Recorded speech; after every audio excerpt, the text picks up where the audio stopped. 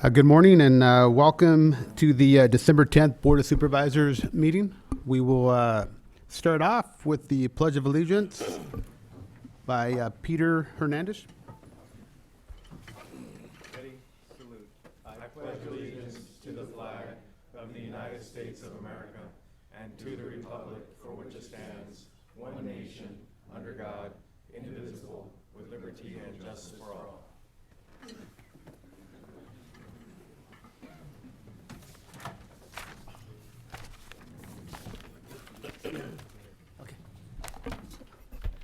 Mr. Chair, Yes, sir. would the board indulge me a couple minutes? I just want to recognize a good friend of mine, actually a childhood friend of mine that passed away. I know he was a friend to a lot of people.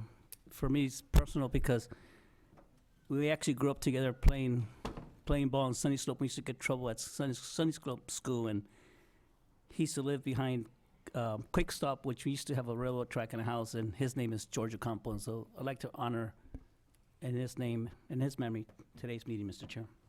Thank you. Can we have a moment of silence, please?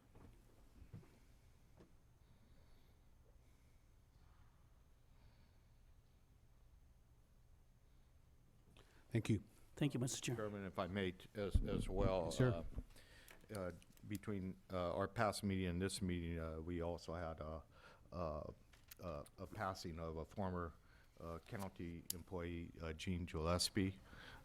She's worked at the Ag Department. Her husband worked for years for the county as well in the road department, and she had just passed away too. And I'm hoping that everybody could remember the Gillespie family in their thoughts and prayers as well. Okay, one more moment of silence.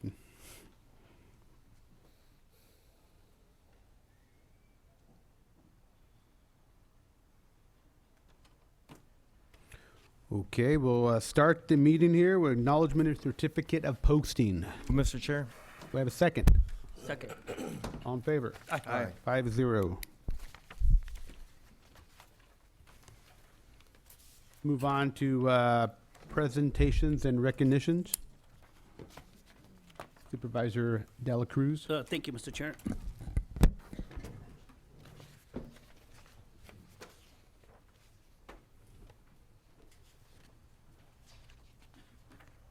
There you go. James, you want to come up here?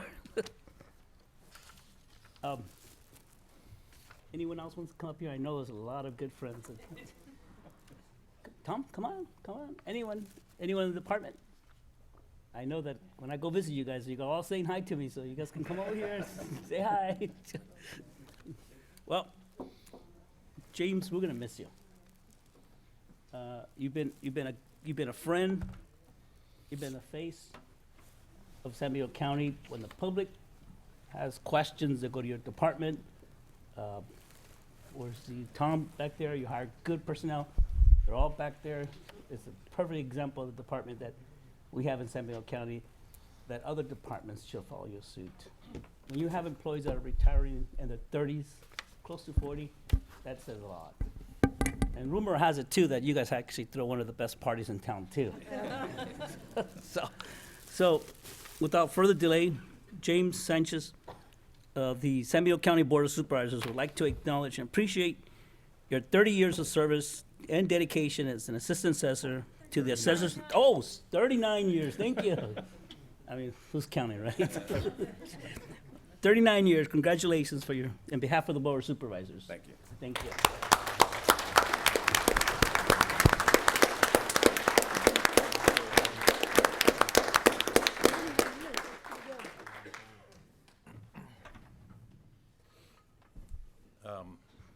I can't believe it. We had 2 retirements this year at the assessor's office, and I hope this is not a start of a new trend. But, Jim's been a great employee. He started in 1980, 6 months before I was hired. I learned a lot from him. I worked with him throughout the years. He started in our mapping department. Then he went into our appraisal department, moved up to supervising appraiser. Then it was promoted to assistant assessor. He's done a great job. He's been my right hand. When I miss him, and I just want to wish him the very best. Thank you, Tom.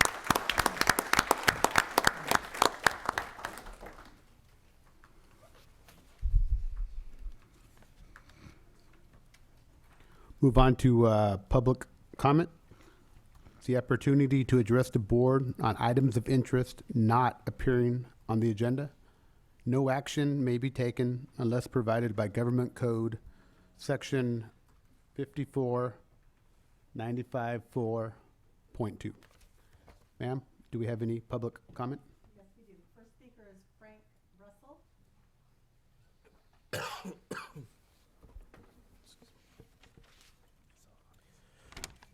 Good morning, Mr. Chairman, Supervisors. Thanks for this opportunity to speak today. Really appreciate your time and everything that you guys do.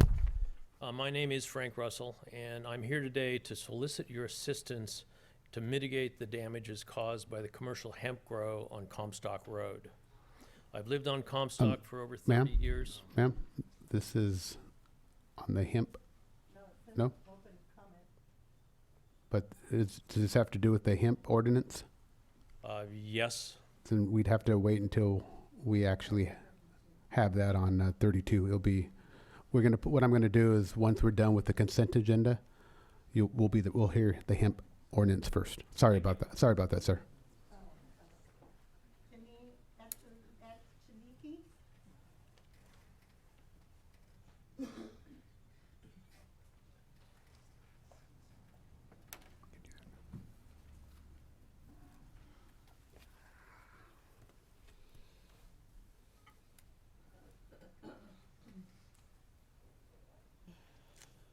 Thank you, Janet Slabsinger.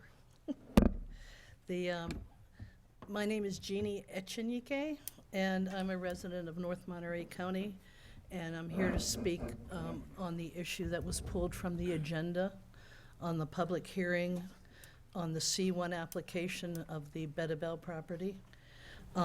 First, I want to say thank you for all the efforts that helped to have it pulled and continued so that the referendum on March 3rd of the voters on the issue of the 4 nodes and their development can be considered by the voters, so that the will of the voters which was, demonstrated by the petition with more than 4,000. I don't know how many total by the time they eliminated a few because of incorrect signatures. But at what cost is this? The California open meeting law is clear on this issue, that once an item has been scheduled for a public hearing, it should be on the agenda. And it was pulled Friday at the 11th hour. In fact, delayed the publication of the agenda because the landowner had asked for a continuance. And the California open meeting law states that an item should be on the agenda and the public hearing should be held in most cases, depending. And in this case, it should be on the agenda. It was meant to be number 38, and it was pulled, as we said. And also, the idea of a continuance is great, but it has to be granted in a public meeting, which is another reason why it should be on the agenda today, so that it could be determined by the Board of Supervisors that the continuance is granted. I think there's a slippery slope here for everybody involved, because it's at the will of the landowner at this point whether or not he resubmits his C1 application after the March 3rd or prior to it. It's his right as a citizen. And my understanding is that the county has the understanding, because I've been told this several times, that it won't be considered again. He won't resubmit until after the determination of the March 3rd. What guarantee that is, I don't know. I'm going to read what the landowner You have 10 seconds, ma'am. submitted. This was to the Resource Management Agency. Harry, please put the McDowells. Ma'am, that's next, please. Thank you very much.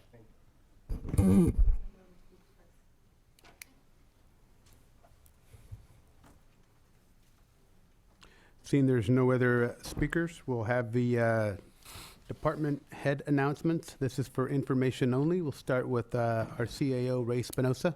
Thank you, Mr. Chair. I'd like to invite up our elections director, department head, Joe Paul Gonzalez. He's more than just that. He's our auditor, controller, and a few other things. Good morning, Chair, Board of Supervisors. If I can ask my staff to come up here. We just came back from, every year, we call it the New Laws Conference in Sacramento, where we spend a couple days actually going over all the changes in law. And I could tell you that the number of laws that changed this year is enormous. And the complexity of those laws have really made the job of administering elections that much more difficult. And so one of the things that we wanted to talk about today, I brought Angela Curl and Francisco with me to help the voters a little bit in explaining what's going on this year for the March election. So if I can ask Francisco? Good morning, Board of Supervisors and members of the public. What I'll be talking today is about 2 press releases the Elections Department will be releasing. The first press release will be about notice of measure submitted and extended offices in the County of San Benito. As of right, the County of San Benito received 4 measures. One of them will be a county-wide measure for San Benito County, the other being for San Benito High School District, Aroma San Juan Unified School District, and Cabrillo College. Now, anybody who wishes to submit an argument for or against has until today at 5 p.m. to do so. Anybody who would like to rebuttal said arguments for the measures has until December 17 at 5 p.m. If you wish to review any of these measures, the content or language, we have left the press release in back of the chambers, and also you can do so on our county website or department website at sbcvote.us. In addition, the second press release the San Benito Elections Department will be releasing is to inform the voters that the department will be mailing out 2 notices to every registered voter in the county of San Benito. The first notice will be to members or people of the public that are registered with the qualified political party.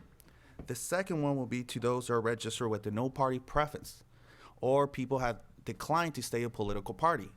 Now, the reason we're releasing or we're mailing these notices out to the public is because for the presidential primary election, in order to vote for a political presidential candidate, you must be registered with that political party. In addition, in 2018, the Department of Motor Vehicles released an automatic registration system. So what that means is anytime you went to the Department of Motor Vehicles and you updated your registration, you had an option to update your voter information. And if for whatever reason you declined to state what political party preference you wanted to be in, you were automatically registered as a no party preference voter. And for this reason, we're trying to reach out to the community and notify them that if they want to vote for a particular presidential candidate for the March election, they must take immediate action. Santa Clara recently did similar notices, and they received hundreds of phone calls from the community and the public in regards to this no party preference and Department of Motor Vehicles program. So we want to be proactive, and we want to reach out to the community and notify everyone that if you have any questions regarding your voter registration, or you'd like to find out how your political information or your voter registration information currently shows, that you can give us a call or go to our website at sbcvote.us.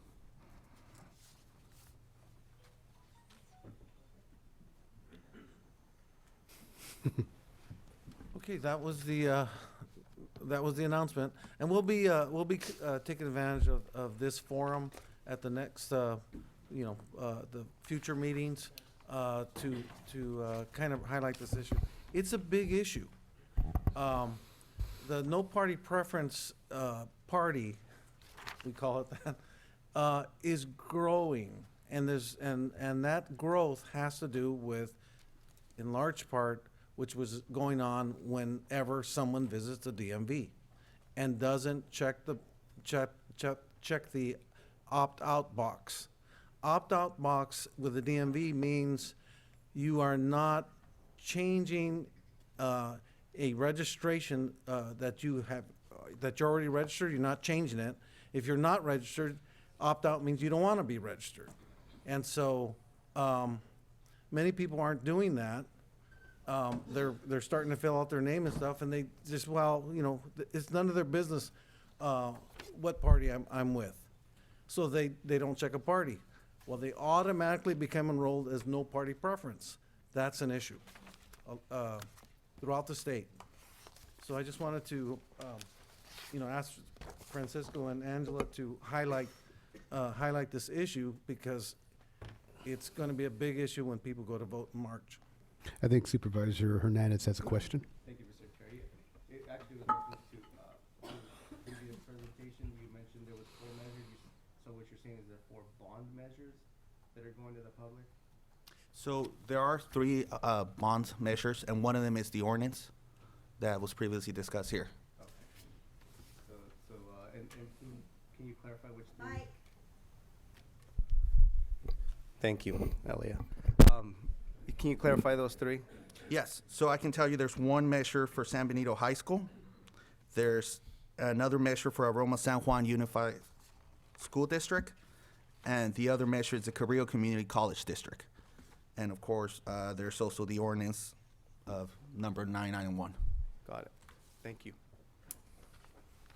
Thank you, Mr. Chairman. You're welcome. Thank you.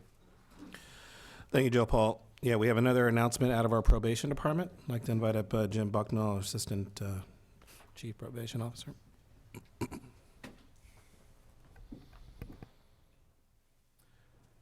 Good morning, members of the board.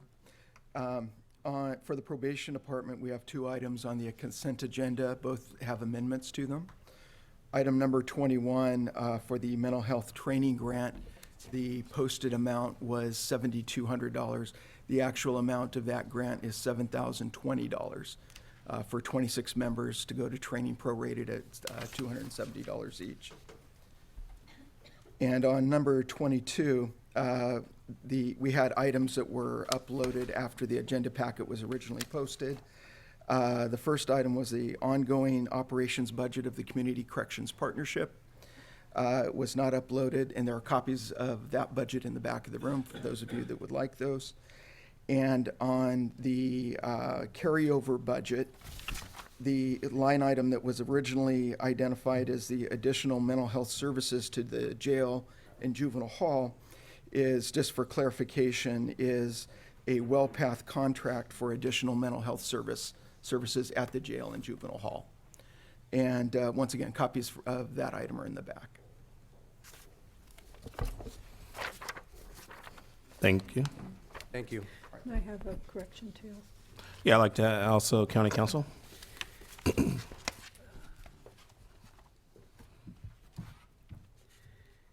Just for clarification, on item number 7, the agenda listed several departments. The only departments that we're actually adopting records retention policies for is related to the RMA department today. And there's going to be an Exhibit A, just a face page indicating that each of those record retention policies in the packet are part of Exhibit A. And also on item number 24, which is the change order number 2 for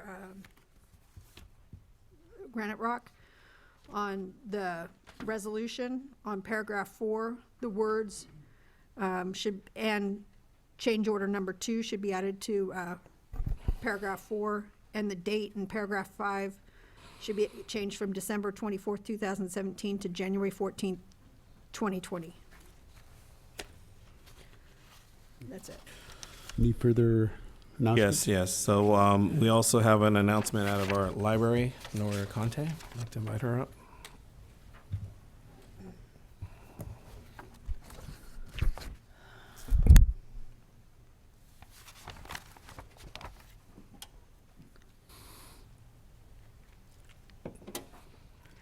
Good morning, board members and members of the public, and those members of the public that are viewing at home. Happy holidays to all of you. I have a quick report.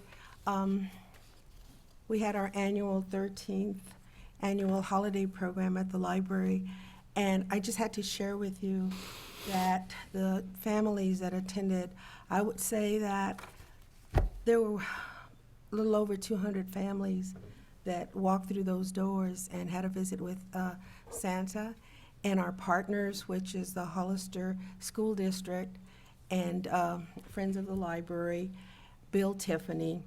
Our volunteers helped us to be able to do this program once again for the community. It has become an annual event. The children do receive a book that they can start their home library, or they can continue to add to their home library.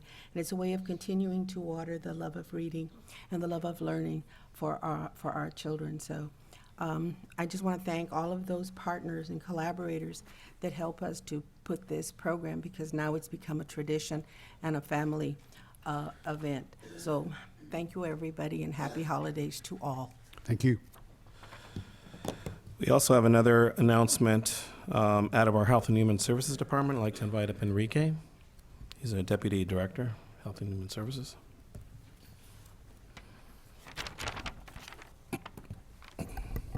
Good morning, members of the board and the public. I'm here to spread some very exciting news. Health and Human Services Agency was recently awarded a $1.61 million grant for the whole person care housing funding. So we will eventually determine its uses. Could range from rental assistance to hotel vouchers to even purchase of a structure, home or such for eligible clients of the program. So I just wanted to share that exciting news today. So thank you very much. What was that amount? 1.61 million. Thank you. Good job. Awesome. Good job. Thank you, Enrique. Thank you, Enrique. Got the check? We have a few more announcements out of administration. I want to first congratulate the administration, your board, as well as staff on the recent work that we've done over the last 18 months. We've done a lot to reduce our carbon footprint. On December 5th, our county was recognized at CSAC for a Beacon Award, and we reached basically 30% reduction in agency energy savings with nominal $11 million savings over the life of the actual loan over 30 years. So a huge deal for the county. We were recognized at CSAC this last Thursday. So I want to congratulate everyone that worked on that. We also have another announcement at our Deputy CIO.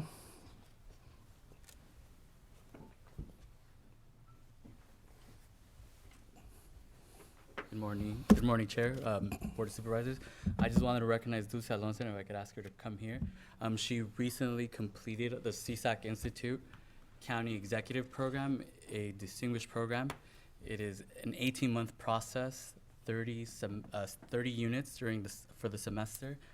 Not only that, this certificate and her continuing her education directly aligns with the strategic plan that we just brought to you last week, which is our operational development and excellence. Not also that, the benefits that we get as being a county employee here is furthering your education. I just want to recognize her publicly and present the award that was given to her.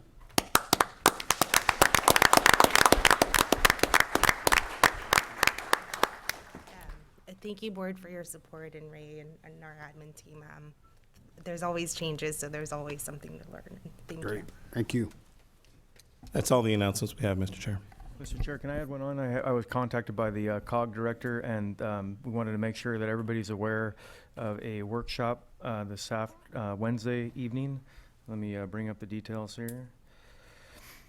It is a transportation study for the County Express to have more service between Hollister and Gilroy, especially over to the commuter areas there, and as well as to Gavilan College.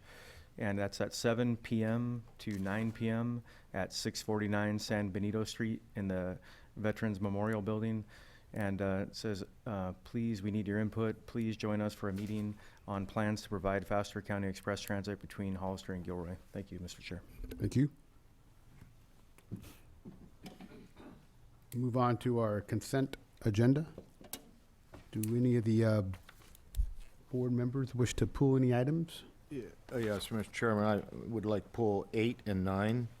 We're going to pull 8, 9. I want to pull 20. Anyone else? Going once, going twice? Mr. Chair, I'm just going to vote no on 23. I don't need an explanation, I'm just gonna vote no on that. No on 23? Yes, sir. Okay. Anyone else? Do we have any public that wishes to pull? Okay, with that being said, we will pull number 8, number 9, number 20, and Supervisor Dela Cruz, no on 23. Mr. Chair, I vote that I move that we approve the consent agenda without 8, 9, or 20, and the no vote on 23, as well as the suggested changes to number 21 by staff and number 22 by staff. Do I have a second? Second. All in favor? Aye. 5-0 on all of them, with the exception of 23, which is 4-1.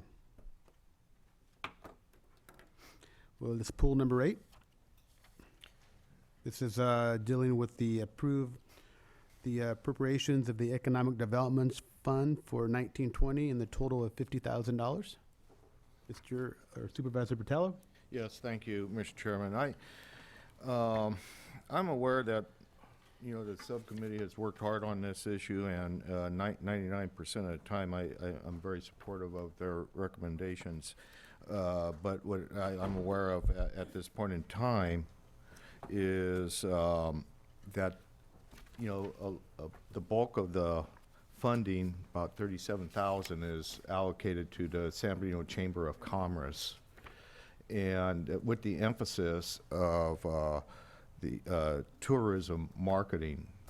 And in the last week or so, probably prior to, the work, post of the work of the committee, there's been a fracture in the Tourism Alliance. The Tourism Alliance consists of, the San Benito Chamber of Commerce, the Hollister Downtown Association, and the San Juan Bautista Committee, as well as a relationship with the San Benito Community Foundation for a lot of funding for the promotion of the tourism and marketing in our county.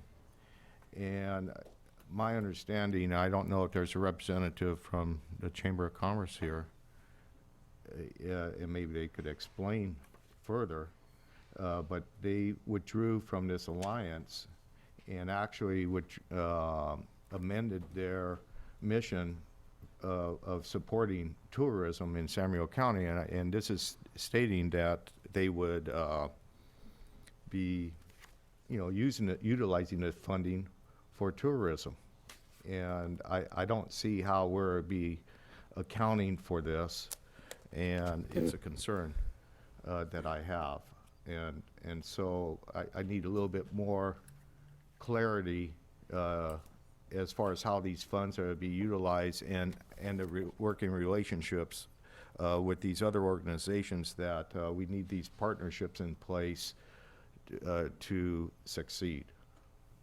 Is there a chamber member here? Or someone to speak on behalf of the chamber?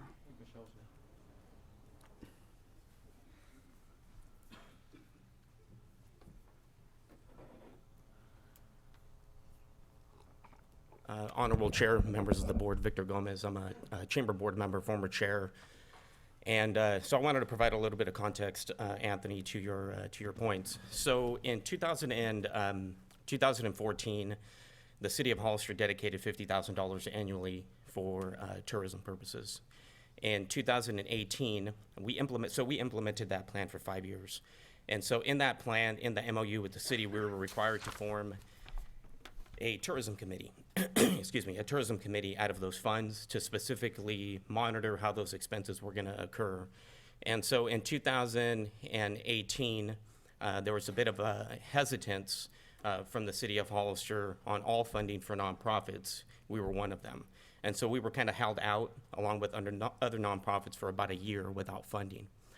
In that time, which is late last year, earlier this year, an alliance formed within the San Juan Bautista Committee, led by the Community Foundation, but it involved the San Juan Committee, the Downtown Association, and the Chamber of Commerce.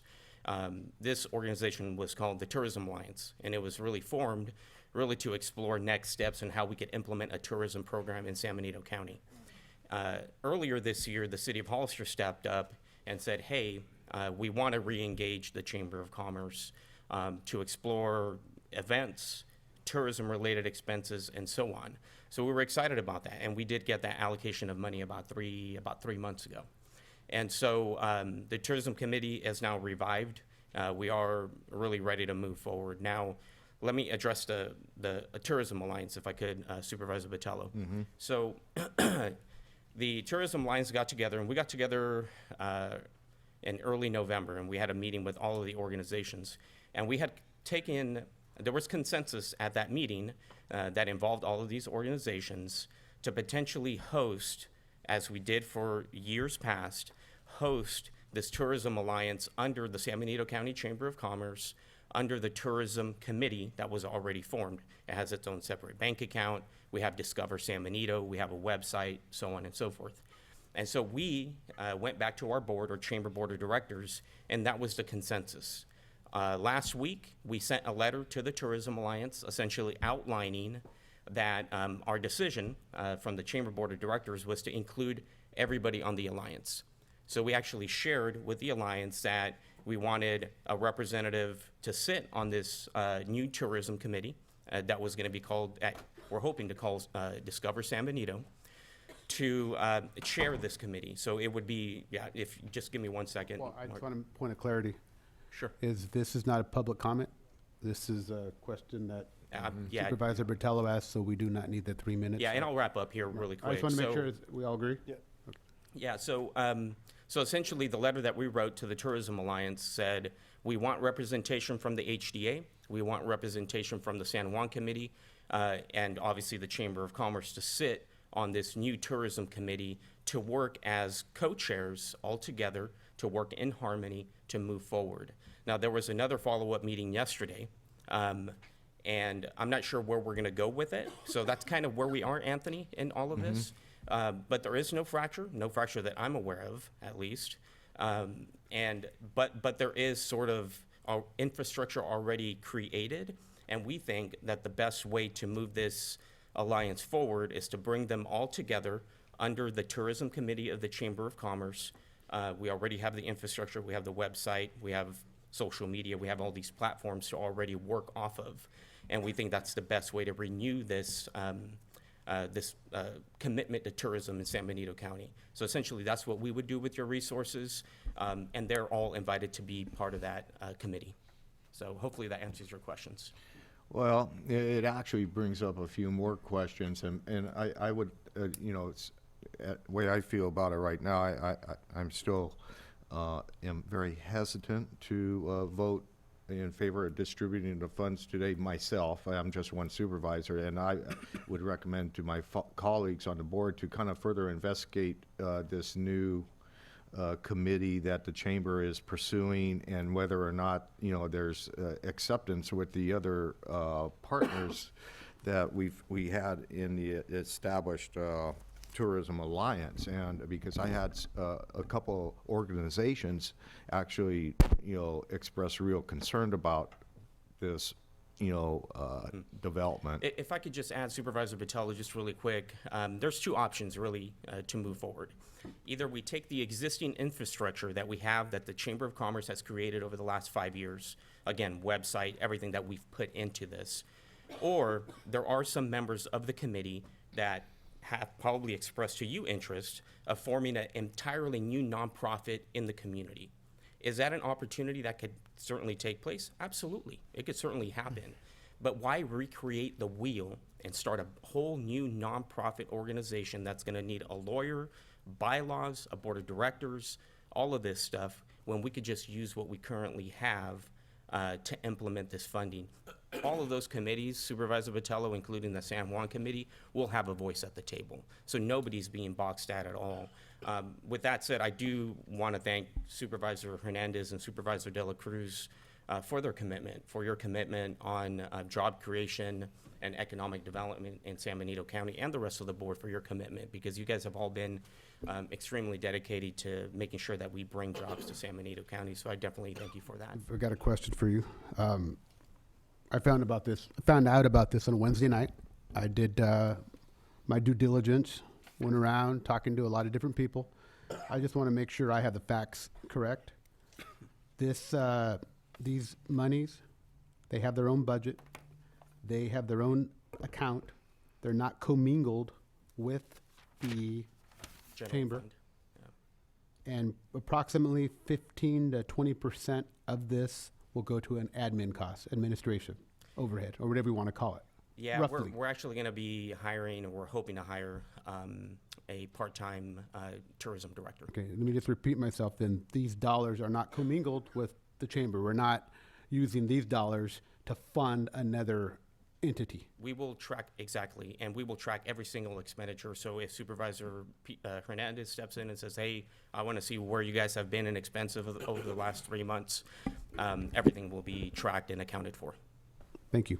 Mr. Chair, if I may? Yes, sir. If you don't mind staying up, I may have a question or two, but you know the history pretty well. I was at the city prior, as most people know, and I remember Julie, the prior director, coming in, and she did a great job with Discover San Benito. I believe you guys actually have some trademarks or patents or things like that. So there is a lot of the work has been done. And what I really like about what you're saying, and I also learned about this midweek, so I started hearing from Anthony, I believe somebody from the San Juan Committee. I talked to folks at the chamber, and I wanted to educate myself and learn more about this. And what I learned was the chamber is, it sounds like to me, is it's not a brand new idea. It's that we're refiring it up. The chamber went through some rough times. We had some funding issues, and the current director is doing an amazing job. I think the chamber is more healthy than it's ever been.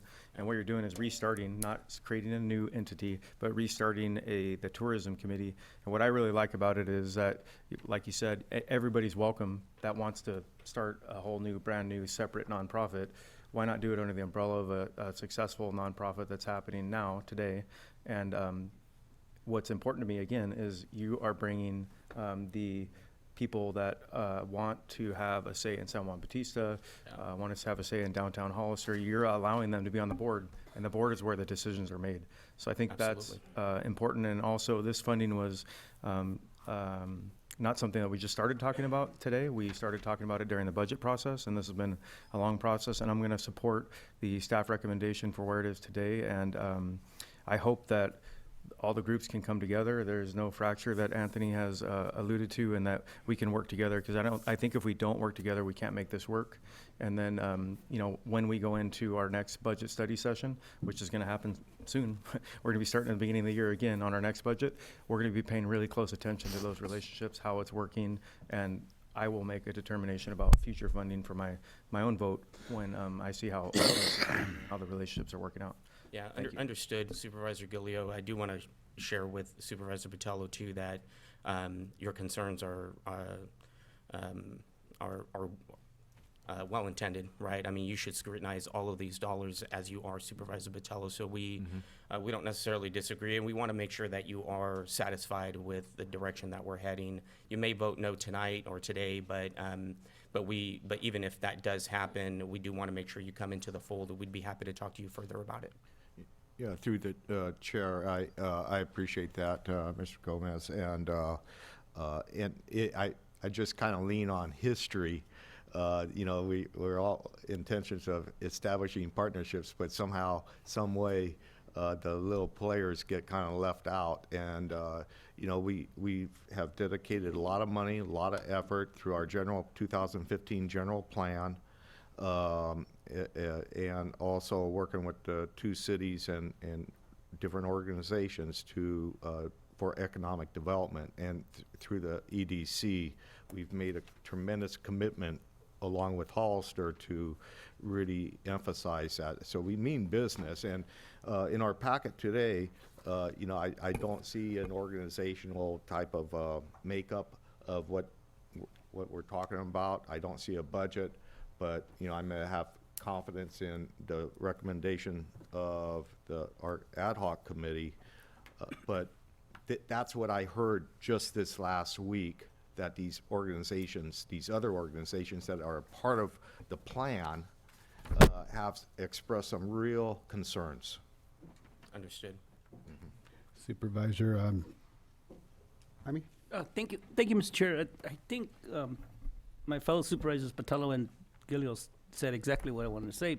But on top of that, we made a commitment that we're going to support economic development. And the first step was supporting and financing EDC. And the next step is the chamber. And then the next step, what presents itself will continue. And that, for us to stop now, we're not doing it, we're not providing justice for our economic opportunity in our community. At first, I was not very fond of the idea. In fact, Supervisor Hernandez and I, we had healthy discussions on the matter until he bought me a large size Ohana ice, and I was convinced. And so we decided to support this and hopefully bring it to the board and hope we can get the board support on this one. Thank you, Mr. Chairman. Supervisor Hernandez. For the record, he paid for it. Better of it, true. Yeah. Well, if anybody knows me, they know that I scrutinize everything, especially when it comes down to economic development. You know, I have a history with the chamber, even prior to being a supervisor, and I've always understood that they've had the levers in place to create a successful model for economic development. I know, you know, it's funny because just this last Wednesday or Thursday, I believe it was, I received a phone call from one of the ladies that actually is part of the San Bernardino County Tourism Alliance marketing platform. And my first question to her is, how come I've never heard of you before? And it wasn't as an intended insult. It's hard to support something that you don't even know exists. And then granted, this is something that it sounds like they just gathered together recently. It just makes me question how structured and how capable they are to make it happen. And again, it's just, scrutiny is based off of an expectation, the expectation of results. And this, you know, when I, especially reading the first page, Discover San Benito, that makes me a little bit confused and to a certain extent, wondering where the dialogue is, because Discover San Benito has always been a trademark of the chamber for a long time. So by default, that makes me question how this came about, what they were doing. Again, not trying to point fingers as far as malintent, but it doesn't change. The reality is, if you really want to unify our county, work together, you gotta go with an organization that's already doing a good job, right? If there's certain things that are questionable, then we ask those questions, but we don't throw the baby out with the bathwater. If there's certain things that they've established and structured, and I'm actually sitting on the tourism committee myself directly because of that very reason, because I knew that if these dollars are going to go to the chamber, then I want to be a part of exactly what the details are and making sure that the outcomes are what we want them to be, and that's economic development, as Supervisor Dela Cruz and really all of you have said. So this is consistent with what we've been wanting to do, and they have the game plan to do it. And the last thing I wanted to mention is Jen Rodriguez is going to be their tourism director. I believe in her. She's done amazing things for the city of Hollister. I know she can do it for San Bernardino County. And with that said, I'd like to voice my vote of support. Thank you, Mr. Chair. Anyone else on the board here? If not, we'll go to public comment. Do we have any public comment? Seeing no public comment, we'll bring it back to the board. Mr. Chair, I make a motion that we approve item number 8. Second. All in favor? Aye. I'll go ahead and say aye with you guys, okay? 5-0. Christmas. And I'm the Grinch. Merry Christmas. We'll go to number 9. Oh, yeah, I think I pulled that one too, Mr. Chairman. I Discuss and appreciate it. approve letter relating concern with supportive housing in San Benito County. I had a question on this item. I don't know if the RMA director could answer it, but these facilities, do they need a use permit? No. No. No. And I'm all for the letter going out, but I think we should firm this thing up. It's a business. These are most typically business operations. I think they should absolutely have a use permit tied with it, so we don't have a cluster of these type of facilities, and kind of back this thing up, not only with the letter, but also with some, regulation, because I could see areas having imbalance facilities if, they file our letter. Well, I appreciate that. These two homes are in my district, and I had asked our county council to attend a meeting in Morgan Hill last week, and so she might be able to give you a little bit of insight of what we're speaking of. Yeah, I understand the supervisor's concern. It's because these are in residential housing, and they're housing individuals. I was informed that these are primarily developmental disabilities, although they can have like co-occurrent disorders. The law is very protective in supporting these, and we don't have the ability to just deny them or condition them. They have to be treated like other residential units. The good thing that I did speak with them in Morgan Hill, and I don't have ways to independently verify this, but it sounds like we're on the tail end of, they closed a couple of the statewide developmental centers, so we're at the tail end of them placing a lot of the residences from the statewide developmental centers. And that's a good thing as compared to if they were just starting the residential housing from closures, because then we would face even potentially more. But it sounds like they're clearing out the last, I believe, 20 residents or so of one of the developmental centers. So hopefully a lot of the placements have already been finalized for that. She indicated that they are primarily developmental disabilities and that they're staffed to make sure that that they're adequately staffed. They provide a great deal more staffing than they did historically, like 20 years ago, to try to make sure that these individuals have proper staffing in the homes. And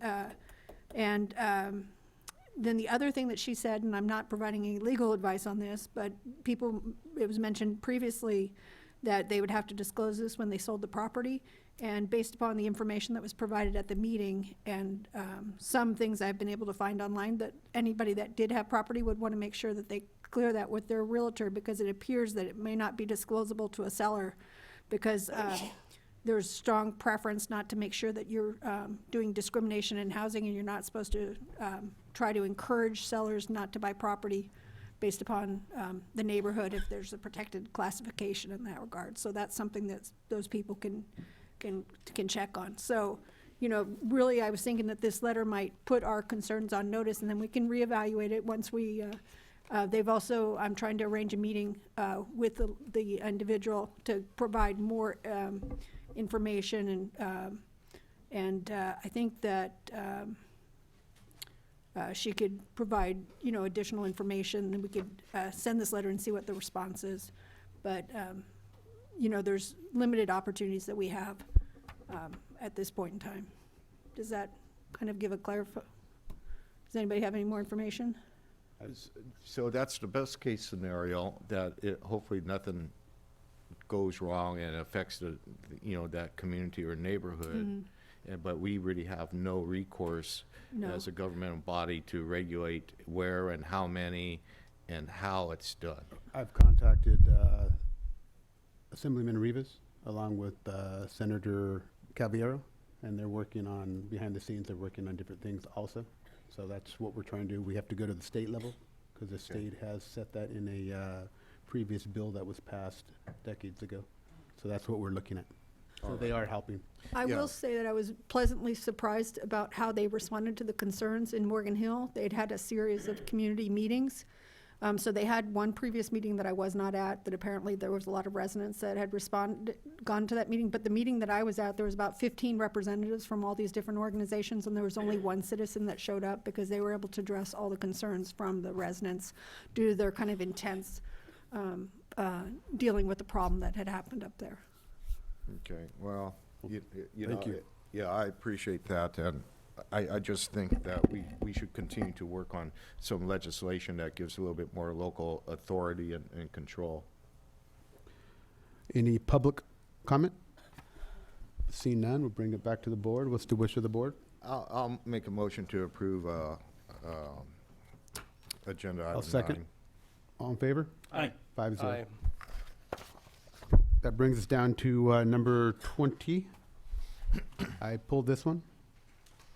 This is dealing with the holiday closure.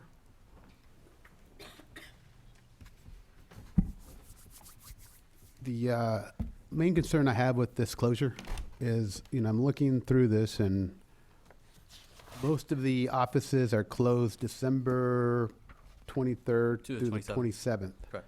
Now, number one, we're all managers notified. Number two is, I just have a hard time closing something if, if the public is fine, to the public, closing it is fine. But if the employees do not have any accrued vacation or they don't have the means of taking time off without pay, do we allow them to come in and work?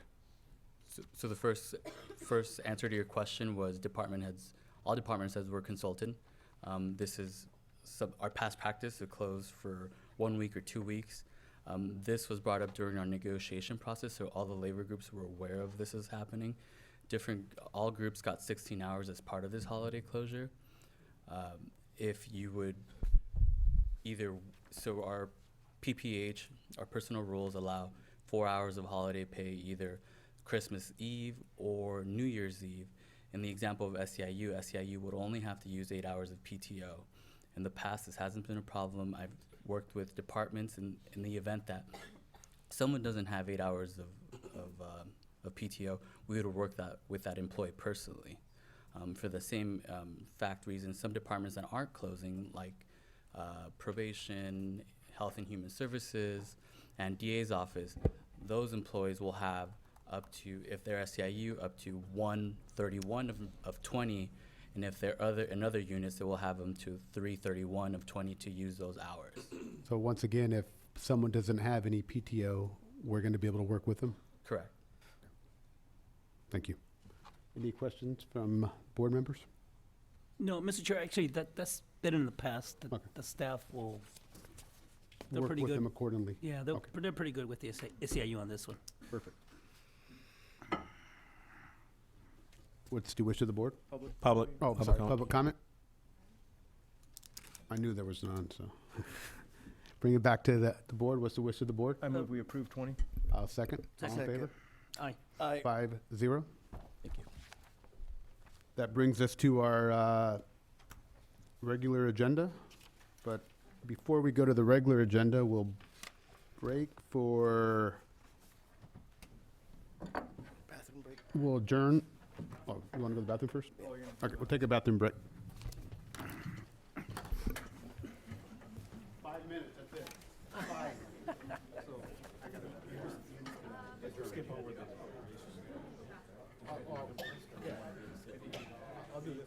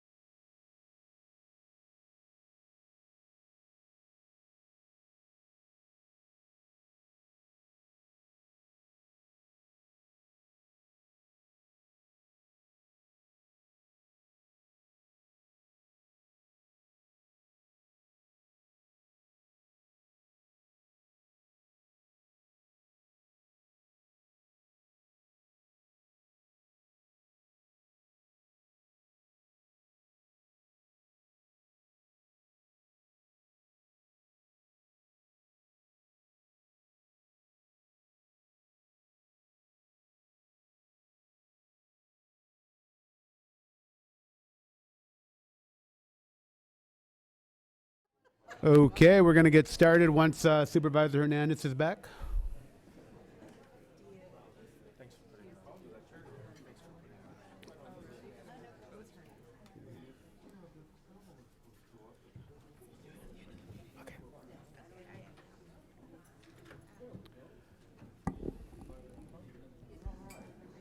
Being that I see a lot of people here for the item 32, I'm going to move that forward if that's all right with everyone. What do you think?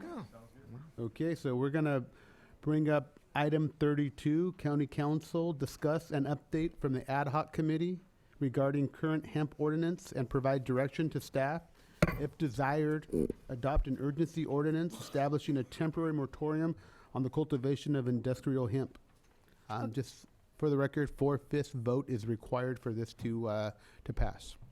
Okay, I just wanted to, we place this on the agenda after the ad hoc committee wished the board to consider it. There's going to be presentations from the agricultural commissioner, I believe the sheriff's office. As far as the urgency ordinance, there's a draft here that's presented for the board's consideration.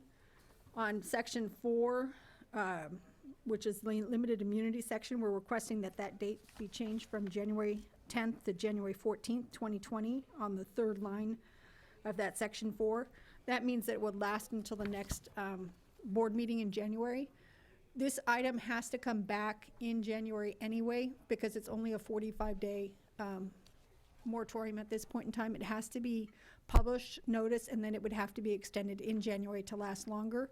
So we can consider that time period of the limited immunity further depending on the status of the a replacement ordinance if we desire at the January meeting.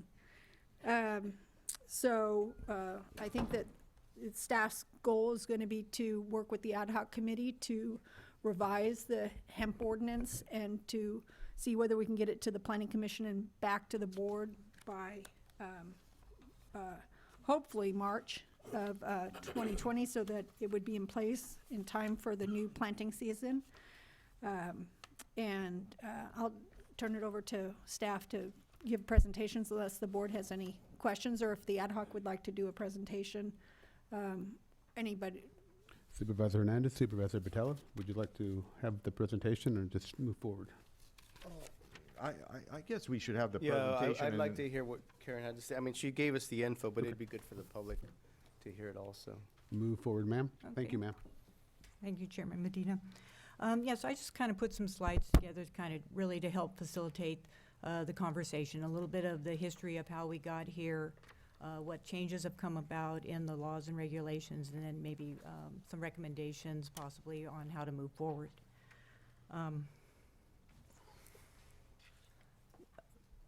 Hemp has actually kind of been around since 2013. That's when the California Industrial Hemp Farming Act was developed, but it was contingent on federal approval. In 2014, the Farm Bill actually allowed for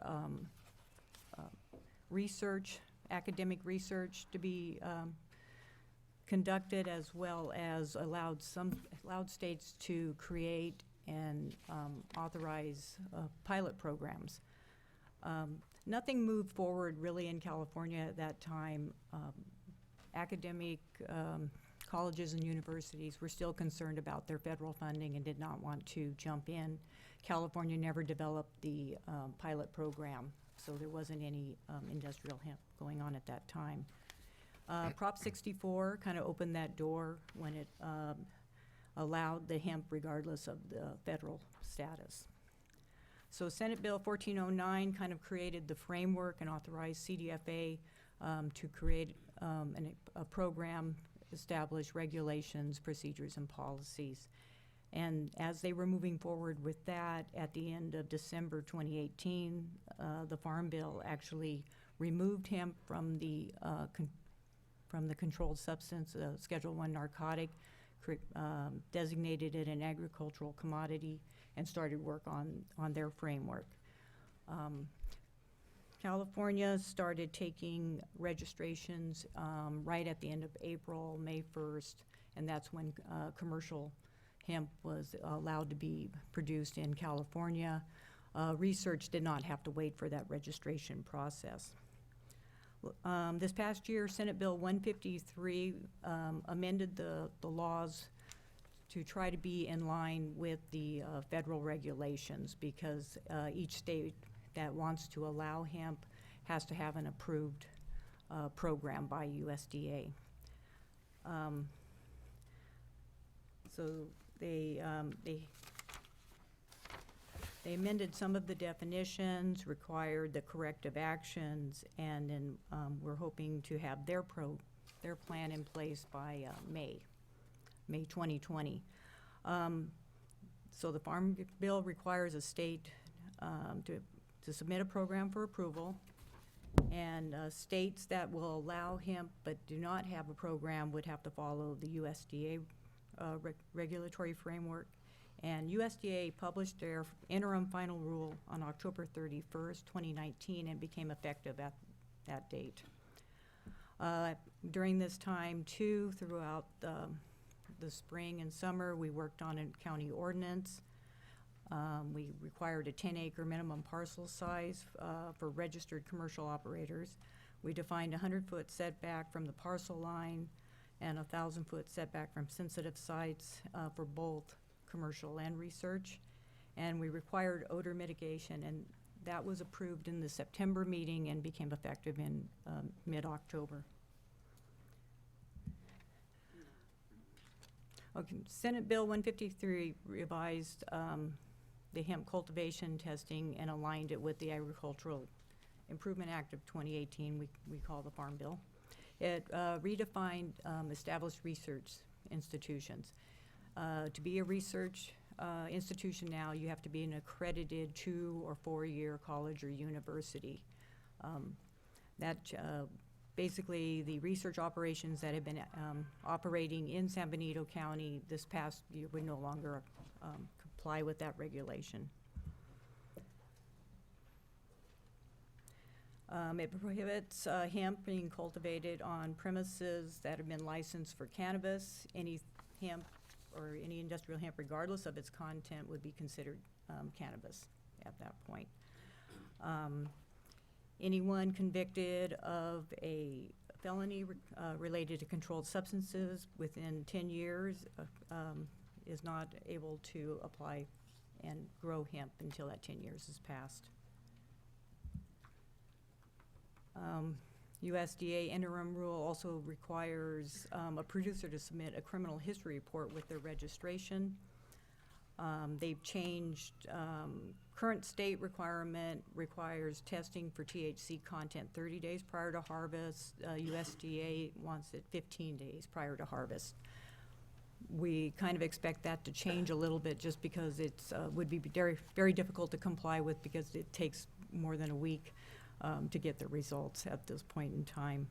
And then all testing laboratories have to be approved by the Drug Enforcement Administration.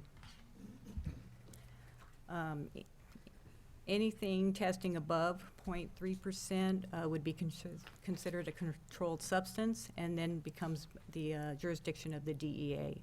USDA has no jurisdiction over controlled substances. Producers that test greater than 0.5 3 times within a 5-year period would then be suspended for 5 years from the hemp program as well.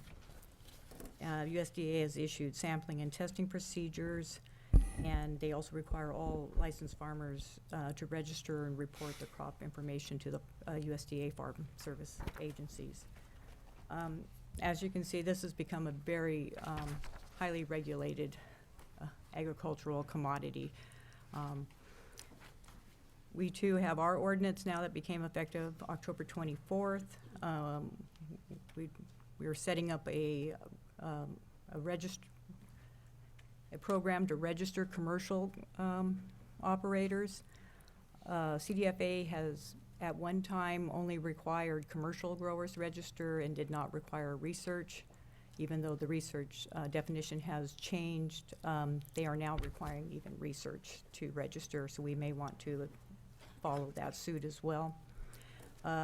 We placed a 10-acre minimum parcel size, 100-foot setbacks, and then 1,000 from sensitive use. And those are typically schools, churches, anywhere where youth travel. But this also includes school bus stops. And we have a layer of buffers that was created for the cannabis cultivation. And when we pull up that layer of 1,000 feet from a school bus stop, it does take a fair amount of parcels out of the program, being able to cultivate there. Our ordinance also requires odor and pollen mitigation. This is what we had a lot of growers from May and growing. There's a variety of ways to grow their crop. They take different periods of time to grow in. Our moderate climate may allow for more than one crop per year. But statewide, in California, there was over 35,000 acres cultivated. I gave you the top 4 here is Kern, Riverside, Fresno, and Imperial. And as you can see, these are just from their commercial registrations. It doesn't include their research acreage. And Kern had over 8,000 acres in cultivation. San Benito, we had a total with research and commercial of 586 acres.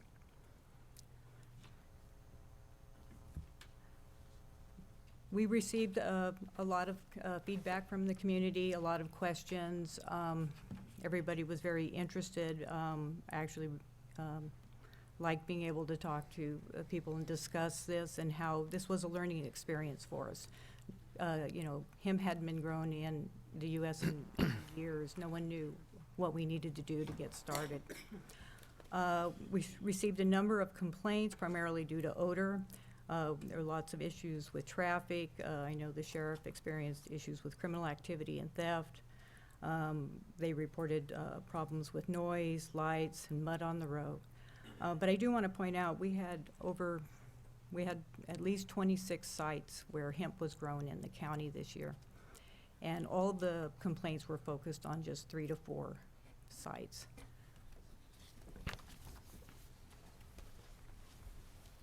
Some of the things that we've learned and maybe some possible recommendations, I think, you know, a 100-foot setback to mitigate odor is just not enough. I would say based on the complaints in their proximity to the sites, fell within 1,000 feet to a quarter mile of a site. Smaller acreages, you know, could be used to reduce the amount intensity of odor. You know, obviously 10 acres would not produce the same amount of odor that 100 acres produces. Sites adjacent to the public roads encourage some of the criminal activities such as theft, possibly creating a setback requirement from public roads. And then I think we need to kind of define when odor mitigation has not been met. It would be difficult to determine exactly what they would need to do to mitigate the odor, but I think we probably know when it's not being mitigated. I pulled just kind of an example from our county code on noise. And noise is a little bit easier because you can measure decibels and frequency or length, but it requires valid complaint to be signed by at least 2 complainants who represent at least 2 separate properties within 500 yards of, and I put odor-producing property. I think there has to be a way to measure whether they are being successful at mitigating the odors. Other recommendations would be uniform signage. The Food and Ag Code only requires plots have adequate signage indicating they are industrial hemp. I would recommend specify size, content, location, number of signs to be posted, and then I provided you a small example. And finally, this is a map of the county, and these are, it's probably a little bit hard to see, but all of the blue spots are industrial hemp sites, both research and commercial.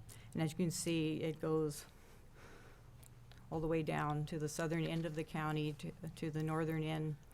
And like I said, probably 22 of these sites, at least at my office, I did not have any complaints or calls of concern. I'd be happy to answer any questions. Or Mr. Chair, I had a Supervisor question. Hernandez? Yeah, when you say, Karen, a complaint on at least 2 separate properties within 500 yards, so you're saying 2 different homeowners, basically? It can't be people from the same home? yeah, like I said, I was kind of robbing that from our noise complaint, but the idea, yeah, that it would have to be more than one. So, and then I had another question. I mean, this is just in reference to the ordinance, but what about, you know, any issues mitigating, you know, garbage and criminal activity? You know, there's like, and, you know, just as a note, basically, you know, when we met with the ad hoc, that was we were trying to have a broad approach that basically encompassed all the issues, which, you know, it's funny because ultimately thinking about it, it's really hard to measure, especially with you know, the issues that Kern County had dealt with. And I think that's probably the biggest underlying issue. You know, Kern County, I read an article where they confiscated millions of dollars of illegal cannabis within the hemp grow. And that creates a question about sampling. You know, you mentioned there's a strict process sampling and through the USDA, but, you know, and you mentioned a little bit in when we met how often and stuff, but I'm just wondering, you know, if that's even enough, or, you know, to what extent random sampling to make sure that, you know, to a certain extent, and is there a permission issue, right? Because you can't just walk onto somebody's property. So then there might be that whole issue of private property. Ultimately, I think there's so many questions being created from even some of the recommendations. That's why we had the conversation pretty rigorously about trying to come up with a lot more of a tight-knit process, so we don't have things like what happened in Kern County. And that, to me, means that we have to give ourselves some time to make it happen. We have to give ourselves enough time to do what's right to protect the public safety. And, you know, it would be temporary, the moratorium, but it would still be focused on making sure that we really mitigate all the issues, because there's a lot more. I mean, the sheriff actually brought forward a report. I don't know if he's going to have a chance to share, Mr. Chair. Sure. I think so. But and that report references the calls, you know, and I know Karen mentioned 4 different, you know, about 3 or 4 were the issues. When I'm reading his report, it actually references about 6, I believe. So it seems like there's, you know, to a certain extent, even the consistency, trying to create an ordinance that would create maybe a better opportunity for relationship building with the Ag Commissioner and the Sheriff's Department to mitigate issues. There's just a lot of questions, and I want to make sure that that we're really addressing this. So I'm definitely for doing it right. Yeah, you know, when I look at the word moratorium, I just looked it up in the dictionary, a temporary prohibition of an activity. I want to make sure that this board, and there's 3 new members, two existing members that went through we didn't call it a moratorium, we called it a amortization. I want to make sure we don't make the same decisions and the same possible mistakes we made in the past. I want to make sure that this moratorium is time-bound, and we do something about this. We make sure that we come to closure, because we did have, you know, we voted for them. And I'll say a majority voted for the hemp to actually be cultivated here in San Benito County. So what we need to do is make sure that we cover all the bases, but we have to give them a time also. We need to make sure that we have some type of a time bound and not just keep on kicking the can down the road. And also looking at the safety. To me, the most important part, of course, is I've heard a lot from my constituents and in other districts or other areas, but the biggest thing is the criminal activity. That really scares me. Of course, there's a lot of smell. You hear people say, "Well, the smell's not bad," and you know, I can deal with the smell, but that's not the point. The point is, if I hear a complaint several times, that means there is an issue. So I want to make sure that we do this right. I want to sit back and kind of really scrub this and make sure that when we come up with another ordinance, that this ordinance will be the one that will hopefully stay. And if it doesn't, once again, there's 5 of us that are listening to everyone. We'll come back and we'll do it again. This is not something set in stone. We're a board that's willing to listen and willing to change and move forward. Supervisor Patello? Yeah, we had that meeting last week, I guess, with the Ag Commissioner, and I think Sheriff Taylor has a short presentation today too as well. So I'll keep my comments brief. And you know, we certainly we need an ordinance in place for this very important commodity. I think it's just needs to be adjusted as far as setbacks, where it should be grown, and I think working with the industry and other stakeholders, we could you know, get to that point relatively quickly. And I know there's quite a few people probably that want to speak on this this morning, but I'll have some more comments after public input. But you know, I think Sheriff Taylor is here for his input. Can I invite Sheriff Taylor first? Is that right? Yeah. Sheriff Taylor? You just got promoted, Sheriff? I guess Captain Taylor, not Sheriff yet. Sorry. You didn't hear he's running? No, don't start that. That's the way to get to the podium. How about from the Would you Sheriff's wanna vote Department? on that first, or? How about from the Sheriff's Department, Captain Taylor? There you go. Thank you, Mr. Chair and Supervisors. So it's going to be very brief. I do want to be clear that our office is not here to comment on the character, professionalism, or the cooperation that we've had from anybody. This is just merely numbers. It's only data. It's a data-driven presentation, but I'm open to questions afterwards. So what I did is pulled numbers from all calls for service and cases from the first of the year till now. And I'll just go through a few of the, so again, like Karen said, there's many sites that had 0 activity. And there's a few that had a lot. So we'll just kind of go through those real quick. So the 6900 block of San Felipe Road, from the beginning of the year till October 1st, we had no calls for service at all, anywhere in the area. And from October 1st to present, we've had 39 calls for service, 9 criminal cases, 11 arrests, all from the Bay Area, and 2 vehicle pursuits that involve CHP and their air unit in a very small period of time. Just down the road, the 7200 block of San Felipe Road, from January 1st to September 23rd, we had no calls for service. Since then, we've had 3 calls for service, 2 were criminal cases, theft, a trespass with a small pursuit and an arrest. The 1100 block of Comstock Road, from January 1st to October 19th, 2019, we had 2 calls for service in that area, but they were non-hemp related. One was a medical call, one was assist just for information from our office. From October 1st to present, we've had 6 calls for service. Their calls range from suspicious people to thefts regarding a hemp grow in the area. But we've also received multiple emails and complaints and calls to our office from residents in the area that are concerned that are not reflected in calls for service, but because they didn't call dispatch, they called us directly. But that is a thing for the community there. The 9900 block of Cienega Road, from January 1st of 2019 to April 15th of 2019, we had 1 call for service. It was an area check. Some of our deputies know that Cienega exists, and they still go there. And since the 22nd of September till now, we've had 5 calls for service in that area around 1 site. Some were area checks, 1 was a fire alarm. But again, we've had multiple emails, complaints, and calls from residents and business owners in the area regarding activity there. Just across the road, the 10,000 block of Cienega, from January 1st to November 6th, we had 2 calls for service. 1 was an assist and 1 was a civil detail. And from November 6th to present, very small period of time, we've had 5 calls for service, which include suspicious people on the property, thefts, broken into some outbuildings, and 1 owner's truck was stolen.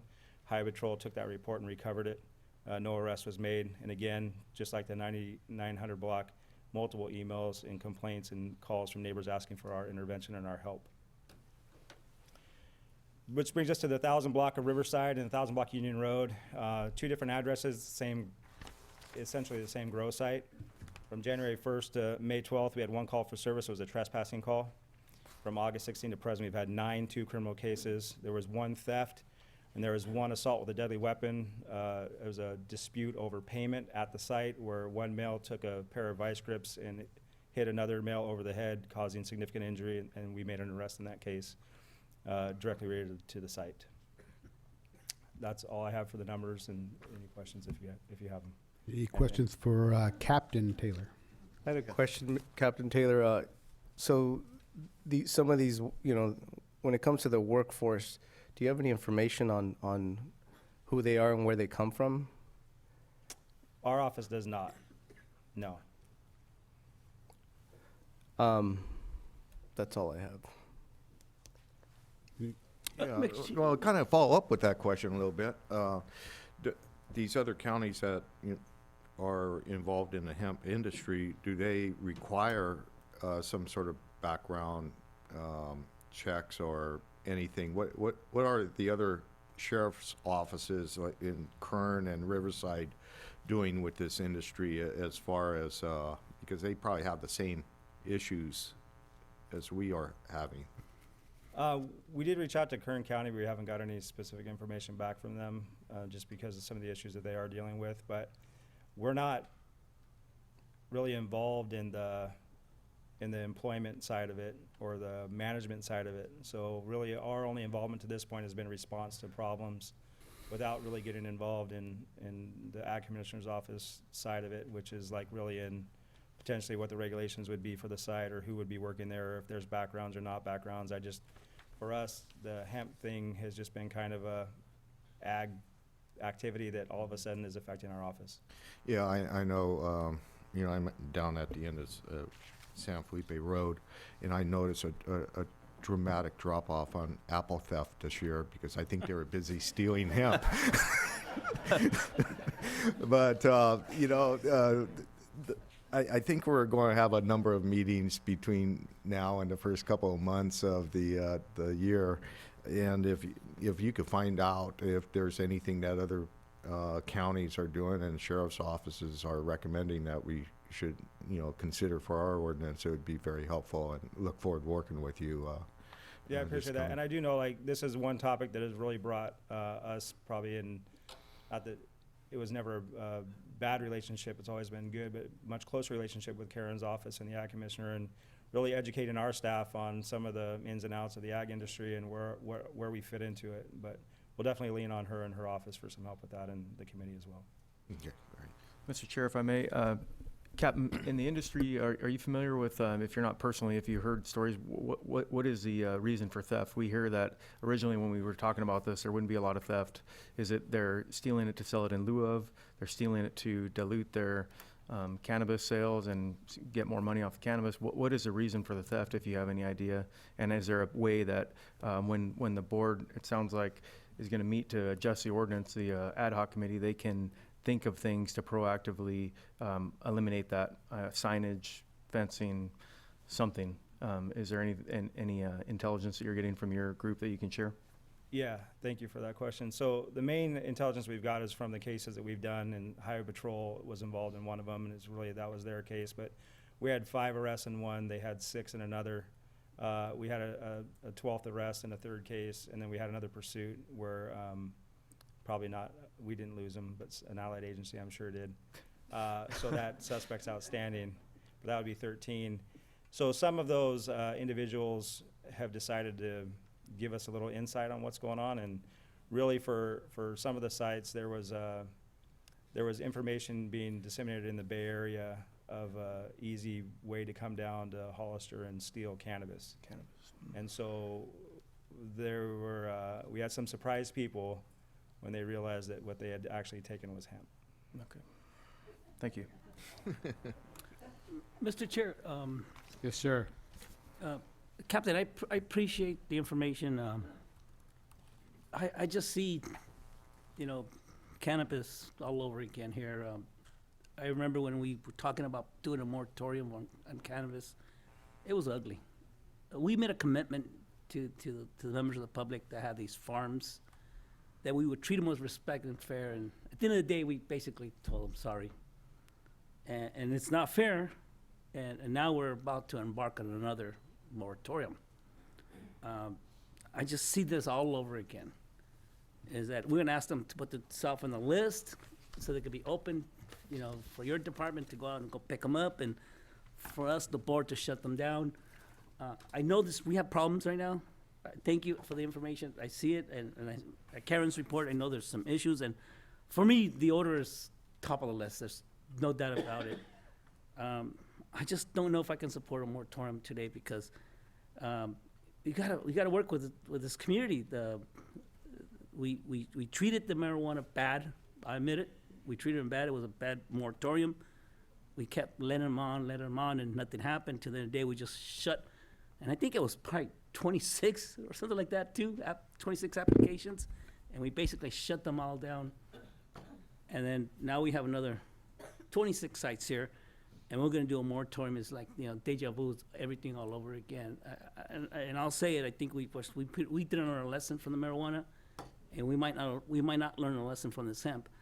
But I know we do have problems out there. I know that, and it's becoming to be bigger and bigger and bigger, and odor's at the top of the list. And I don't know, this is where leadership needs to play a role. How do we do it? But I don't think using the tool of moratorium is a solution. And if we do go in a direction that's gonna compromise or revisit this ordinance, we need to have members of the public who are in the hemp business to come in and have a seat at the table. And I said that 2-3 years ago, and we did not allow them to have a seat on the table, and that's shame on us. This time, we need to bring them to the table and have them have a seat and talk with them, see how we can work as partners. Thank you, Mr. Chair. I'm going to jump in real quick before Peter. What I look at is, you know, we need to recognize we have an issue or a problem, and we do. I've had a lot of phone calls, went out to different sites, viewed them firsthand, and I can say we do have an issue. So the only thing we can do is we need to change that current ordinance. If we leave it the same, there's something wrong with us. So I did put, same thing Supervisor Dela Cruz stated, we need to work with our stakeholders. There are people in this environment or in this business that will work with us and give us advice and help us create the correct ordinance. Lastly, we need to differentiate between the growers or cultivators, the processors, and the manufacturers, because there's almost like 3 different types of hemp. So when I'm looking at this, I look at, we cannot just turn our backs. We need to make a change. And if we don't make a change, it's shame on us. Supervisor Hernandez? Thank you, Mr. Chair. So with this conversation that's been very lively, has been a lot of frustration, only because, and I firmly believe that when I'm looking at the regulations that the state has handed down and the federal regulations also, there's a, you know, in the beginning, when cannabis first started, it seemed like the rules try to make it to where cannabis is something that should be regulated and hemp is not a big deal. And now as regulations have been coming out, it's pretty obvious that the rules are starting to look pretty similar on the state level and the federal level. There's still an expectation that you have to have a felony background check for hemp. So my point is there's for all intensive purposes, we were right from the beginning in the sense that we try to create a very strong definitive line that separates hemp from cannabis. But it's such a closely related product that it's hard to separate it, which is why it takes a very involved conversation. And to answer Supervisor Dela Cruz's statement, that's exactly the goal, is to bring in, you know, from even Karen's, you know, the Ag Commissioner's recommendations, to bring in the ones that have been doing a good job at addressing issues or have been responsive, or for the most part they've been the least, you know, because there are some out there from what the Ag Commissioner is sharing that we haven't had very many issues with them, and they should definitely be commended. We need to create, you know, to a certain extent, there should be a motivation for them to come to the table to help us with this ordinance. So that the temporary moratorium by default, I think, creates an urgency for dialogue. So this is a lever to try to get everybody to the table and all the folks that are saying, look, we're trying to do the job and do it right and try to stay, in the light. And then if that's the case, then they should have a pretty strong wealth of information to help us craft a very strong ordinance. Because at the end of the day, I don't want to say I told you so. That's not me. But it will come back if we don't address these issues. The ordinance, as much as we don't want to, according to Supervisor Dela Cruz's statements, we don't want to beat them up and make it hard. At the end of the day, we're responsive to the public. That's the public trust that we carry, and to make sure that we're addressing these issues. And odor mitigation by itself is a very complicated thing. So it's not going to be an easy conversation, but we have to have it. And if we want to do it right, then we might as well have the means to be able to do it right. And I think the moratorium is the way to do it. And Mr. Chairman, if I want to, Yes, sir. as also on the ad hoc committee, we want to make a point that, and I think everybody acknowledges that there were some issues and problems. We anticipated that these locations were pretty much agricultural, research, growing operations. They weren't really permitted by the county. They fell in that exemption. And, but going forward, we have a little bit more control, and we have to address the setbacks. We can't have it close to our communities or sensitive use areas. The messages that get out there to the growers that a few of these locations are not going to work.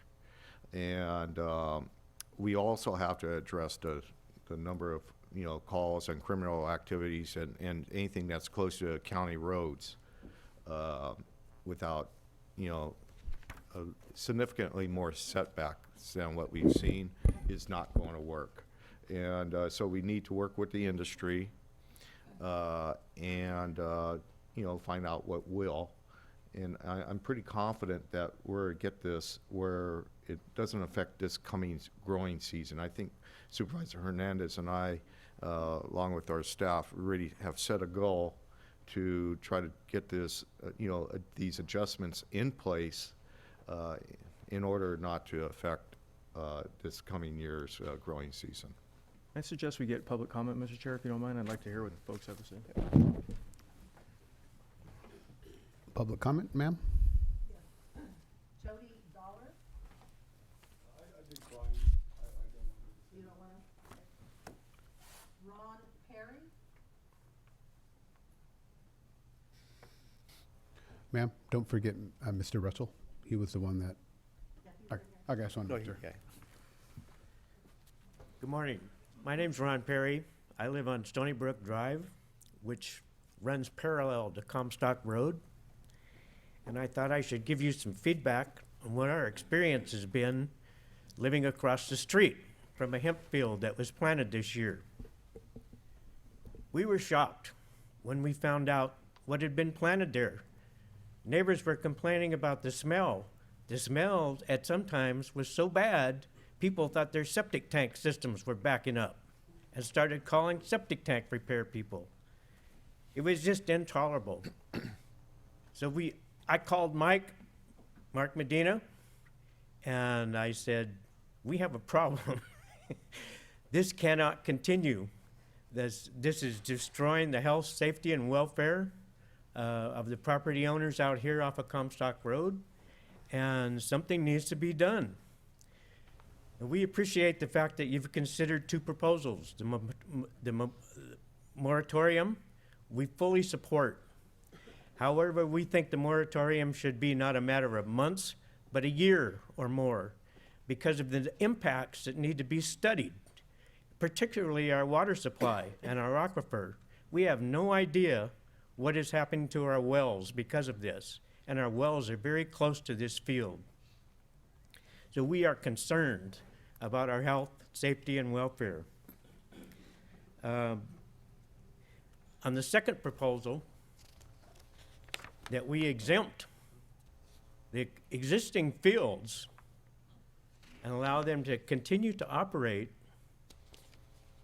is just continuing to say, we are going to jeopardize their health, safety, and welfare for an undetermined amount of time.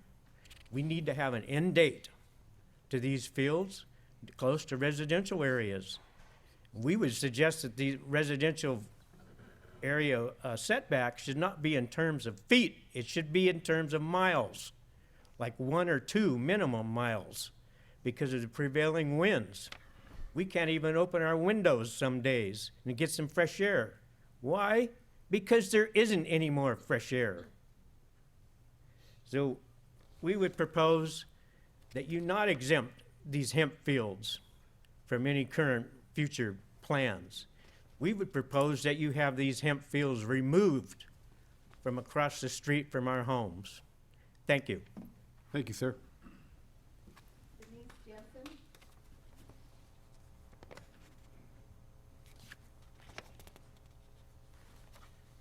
Good morning. My name is Denise Jansen. I'm actually a neighbor of Ron, so we're talking about the exact same field. I provided you all with a handout. So first I want to say what drove us to come live in Hollister is the uniqueness of farming, ranching, and families coming together and building a really unique, diverse community.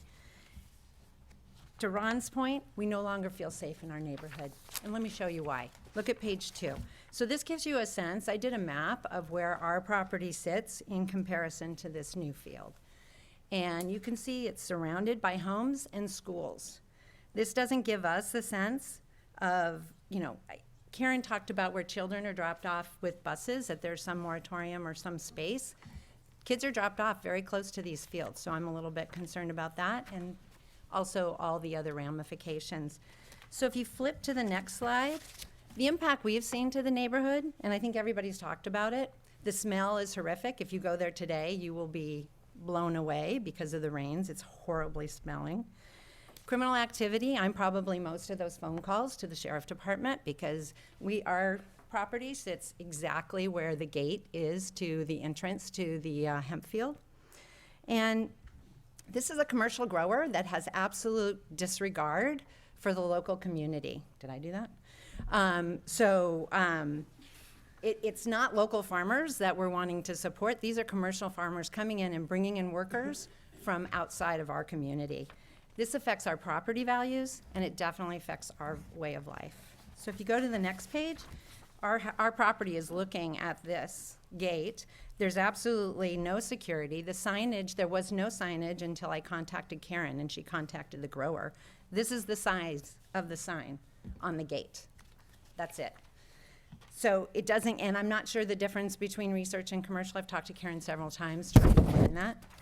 If you go to the next page, there's no security. All day long, this gate is wide open while they're working the fields. You can see the hemp in the background there. Now the gate's broken, and so anybody can access this field. And they do, all hours of the night. Next page, criminal activity. You see this camper. This was parked there and had planned to park overnight until I contacted the sheriff. And they left because they heard me contacting the sheriff. There were 2 dogs in that I normally walk my dogs right past there. They were dying to get to us and attack. It was a Rottweiler and a pit, and it scared the hell out of me. So I no longer feel safe. And it was Oregon plates. Gotcha.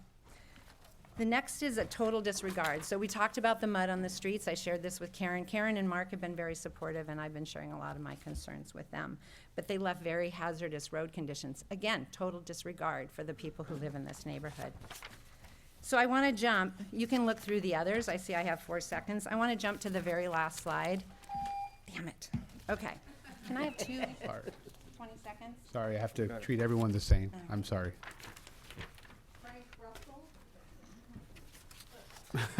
Finish off hers, please. They're all the same stuff. Okay, we'll try Sorry this about again. that, ma'am. All right, again, thank you very much for this opportunity. Again, I'm Frank Russell. I reside on Comstock Road, and I'm here indeed to solicit your assistance in mitigating this hemp grow here on Comstock Road and in the rest of our community, potentially forever. I think we really need to understand what we're really up to. I've lived there for 30 years. We've seen a lot of changes in the area. It used to be pure ag, oat hay, and alfalfa, beautiful place. We have basically now a residential area. with over 100 homes within a half-inch radius or half-mile radius of this hemp grow. And our area is really unique. It's the Simus Valley, okay? It has a unique microclimate of warm days, cool nights, and very light winds, unlike a lot of other places in Hollister. However, we've been plagued by this hemp grow, okay? It's over 60 acres, over 1 million plants, 1 million, okay? You wonder why it smells? There's 1 million plants there, right? It's overwhelming, okay? It's sickening. We can't open our windows. We can't go out on the deck at night and enjoy it with our friends. It's just overwhelming. The closest analogy to the smell is a skunk that relieves himself in your yard. Or maybe, okay, being next to a cattle feedlot. Everybody remembers that smell. You go down Highway 5, right? Except this smell doesn't go away. It's with us night and day, day after day, night after night, okay? And it's been there for 6 months so far. So the impact to our neighborhood is in 3 areas. Our lifestyle. We cannot enjoy our property or our community due to the smell. The second, property values. Who in the hell would want to buy a house that smelled like a skunk? You know, look at the lawsuits that are going to come from this sort of scenario. And of course, the other one we just talked about is safety. And get 30, 40, 50 people up there at a time, working sometimes all night long with lights, okay? This is totally uncontrolled. So in conclusion, we are the collateral damage that's been caused by the legalization of hemp without fully understanding its impact, okay? I urge the board of directors, okay, the board of supervisors, to consider these scenarios. You did not intend this to happen. We all realize that. So we have to consider ways to deal with it. Low population density areas like South County, okay, or areas with strong winds that maybe will blow the order away. We have to deal separately with the safety issues and so on. But I thank you very much for your time. Thank you. Thank you, sir.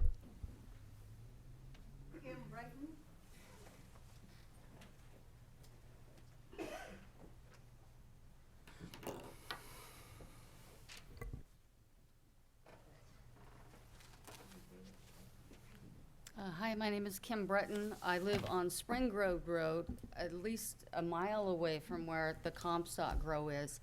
And several months ago, while we were outside, we started smelling this horrible smell, and we at first thought maybe it was skunks. But it didn't go away. So day after day, we're trying to figure out what is this, and my husband said, it smells like someone's growing pot. So we called the Sheriff's Department, and I don't know if the Sheriff's Department numbers accurately will show people calling in odor investigations or odor smells, because we didn't have an exact location to point them. We just knew it was somewhere northeast of us, coming daily, and night and day. It doesn't go away. So I don't know if their numbers are accurately going to portray all the calls that they're getting, because you know you don't have an address to go by. So we got in our car one day and followed the smell to try to find out where this was coming from, so we'd be able to tell the Sheriff's Department what it was. And we found the mess on Comstock, and they say, oh, the smell's only supposed to be there during the growing season. Okay, it's not growing season, but we still smell it at our house. And our property values are gonna plummet, and is the county going to reimburse us for this? Because like they said, no one is gonna buy our house with that smell. It doesn't go away, it's horrible. You can't even go outside. So, it needs to be stopped.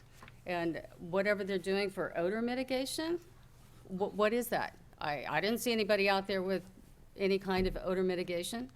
When we drove by, they had some little security patrol thing. The gates were open, like they said. I would not want my children playing there with security, theft, robbery, I mean, guns, you know, that there's criminal activity going on with this. There's also a school down the street from us. Is there been some kind of impact study on smell? I don't know much about hemp, only that it's very annoying. But there are children playing all day at that school, smelling this horrible smell. Is it good for them? Is it a good, safe environment? I mean, they really need to look into this, and they need to stop the growing, at least around here. And that's all I had to say. But Thank I you. really feel sorry for you people in Comstock, because it's worse there. David Pillsbury. Christian. Hi there. Thanks so much for holding a hearing today. My name is Christian Pillsbury. I'm the owner of Eden Rift Vineyards on Hollister, on Cienega Road. And I come at this question really from two perspectives, right? One is as an entrepreneur, and the other is as a father. And with my entrepreneur's hat on, I begrudge nobody doing solid legal business with no externalities to affect the neighbors. Everybody has the right to do that. For us, though, it's been a profound change. We've been there about 3.5, 4 years now, and we've never at once had a complaint about smell, road trash, crime, any of these things. They never existed before. Yes, there were some potholes, but you know, Jim's had me complain about that before. I've had to chase prowlers off our property at 3 in the morning. I've had to chase guys out of my pump houses trying to steal scrap whatever on a Sunday afternoon. You know, this is not a normal course of business. This is an externality. I can't blame anybody in particular, but I can tell you a timeline, and it's the last couple of months. We live a half a mile from our nearest hemp-associated business, and 3 days out of 5, it's an overwhelming smell in our tasting room where we're trying to introduce people to Hollister products who are driving in from San Jose, driving in from Carmel and Monterey. We're spending a huge amount of money trying to tell the Hollister story, and it's all about high quality, high value add agriculture, and I don't know that this is part of that story. Now on the father side, when I wake up at 3 in the morning because I've got headlights or flashlights coming in our bedroom windows, which are half a mile off the main road, and my daughters are sleeping in the next room, I don't know how to make them feel better when police response is half an hour away. And putting up automatic gates and bollards doesn't stop people from driving in through our vineyards. It's a persistent issue. It's an issue that I encourage you to assess over time. I don't want to put anybody out of business, but I do think businesses, including mine, need to be responsible to their neighbors. So that would be my comment. Thank you. Thank you. Tony DeRose.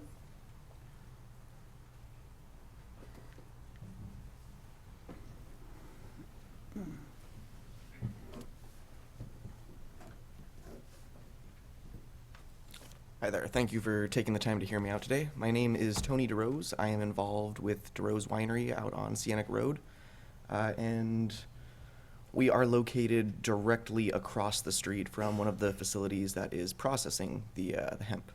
And Christian Pillsbury, who just spoke, capitalized on many of the issues that we are encountering. I just wanted to drive some of those points home as well. The trash and refuse along Cienega Road, there's always been a little bit, but it has expounded exponentially since the business has gone in. We have encountered a lot of trespassing by us and some of our tenants on the property, one of whom actually has young children, and he saw flashlights in his backyard at about 2:30 in the morning. We have had attempted break-ins at our property, noted by handles being torn off the doors. We still own property across the street where this building is located, and it has been used by them to pile trash and refuse that came out of the buildings.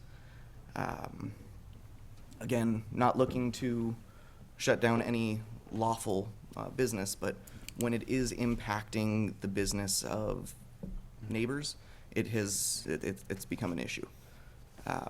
We received no notification of what was going in. We came in one morning and we all went on a skunk search because we thought a skunk had gone into the building. It wasn't until later that afternoon that we saw what was actually going on.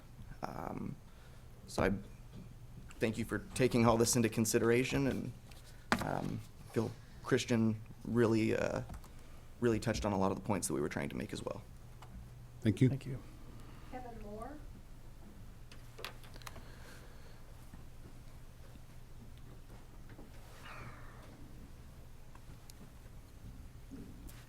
Hello, Board of Supervisors. Thank you for having us today. I'm Kevin Moore. I'm a stakeholder of a hemp operation here in San Benito County. This is called a farm bill for a specific reason. It's to help farmers and farms out of drastic situations, raise money for community, get farmers back in the green. I'm in favor for a revision of the ordinance. I don't think the solution to this problem is a moratorium. A moratorium already put bad taste in a lot of operators at the very beginning a few years ago. We have contributed well over $4 million to this community.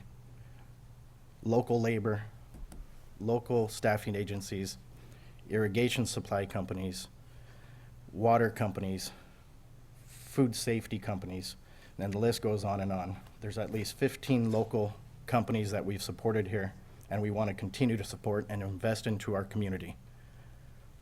I think we should go about this the right way. I think you guys should lean on some of us stakeholders and sit down with you and address some of these situations with parcel sizes, what we can do on parcel sizes, what we could do with zoning, areas that these type of operations make sense.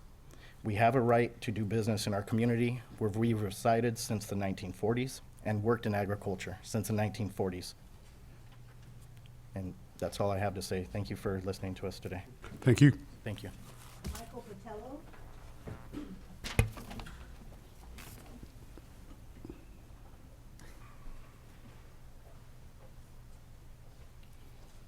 Hi, I'm Michael Botello. I work at the processing facility up on Cienega. And what I will say is, we want to be, good members of the community as well. And we always have tried to take a proactive approach to addressing concerns and addressing issues. And part of the strategy, I think, to help address some of those concerns is by involving us in the development of the ordinance. We would love to contribute any way we can.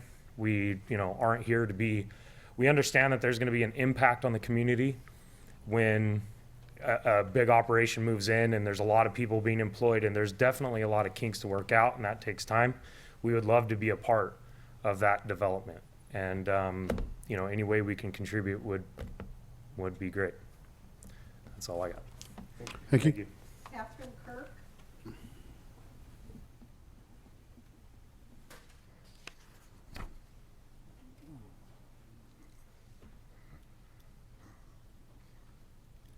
My name's Catherine Kirk, and I live in North County off of Comstock Road, and I'm here also to address the situation with the hemp field up there. You can smell that hemp field all the way down to Fairview Road before you even turn onto Comstock. I know people have a right to do business, but I don't think when that business comes in and destroys the lifestyle and the homes of your residents who have been here for years, some of them, that is a good, fair business, okay? I think that there's nothing going on to mitigate the smell from the Comstock grow up there. The residents up there like to go up to the Comstock residency to walk, but you can't even walk up there now. The smell, I went up there a week and a half ago, and the smell just took your breath away. It was so disgusting. Not only that, while I'm walking, I hear bam, bam, bam, 3 gunshots coming from across that street. I stopped. The guys that were working in the field, in the yard across from where I was walking, stopped, and everybody's looking around the house.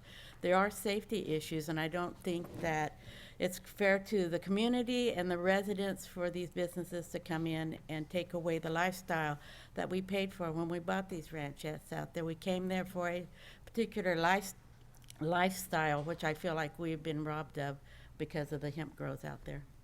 Thank you. Thank you, ma'am.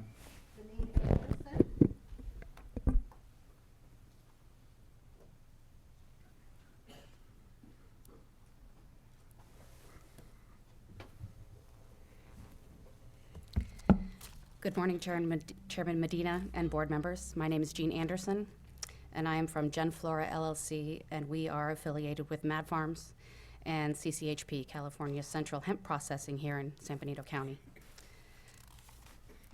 Industrial hemp is a new industry, but it's making great strides in developing superior products as far as cloths, flooring, and various medicinal uses. Research groups here in San Benito are working on strains that are virtually without THC and are higher in the properties that are beneficial of hemp, like CBD and CBG. This is the first year of this industry in San Benito County. It's in its infancy. There's always going to be a learning curve when you introduce a new industry into a community.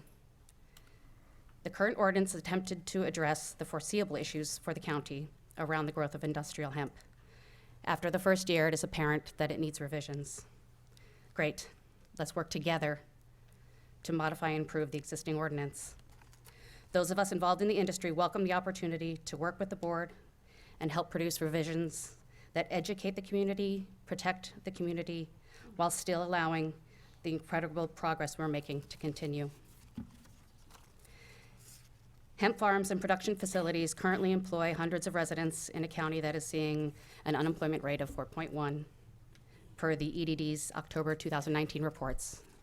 That's in contrast to Santa Clara County, which is at a 2.2 right now.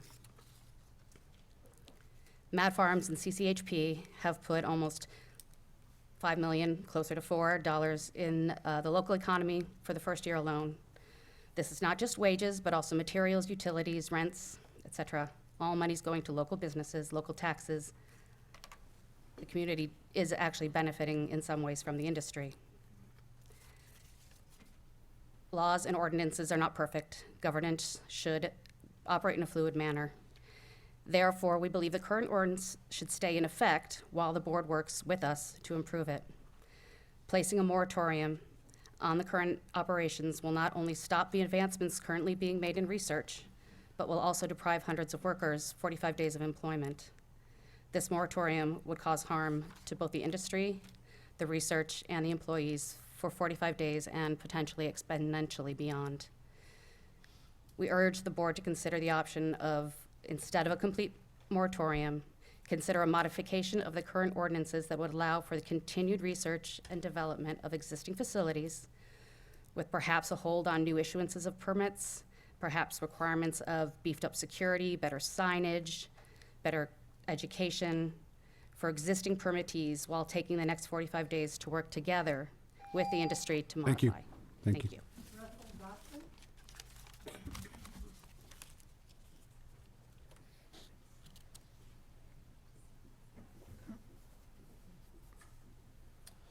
My name is Russell Dotson. I am one of the stakeholders in Mad Farms and CCHP. I'm the owner of the farm in Paisanos. We farmed 137 acres successfully this year. We learned through the processing of drying the product that we had our challenges at what we call the warehouse, located across from the two wineries and vineyards on Cienega. The moratorium is or isn't the right thing to do, but what is the right thing to do, and the supervisors will be tasked with this, is to pick winners and losers. There's no doubt that you need to find the proper locations to grow this product in this county. It's a very viable crop. It's viable for the community in ways that were mentioned by my partners. We are closer to $5 million worth of expenses that are tied right to this local community. There's another $1 million that were spent outside the community. It's a very expensive crop to grow. It's a very valuable crop to the farmer and the owners, and it's very good for the community. You're tasked with finding the right locations to grow it. You will be picking winners and losers. There are locations in this county that should grow hemp. There are locations in this county that should not grow hemp. It is important for the next growing cycle, which for the most part we grow a full spectrum product, and we should be in the ground between the late May and early July with our crops. That doesn't mean we need an ordinance June 1st. Decisions are made, the farming community makes decisions January 1st, February 1st. We tie up land, we make commitments for seeds, for transplant products. We put in place our orders for a drip tape, labor, on and on. The moratorium should be, as Supervisor Medina mentioned, short-lived, get the ordinance out, allow us to do business next year. Thank you. Thank you. We'll bring up Mr. Kirk. Well, sir, you're gonna have to get a speaker card.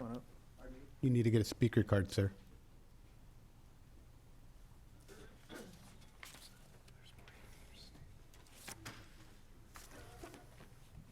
Hey, thank you for letting me speak for a minute. Jack Kirk. I live up in North County.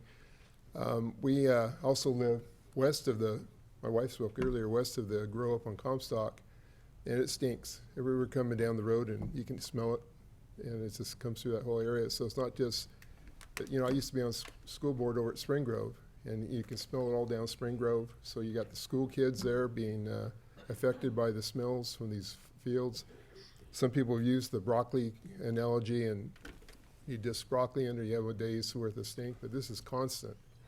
And I thought someone ran over a herd of skunks here recently. So, but maybe what you need to do, and we talked about this, you guys have had a year to practice on this ordinance now, and it went in October last year, and maybe it's time now to do the moratorium and then go back and figure out where you're going to have this and not allow grows. There's Fraser Lake basins, there's South County, away from the houses.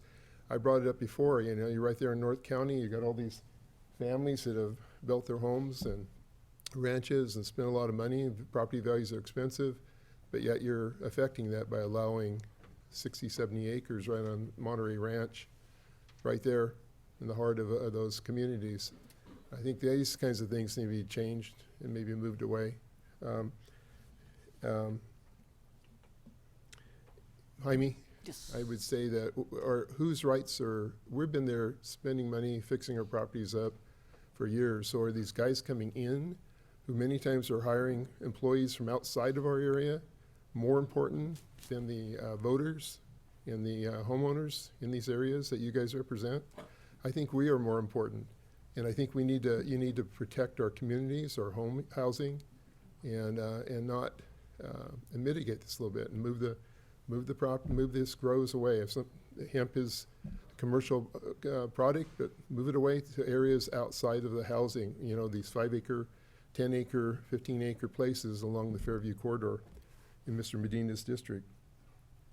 So I think that's one of the things you should look at in there, not just limit it to 10 acres, but limiting the zoning areas where you're going to have this and getting away, just like the last gentleman said. And that's what I have to say. I appreciate the time. I appreciate you guys inviting us here and allowing us to have this hearing and that. But I would really support the moratorium and allow this to happen.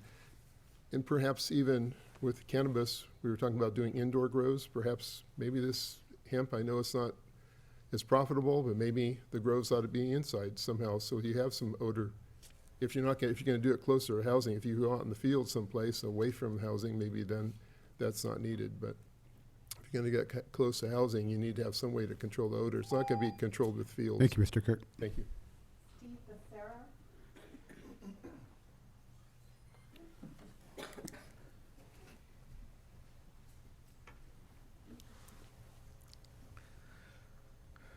Good morning. My name is Steve Becerra. I'm a resident of Hollister. I've been here in the city of Hollister since 1979. You've heard me before last year when we were talking about this hemp ordinance, and the big question mark was always odor, followed up by crime. I think that your job is to enable businesses to come to our county to provide sustainable, long-term living wage jobs. And that includes the hemp growers. I think we all understand hemp is a ag crop, and it should be, if possible, given an opportunity to grow businesses that would employ our local residences, and possibly down the long term, by paying a living wage, decrease the number of cars that are on 25 and 156. That's part of the process, is maintaining businesses in our county so our residents don't have to leave the county and get on the highways. I've heard a lot of interesting comments. I was actually out before this meeting. I was out on Comstock Road and got out of my car, and even though there is some product in the ground, it smells pretty bad. And I would encourage viewers that are watching today or those in the audience that after this meeting to go out to Comstock Road, across from Comstock Estates, where we have million-dollar homes. I also happen to be a residential real estate broker, and this has already become an issue, because I can tell you that I have taken clients out to areas in our CSUs, Comstock Estates and other places that are from out of town that want to move to Hollister and enjoy the rural lifestyle. And my clients bought in Gilroy because of the smell that they encountered when they went to see the houses in those areas. So I just encourage you to, I think that hemp is a good product. There's a lot of things that we can do with hemp, ropes and flooring and CBD and other things that it produces.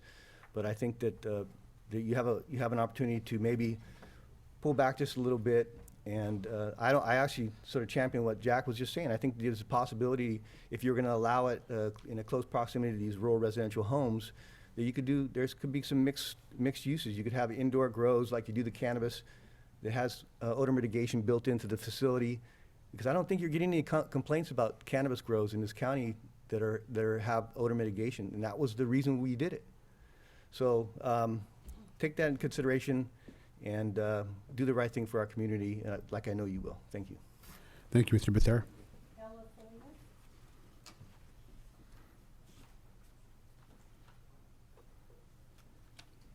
Oh, yeah.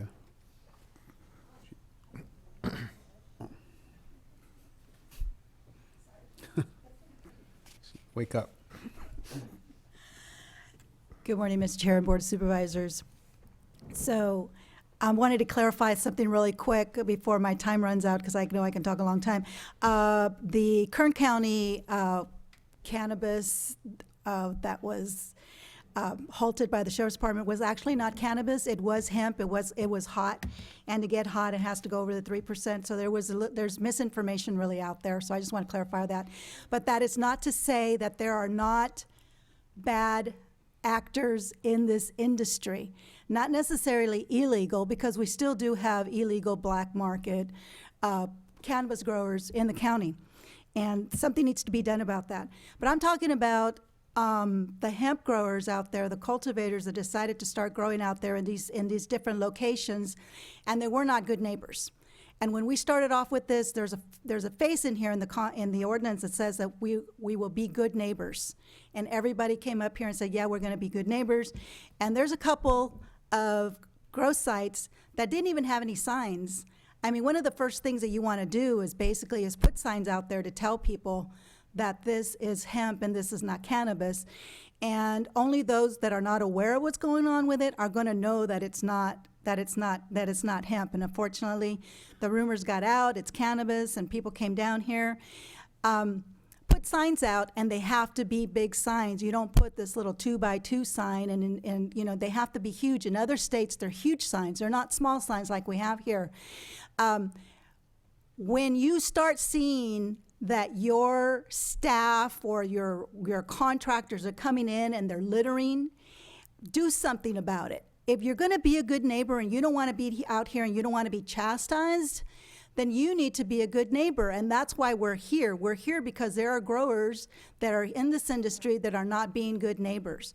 There isn't anything that could be done about the odor. I mean, I prefer to be next to a cannabis than I am to cauliflower or to broccoli myself, or tomato when it gets dissed over. I happen to like the smell of cannabis. A lot of people obviously don't like the smell of it, but it is a crop. It is the Farm Bill because hemp was included into the Farm Bill, not the Farm Bill because of hemp. Hemp is a crop, and they've decided that this is what we can do. There are people out here that can actually be good neighbors, and I think that that's what I'm trying to emphasize on, is that you as a board are going to be making a decision based on those few people that unfortunately were not good neighbors to their community, and that is why you're up here today making a decision or not, whether you're going to do a moratorium or not, and that's entirely your choice to do, and I know you all will make the right choice. Thank you, ma'am.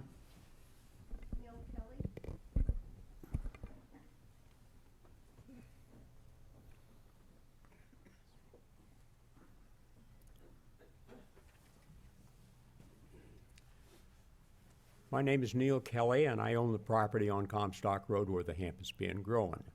I also live to the east of it, and predominantly the winds are out of the west, and we do get some odor from it, but from what I've heard described here this morning, they're really overemphasizing that.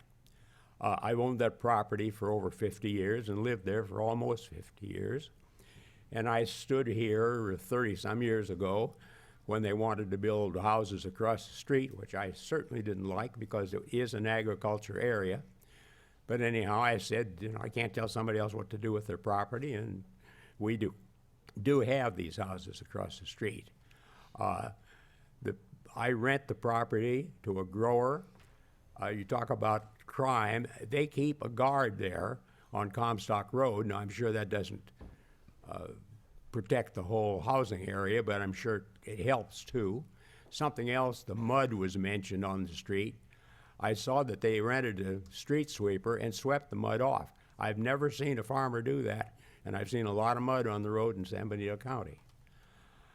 I think it's producing a lot of revenue for the county, and of course it's producing revenue for me and the grower and so forth. That's what I have to say. Thank you, sir. See no more speaker cards, to bring it back to the board. Any questions from the board? I'll start off with Supervisor Bertello. Yeah, obviously, we're going to work on this ordinance. We have some issues, and I think this board is committed to, you know, resolving those as best we can. I know there's might be some dissension from the recommendation coming from the ad hoc committee, myself and Supervisor Hernandez, as far as the necessity of the moratorium. And one of the things that I wish if we were able to engage with the growers is, you know, how do, you know, and it was talked about as far as planning schedules and preparation and things like that, that if we didn't have the moratorium, and this is something that we wrestled with a bit when we had our ad hoc committee meeting in preparation to this hearing, was, you know, how do we prevent growers and property owners preparing to plant a field in an area that, with the new regulations that we want to prevent. That's with the moratorium. I think we're able to do that relatively easy. Without the moratorium, we could end up having some preparations and some claim to that the county is having a taking, and that's why we came with the recommendation of a moratorium with the intentions of trying to update our ordinance to deal with some of these odor issues and appropriate areas that hemp should be grown, and also address some of the law enforcement issues that we've had because hemp was grown right on adjacent to a county road. We need to deal with this. So I don't know, you know, I'm committed putting into work to get this done as quickly as possible for the sake of the people that spoke with concerns of their properties and their homes, as well as the industry itself. That's what I have. Mr. Chair. Mr. Chair. Thank you. Just a couple comments mainly for staff and for our ad hoc committee, since you guys will be out there and we can't have 3 supervisors there. I wanted to share some of the comments that I've heard. I heard from many folks in my district with concerns. I also heard from industry people, and then I also had a conversation last week with our ag commissioner, quite a long conversation. Spoke with the sheriff and also Captain Taylor. So I heard a kind of a broad range of opinions and what's happening out there. Originally, I supported a moratorium not because to not have hemp in the county. What we were talking about was having a moratorium temporarily so we could draft an ordinance and give some thought and time into it, see what other counties are doing, right? So we don't run into the issues that we're running into. With that being said, I do support a moratorium, but I gotta tell you, we gotta get it done quickly. We can't, you know, for, an urgency ordinance, Barbara, correct me if I'm wrong, is only good for 45 days. I'm not gonna support continually just extending this thing into perpetuity. We had one grower come up and say, I wrote down the notes, he said, May, June planting, but he's correct. With agriculture, you have to, you know, how many acres you're gonna lease? Are you gonna lease long-term? Are you gonna order your drip tape? It takes forever to get here. You know all these things, Anthony. So we gotta make sure that this actually gets done. And some comments that I heard, and I also happened to be at a CSAC conference all last week, so I was out of town, and one of the questions I asked in the majority of the groups that I was in, the small groups, was what's going on with hemp in your county? And I gotta tell you, our issues are not unique. So I really encourage our team to reach out to other counties that are successful. One of the counties that I heard was very successful was Kings County. They have dairies, so they modeled their ordinance after dairies, you know, similar of the smell, locations, that sort of thing. And then also they talked about research, 1 acre. The laws are evolving, and research is not what it used to be a year ago, so we need to examine that. You know, obviously smell, we have in our ordinance, that was one of the big things I wanted in our ordinance, of a smell mitigation, odor mitigation, but what does that mean, right? Is there any teeth? How do you deal with that? Is it, like Karen said, our ag commissioner, 2 people smell it? There's no real objective way to measure the smell. It's very subjective, and so we need to figure out how to deal with that. I think we're gonna have to deal with that through setbacks. We're gonna have to be much larger, bigger, the gentleman that came up that's growing down in Piscina said he had 150 acres plus. You know, one of the big concerns I had was fairness across the county, right? You don't want to take we had a property owner speak about his, you know, he was there before the houses came in. So when we do these things, one of the concerns that I had was, how do we do it fairly so everybody has an opportunity to participate, and we're not, so to speak, limiting somebody's ability to participate. But with that being said, there's clearly a problem with having it around residences. So you guys have a tough task ahead of you to figure out how to get it away from the homes. Because even if you did Ag plus 40, which is what Kings County's doing, the grow on Comstock will still be there. It's the same issue, same problem. So that, you know, maybe that's a setback issue, but these are the concerns, and I'm passing along. Night lights was a big issue. Didn't come up here a lot today, but that came up a lot, was you know, the dark sky stuff and having lights on 24 hours a day. I'm not sure how long they're on, if it's for the whole growing cycle or for a couple weeks or what it is, but I had a lot of those complaints. I had crime, traffic, and trespassing issues, and that's more of an operational issue. I think if we get responsible operators that are able to, somebody said it up here 3 or 4 times, be good neighbors. You gotta have, any business, right? You gotta be good neighbors when you're moving in. You have to be willing to do that and set the example and come out strong and set a really good example, so we're not back here trying to amend an ordinance again. One of the things that was brought up that I believe it's Yolo County is doing is a countywide EIR. So what they did is they said, we're gonna pause, I think they have a moratorium, and they actually have outdoor cannabis grows there. So what they said is, we wanna do a countywide EIR, and then we're gonna take the recommendations of the EIR. So it's not just, hey, well, you can't grow it here, you can't grow it there. They actually have some research or facts behind why they have the different zones set up. Obviously, that's something that would take a lot of time, but just a suggestion I wanted to point out that I heard. Signs, I talked to our ag commissioner about signs. One of the things that the city did, whenever there's a project coming up, you have to do a 4x8 sign. The actual size of the text is spelled out in the ordinance. It's so there's no differences in the sign, so I'd recommend that. How far they have to be placed apart, I would recommend very uniform signs and how far they got to be placed apart. And then the last thing was, I wasn't aware that Comstock is still active. It rained. I'm assuming the harvest is over, the crop's over. My question is, what do we do when it's over? Is there a requirement like cotton, or you know, I think they have what's called a boll weevil problem or something, and after a certain amount of days, 30 or 45 days, you have to have the crop disked under or chopped, or you get a fine or something like that. So how do we deal with after the crop, I guess, too? So for you guys to think about, those are my comments, Mr. Chair. Thank you. Any other board members? Yes, Mr. Chair. Hopefully you took down a lot of those comments, because I appreciate Supervisor Gilio's thoughtfulness. That all those things was definitely what I was considering.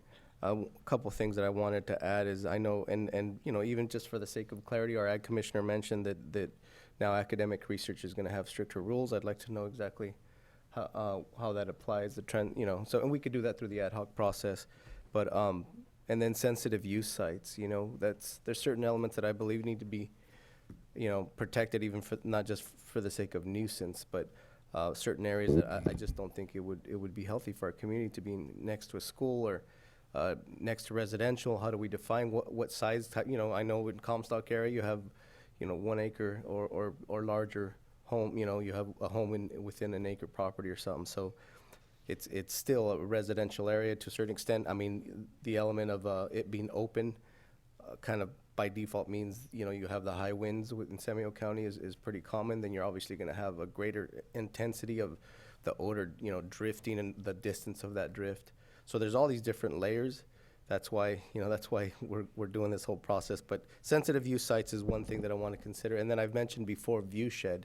You know, we're very much on a very strategic course towards economic development. It doesn't exclude hemp, but to a certain extent, it shouldn't be, you know, there shouldn't be a counterproductiveness. It shouldn't work against our tourism economy on South County, certain areas that we also got to be very careful in how we consider that too, because, you know, you don't, I think the wine trail is, you know, is a valuable asset to our community. You know, I know I've spoke to Mr. DeRose, and there's other wineries that I think it is Eden Rift that does a lot of business with Japan. You know, they do. So there's a strong economy, and I've heard them actually visit our community. So there's things that are relative to a lot of healthy revenue to our economy, and I think we have to make sure we consider that. So even, you know, and then the view shed is also considering the value of homes. We need to preserve the value of homes. That's why sensitive use could be pretty broad.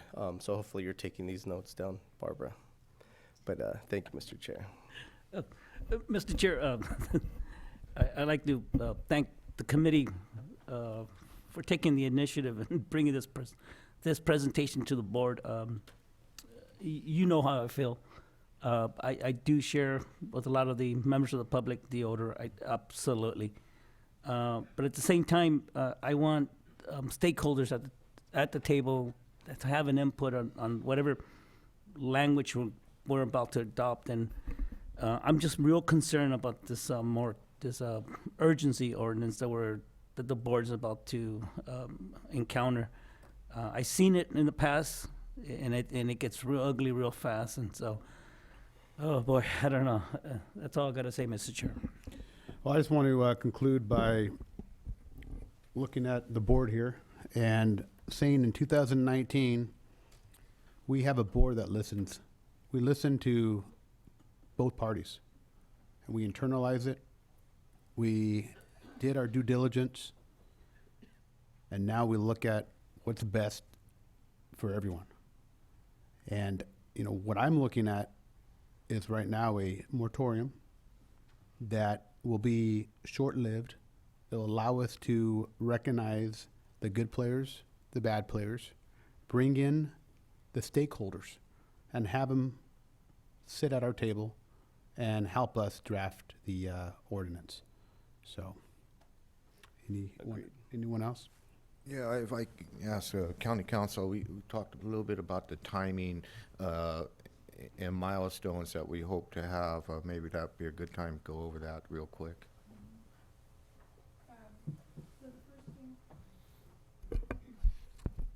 The first thing that we wanted to do is change the section 4 to January 14th, because on the urgency ordinance, it only lasts for 45 days. And then we can do a public notice and extend it, but the maximum period of time, which isn't going to be an issue here, because I know that the board wants to move quickly within the next couple of months to bring forth an ordinance. As you know, the urgency ordinance cannot last more than 2 years. But in order to get the actual revised ordinance done, we can head for the Planning Commission as soon as we get the draft ordinance prepared, so it can go to the Planning Commission and back to the Board of Supervisors. As soon as we can get it to the Planning Commission, a draft ordinance, and then back to the board.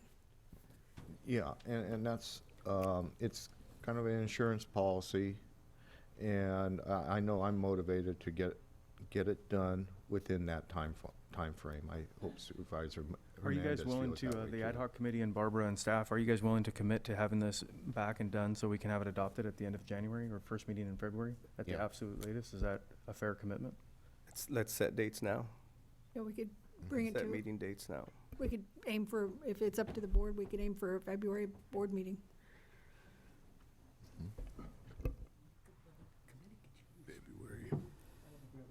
It needs to go to the planning commission, correct? Calendar, we're lost. February First meeting in February? second meeting. So that would be the 18th? Let me look. Even, Mr. Chair, if I may make a recommendation, even for the sake of expediency, I mean, there could be, under that moratorium, and I don't know if there already is. I read through it, but I remember us talking about it, so I don't know if there was any amendments in there, but, maybe considering a conditional use permit or a development agreement that would by default, you know, I mean, ultimately, the goal of this is to create a strong process that creates a strong relationship with the hemp industry. So a development agreement would, I think, expedite that if for the sake of, you know, and I'm not saying that that's gonna happen, right? We set dates now, we're committed, but it still creates an opportunity for us to have that direct relationship with the grower. One by one, you're saying If one-on-one. yeah. I like that idea also, Supervisor Hernandez. Any thoughts from legal counsel on that? That sounds like a good idea. If we have, would we have 6 maybe that were causing problems and we got 20 or 25 that aren't causing problems? Maybe that is a good idea to examine each one Yeah, I know. individually. Yeah, we could just make So it. I don't think,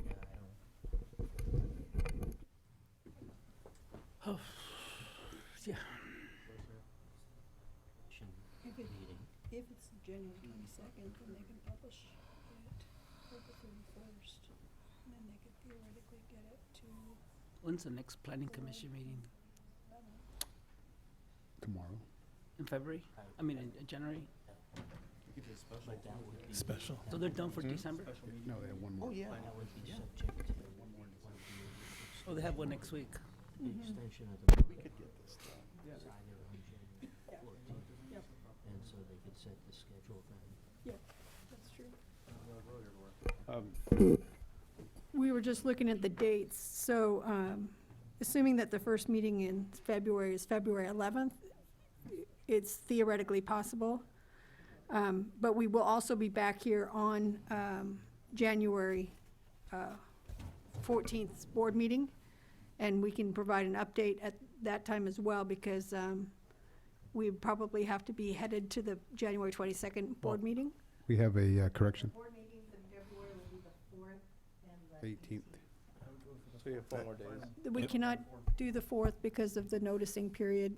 After, assuming that the planning commission is on the 22nd, you have to publish notice for the Board of Supervisors, and that would be published on the 31st. And you'd need 10 days' notice, so you're not gonna get the first meeting in February, you'd be at the second meeting I in would feel February. more comfortable with the second on the 18th. Yeah, the second one is probably doable, but maybe a report out in January. In January, perfect. Yeah. How about the question of, sorry, Mike, how about the question of, Supervisor Hernandez said, of special use permits or conditional use permits for individual locations where there's been 0 complaints in this first year? Whatever the standard is there a way to do that Yes, we legally can and build that fairly? into the or- ordinance, because the good thing about conditional use permits is that it does allow some conditions that you can place on it, such as, we've done it in other conditional use permits about, you know, trash pickup, et cetera. So you can build in a lot of different conditions in the conditional use permit. So we could build that into the new ordinance if the ad hoc would like. Perfect. Or would we need to build it into the moratorium, urgency I think he's talking moratorium? about between now and when the new ordinance adopts, if you have Yeah. exemplary growers who had 0 problems, is there a way to help not impact those growers between now and then when the new ordinance starts? I think that was your question, am I correct? Yeah, I mean, if the whole goal of the whole process is to bring everybody to the table, and a conditional use permit, especially those folks that said, hey, I'm doing a good job, you come to the table and you say, these are my recommendations if there are any possible issues with my grow, and then we vet it individually. But still, by default, it creates that conversation that says, well, we need to first create an outline that sets expectations as far as what the issues are. I think that, because the conditional use permits take time to do, because you'd have to go to the planning commission for the conditional use permit, the way to address that would be in the limited immunity section, if we wanted to address at the next extension in January, like certain limited immunity for parcels that are a certain size, for example. We could address whether that's possible at the January meeting, if And that's. that, I mean, it should be relative to the issues too, right? Yeah. If they haven't had issues, right? We don't want to exclude someone where we've have issues by default. That means we're not gonna have a dialogue with them, and we intend on having that dialogue with them. Mhm. I think we could add the conditional use permitting process if we run into some issues or problems when we report out in January. And then you could add that in, but it probably would take longer to go through that process than for us to address everything in the ordinance. Okay. So what's the wish of the board? I'll make a motion to, let me turn it to that right page here. Well, I can read that ordinance title for the record. It's an uncodified interim urgency ordinance of the County of San Benito establishing a temporary moratorium on the cultivation of industrial hemp by established agricultural research institutions or others within the unincorporated areas of the county. Motion is staff recommendation as stated by county council. And that would be, if the moratorium is desired, there's a staff recommendation, and that is with the change to January 14th in section 4 of the ordinance. Second, all in favor? Second. All in favor? Aye. Aye. I'm gonna support it for progress. 5-0. Okay, now we're even, Jaime.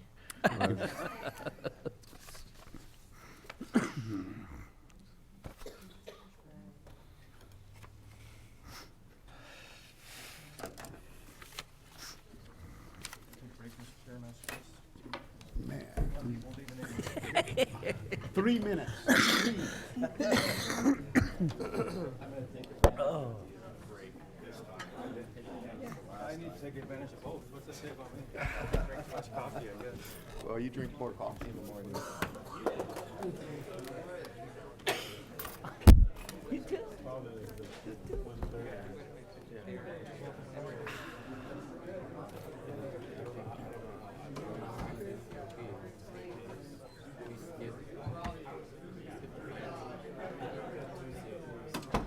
So we have this one and this one. Might be able to get it done. I don't know. Just depends on how fast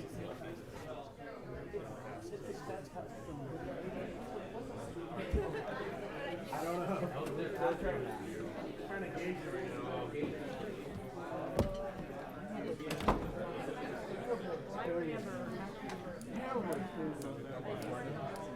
What was that? I'm hoping. Can I just see if I can?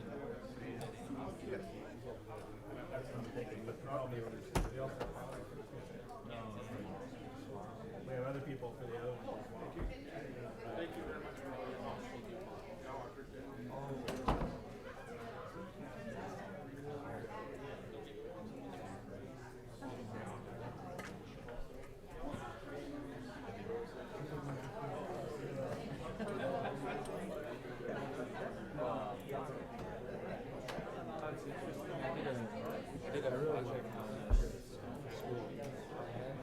I was looking at Sonoma County because they did a whole year. I'll do the COPs. It's an interesting issue. Still has, so what I'm thinking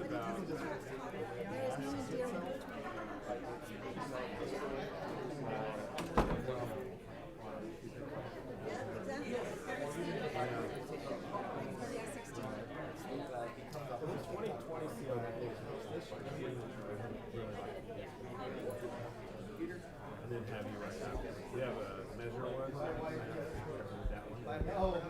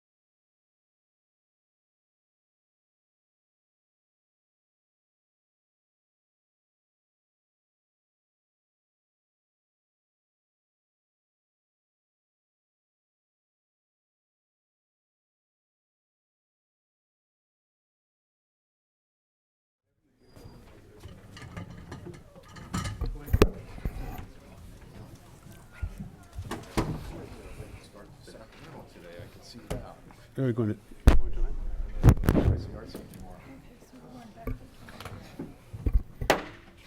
The board will adjourn as the Board of Supervisors and reconvene as the Board of Directors of the San Benito County Financing Corporation. Can I have acknowledgement of a certificate of posting? All in favor? Aye. Aye. Regular agenda, adopt a resolution which authorizes the issuance of lease revenue certificates of participation. Thank you, thank you, Mr. Chair. This has been a multi-phased project that your board's been aware of, especially with behavioral health services nationwide, as well as locally. The feds, the state, and have been infusing funding to local governments to address programming, address space needs. And this is just a part of that. As you're well aware, behavioral health received some funding some time back to buy a building or build a building. And your board did hear some time back that we actually moved forward with purchasing land, and this is the next phase of that moving forward. So with that, I just wanted to thank the team. December 5th was a big day last Thursday in San Francisco. I had Alan Yamamoto, Director of Behavioral Health Services, Leanne Godinez, Stuart Petrie, and Dulce Alonzo, myself, along with KNN at Standard & Poor's. There was a lot of prep work that has gone into this as well, months of work. And we did another great job presenting our case to Standard & Poor's S&P Global on achieving a credit rating so we could move forward with financing and the COP. And this is what you're going to be hearing today. Again, this is really important, I think, and I think our director, the board, and the community have real keen interest in moving forward with behavioral health services and being more conducive in the environment, being a little bit more seamless with operations, and not spread out like we have today. So with that, I wanted to thank the team for a great job, a fantastic job last Thursday. And I'm going to go ahead and invite Stuart up. He's going to start this presentation. Stuart. Good morning, Chairman and the board. Ray kind of outlined everything that I was going to initially say, but I did want to additionally thank some support from our other departments that have been very key in getting this moving along. The Treasurer's Office, Auditor's Office, Assessor, RMA, Administration, and Behavioral Health. They've all played a somewhat of a role in gathering together all of the documents together that needed to be put forth for the COP bond issuance. Again, this is very similar to the jail, the same vehicle of financing. We are doing a leased asset agreement with the financing corp. That is why we adjourned to the financing corp. And I have Bobby Chung here today from our municipal finance advisor, KNN, to basically present on this transaction and some information on the documents that you'll be approving today. Is there any questions before? No. Supervisor Patello? No. Good morning, members of the board. My name is Bobby Chung. I'm with KNN Public Finance. Happy to be here before your board again with another exciting project in financing the behavioral health facility that your CEO and budget director just outlined. I have a pretty brief presentation here, starting on page 1. This is just a quick reminder of the role that we play, my firm, KNN.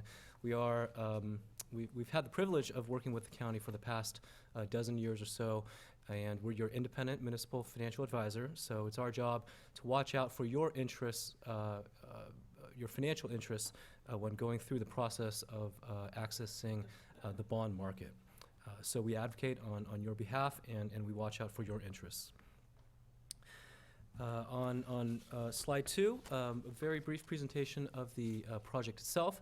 Here we see a couple of drawings of the behavioral health facility. The 2020 certificates of participation will finance a portion of the cost of this facility, which will help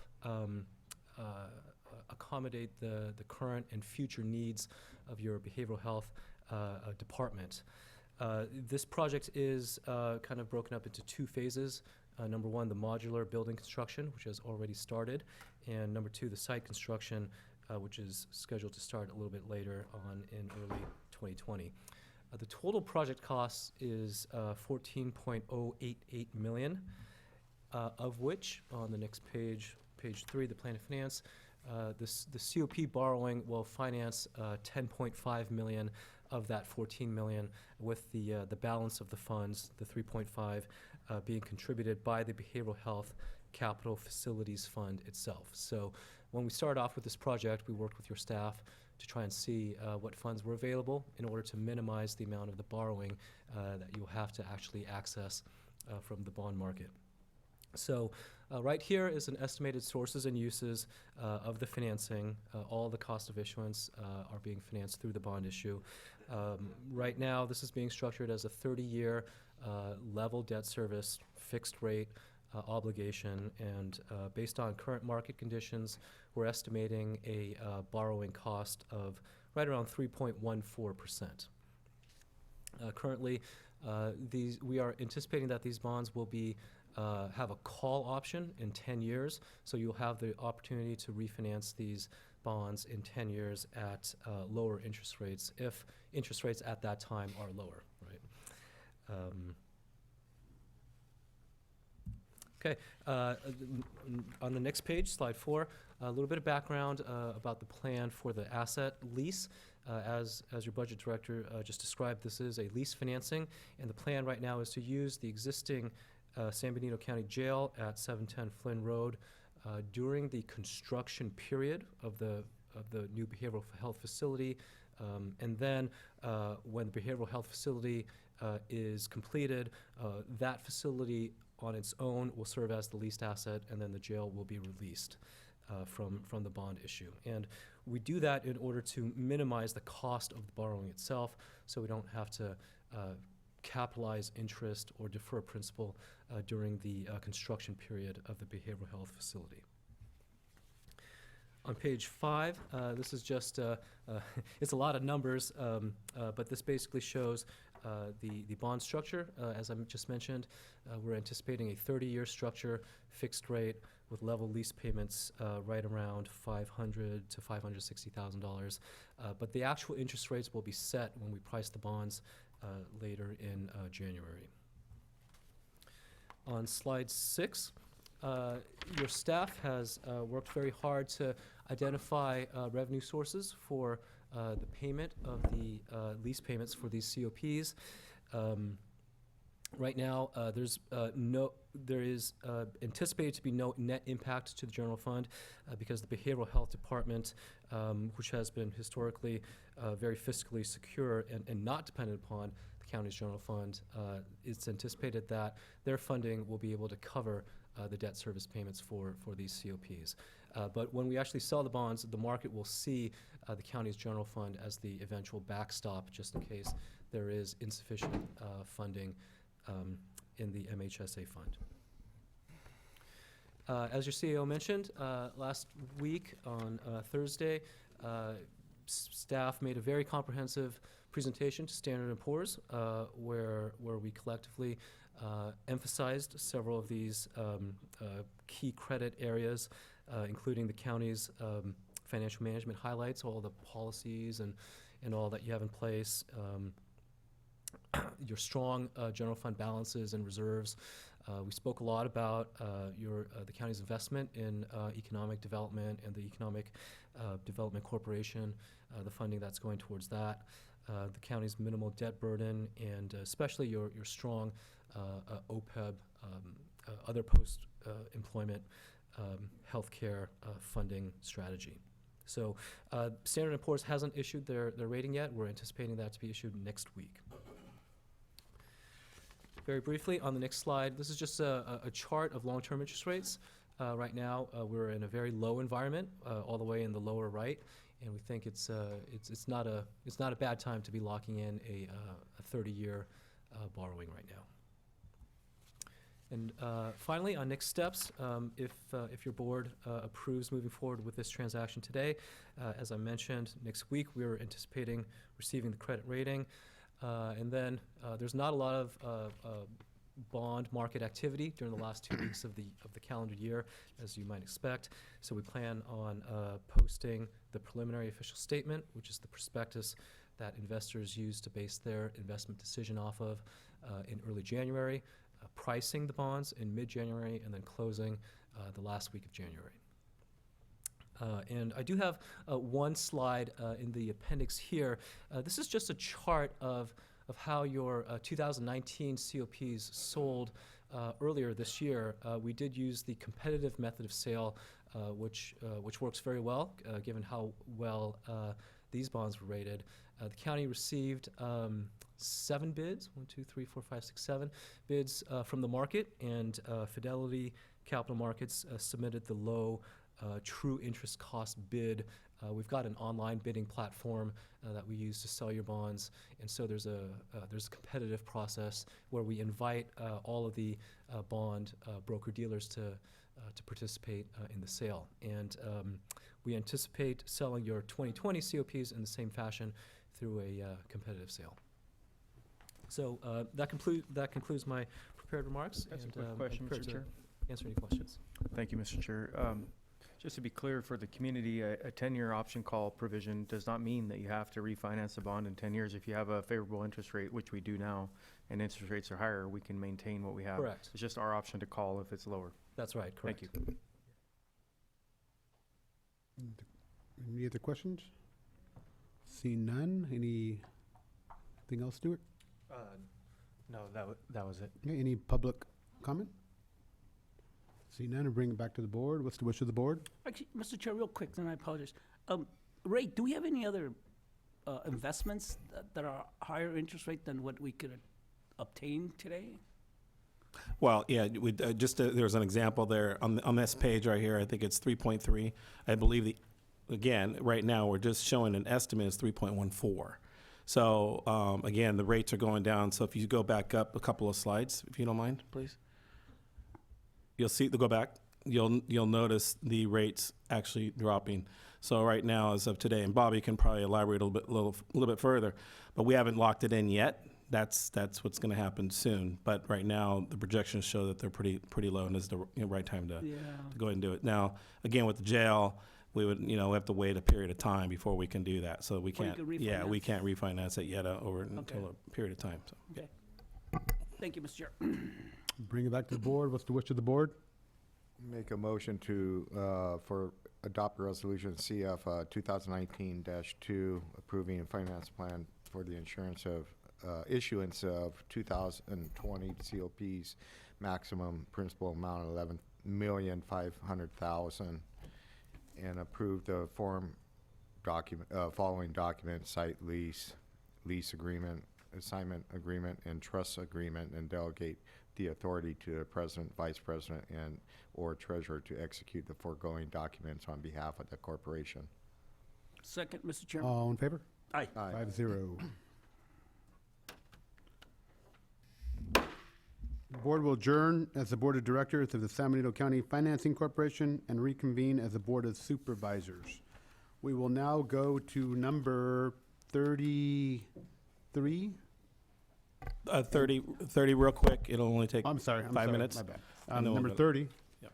This is to adopt the resolution which authorizes the issuance of lease revenue certificates, what we just spoke of. Documents are very similar, so they should all be attached to the staff report. They are. Any questions from the board? Any public comment? See none, bring it back to the board. What is the wish of the board? I'll move that we adopt the staff recommendation. Do you need me to read it out, County Council, or are we confident with the staff recommendation? No. Staff recommendation is fine. Okay, I move to adopt staff recommendation on this item. Second. All in favor? Aye. 5-0. Now we will move to 33. receive informational presentation from the Gablin Chapter Kinship Center on a gap analysis of youth mental health services in San Benito County. So I'd like to invite up Christine Breen and Kathy Tiffany and company, whoever else would like to come up. I want to first thank them to reaching out. You can go ahead and go to the podium up there. Reaching out to staff as well as the board and their leadership within the community to better or advance services within our community for youth. I just wanted to say thank you for that. And today, what they're requesting is for you to hear a presentation from Kinship to look at what they're going to do. They want to look at a gap analysis and anything that we can do to assist. So I'd like to go ahead and pass it on to you. Thank you, and good morning to Chairman Medina and the supervisors. My name is Christine Breen. I'm here today on behalf of Gablin Chapter Kinship Center. I know that you've all attended our event, our big fundraising event, the wine and food tasting at Piscinas Ranch in the past. We have been in existence in the county for over 65 years. We started out as a fundraising auxiliary for the Children's Home Society. And we're comprised of a group of approximately 35 women, some of whom are here today with us. And our mission is to support foster and adoption services here in San Benito County. Currently, what we do with our fundraising dollars is support several organizations. The Seneca family of agencies, which runs an office downtown where we provide foster family training and also foster families who already have children receive what are called wraparound services. We also support Casa San Benito, Chamberlain's, and the United Way Stuff the Bus program. We are very pleased that San Benito County recognizes the importance of mental health services for children. We are excited about the new building project, and we appreciate the county's dedicated staff at Behavioral Health and Health and Human Services who have devoted a lot of time and attention to implementing the continuum of care reforms that the state passed a few years ago.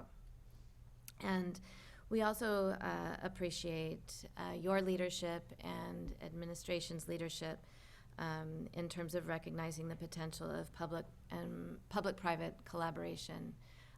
It's difficult in a county this size that's been historically underfunded by the state to always meet all of the needs of the community with public resources. So knowing that, and knowing that our community is growing at a rate now that is sometimes faster than our ability to react and to fund the greater demand for mental health services, particularly in 0 to 5 children and in the schools, we as a fundraising organization have decided to allocate some of our funds this year that were raised at the wine tasting to conduct a gap analysis of mental health services for children in the county. And what that analysis is going to do is look not only at what services the county currently provides, but also what services our nonprofits, local private providers, and other organizations are providing, along with what are our current needs and what are our anticipated needs going into the near future. Along with that analysis, we will receive recommendations for possible collaborations, certainly continuation of existing services, perhaps addition of new services, and certainly how we can enhance what we have. And along with that analysis and those recommendations, we will also receive recommendations on funding mechanisms, so that we won't get a laundry list of things that we need but not a way to fund them. We're hoping that not only will we receive recommendations on funding sources, but there might be assistance out there for how we can apply for some of those funding sources. So what I'm here today is really to, again, express my thanks and also request your continued support through this endeavor. It's our hope that by spring we could come back to you and have a product to share. And it's our intent that the work product that this analysis generates, we would share it with the county, the schools, and the other local nonprofits. And it's our hope that it'll provide us a roadmap going forward, community-wide, where we can continue to collaborate creatively to meet the mental health needs of the children in our community. Thank you very much. Any questions from our supervisors? Yeah, Mr. Chair, I got a question. Madam, I guess I'm trying to hear your pitch on what is it you need from us. Do you need our mental health department to assist you, open up the books, data? Well, quite a lot of data from the county is already available publicly, but what we would certainly like to do is work cooperatively with behavioral health and Health and Human Services, in addition to working with the nonprofits, just in terms of identifying what they see as current needs and anticipated needs going forward. The new building is obviously a really exciting project and probably presents opportunities for bringing on maybe new programs or enhancing existing programs. And all of that information would be very helpful and informative in terms of the product that this analysis will generate. Okay, so information, I'm looking at Tracy out there, and there's I think Alan's out there too. First thing that comes to my mind is the HIPAA rule. There's certain things we can't share. And then the other thing is that if through your study you find that there's a gap or something missing, is that something that you're going to ask the Board of Supervisors to fill it, or something that the kinship's going to finance it moving forward? It really depends. I don't know, because I don't know what the results are going to be. My hope is that to the extent that the analysis identifies gaps, there will be recommendations from the consultant on how do we fill those gaps. Is it through a county agency? Is it through a nonprofit? Is there grant funding out there? It might be a collaboration. Thank you, Mr. Chair. Peter? Yeah, Mr. Chair. Thanks, Christine, for your presentation. So, basically what I'm hearing, and I could totally understand is the goal is once that gap analysis comes out, that maybe you come back and present those analysis and inform the board on what those outcomes are, and maybe from there, obviously involve the behavioral health on what partnerships can be available. Absolutely. So that's our intention, and before we even initiate the process, what I anticipate happening is that we would want to get a group of providers together, stakeholders, and hear from them, and then frame the process. So, but I will definitely be back here, hopefully in the spring, to share with you the results. Thank you, Mr. Chair. Thank you for this and bringing this. I think we need to work cooperatively with everybody in our community, all of our stakeholders. We have a lot of nonprofits. I think I heard at Philanthropy Day, 154 nonprofits in our county, so there's a lot of resources out there to help. One of the things that our board adopted through our strategic visioning plan at the beginning of the year was working with the community, and I think this is an area where we can definitely do that. I really encourage you to work very closely with HHS and mental health. because regardless of how great the study is, if we don't have buy-in from our county staff and our board of supervisors and our nonprofits all working together, then I don't want to see a plan get a lot of money spent on a plan, and then we put it in one of these binders and we throw it up on the shelf, and then it gets dusty for years and years. That seems to what happens with a lot of these plans. And to that end, I know we're at the end of the year, and we'll have a new chair in January. I am volunteering to sit on some sort of mental health advisory committee, board chair, whatever I can do to help. I would really like to do that, to make sure that I think a lot of what we have going on is communication. We need to communicate a little better and communicate the challenges that the state burden is burden on us. I just came back from CSAC, and MHSA is a very, very big topic at CSAC, and there's a lot of even more changes coming now in the coming years from the state. So those are all things that I think if we're working together and communicating on, I think we can make this better for everybody. And for gosh sakes, we're dealing with our kids here and their health, and we need to make sure that we're doing the best we can for them. And if there's anything we can do better, I strongly encourage us to do better. More resources. If there's more resources we can go after with the state or the county, then I encourage that. So thanks for doing this, and thank you, Mr. Chair. Okay, thank you, Mr. Chairman.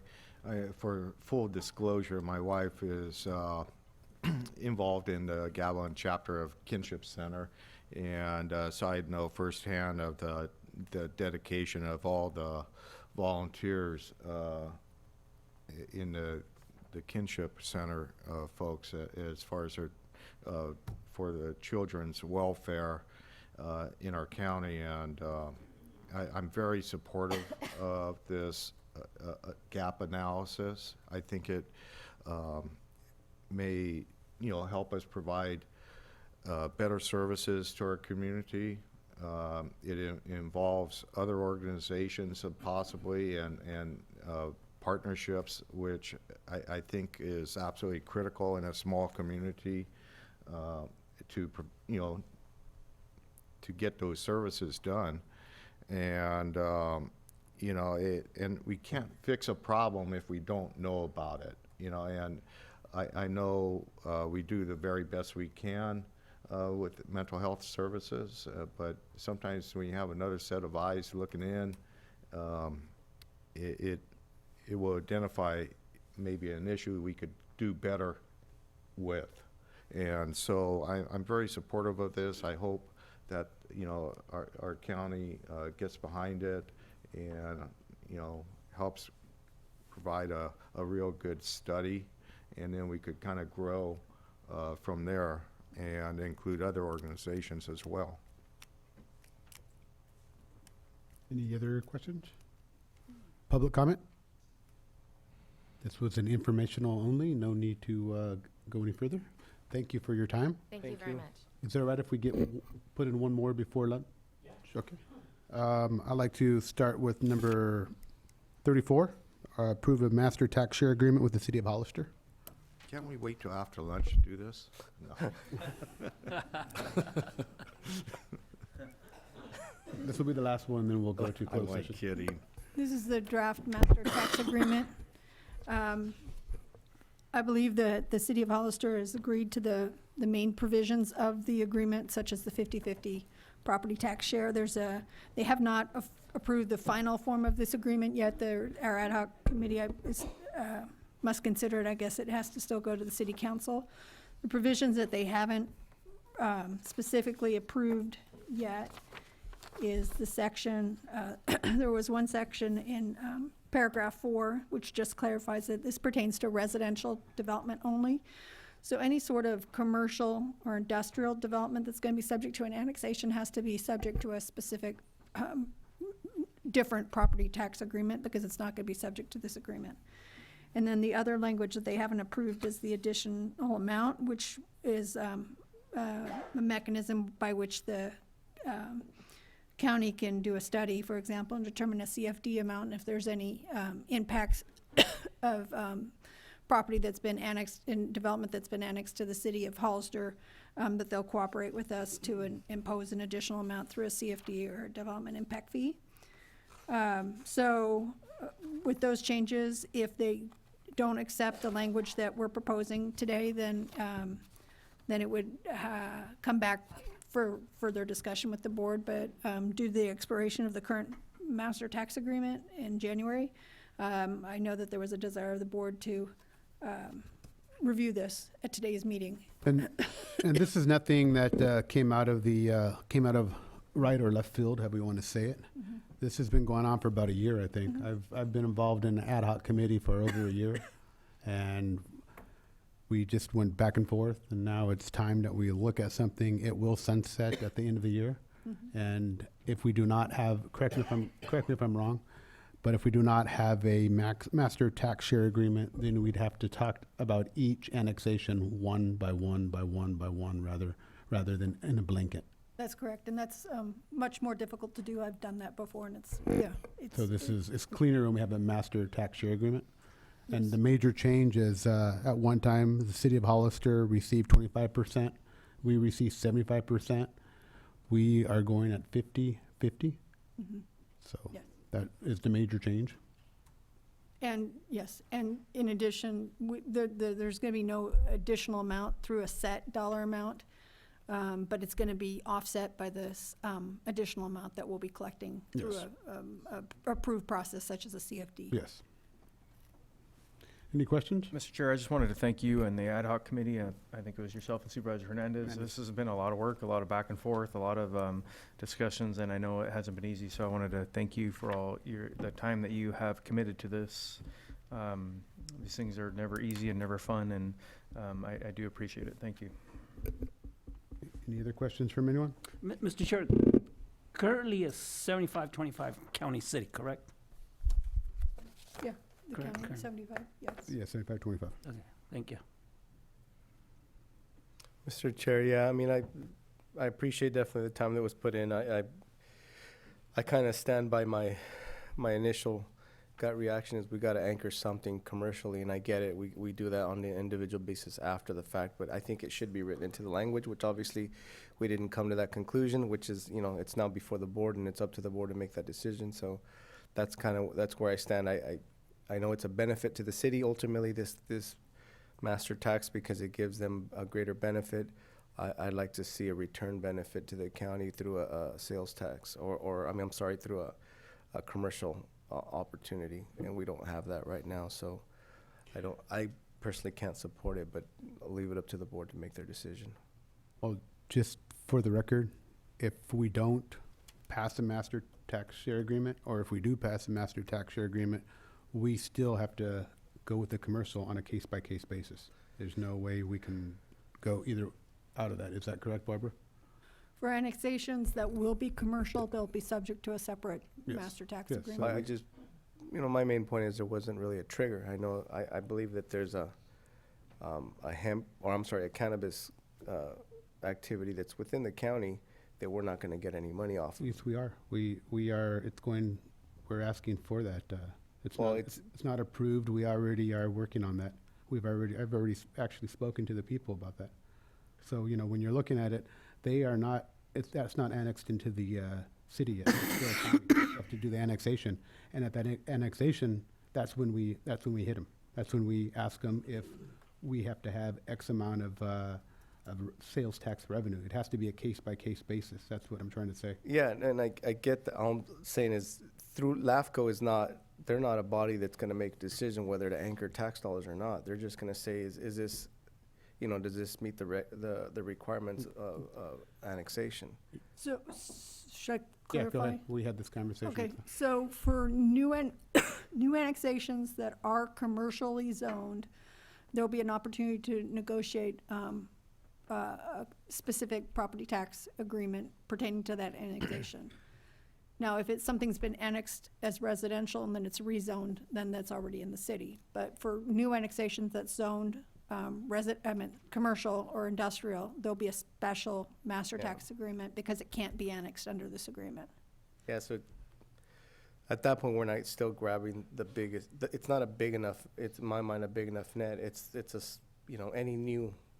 So that's, I guess that's easy, but I would like some kind of a protection out for the county, and that's kind of my biggest sentiment. But you know, at the end of the day, it's neither here nor there.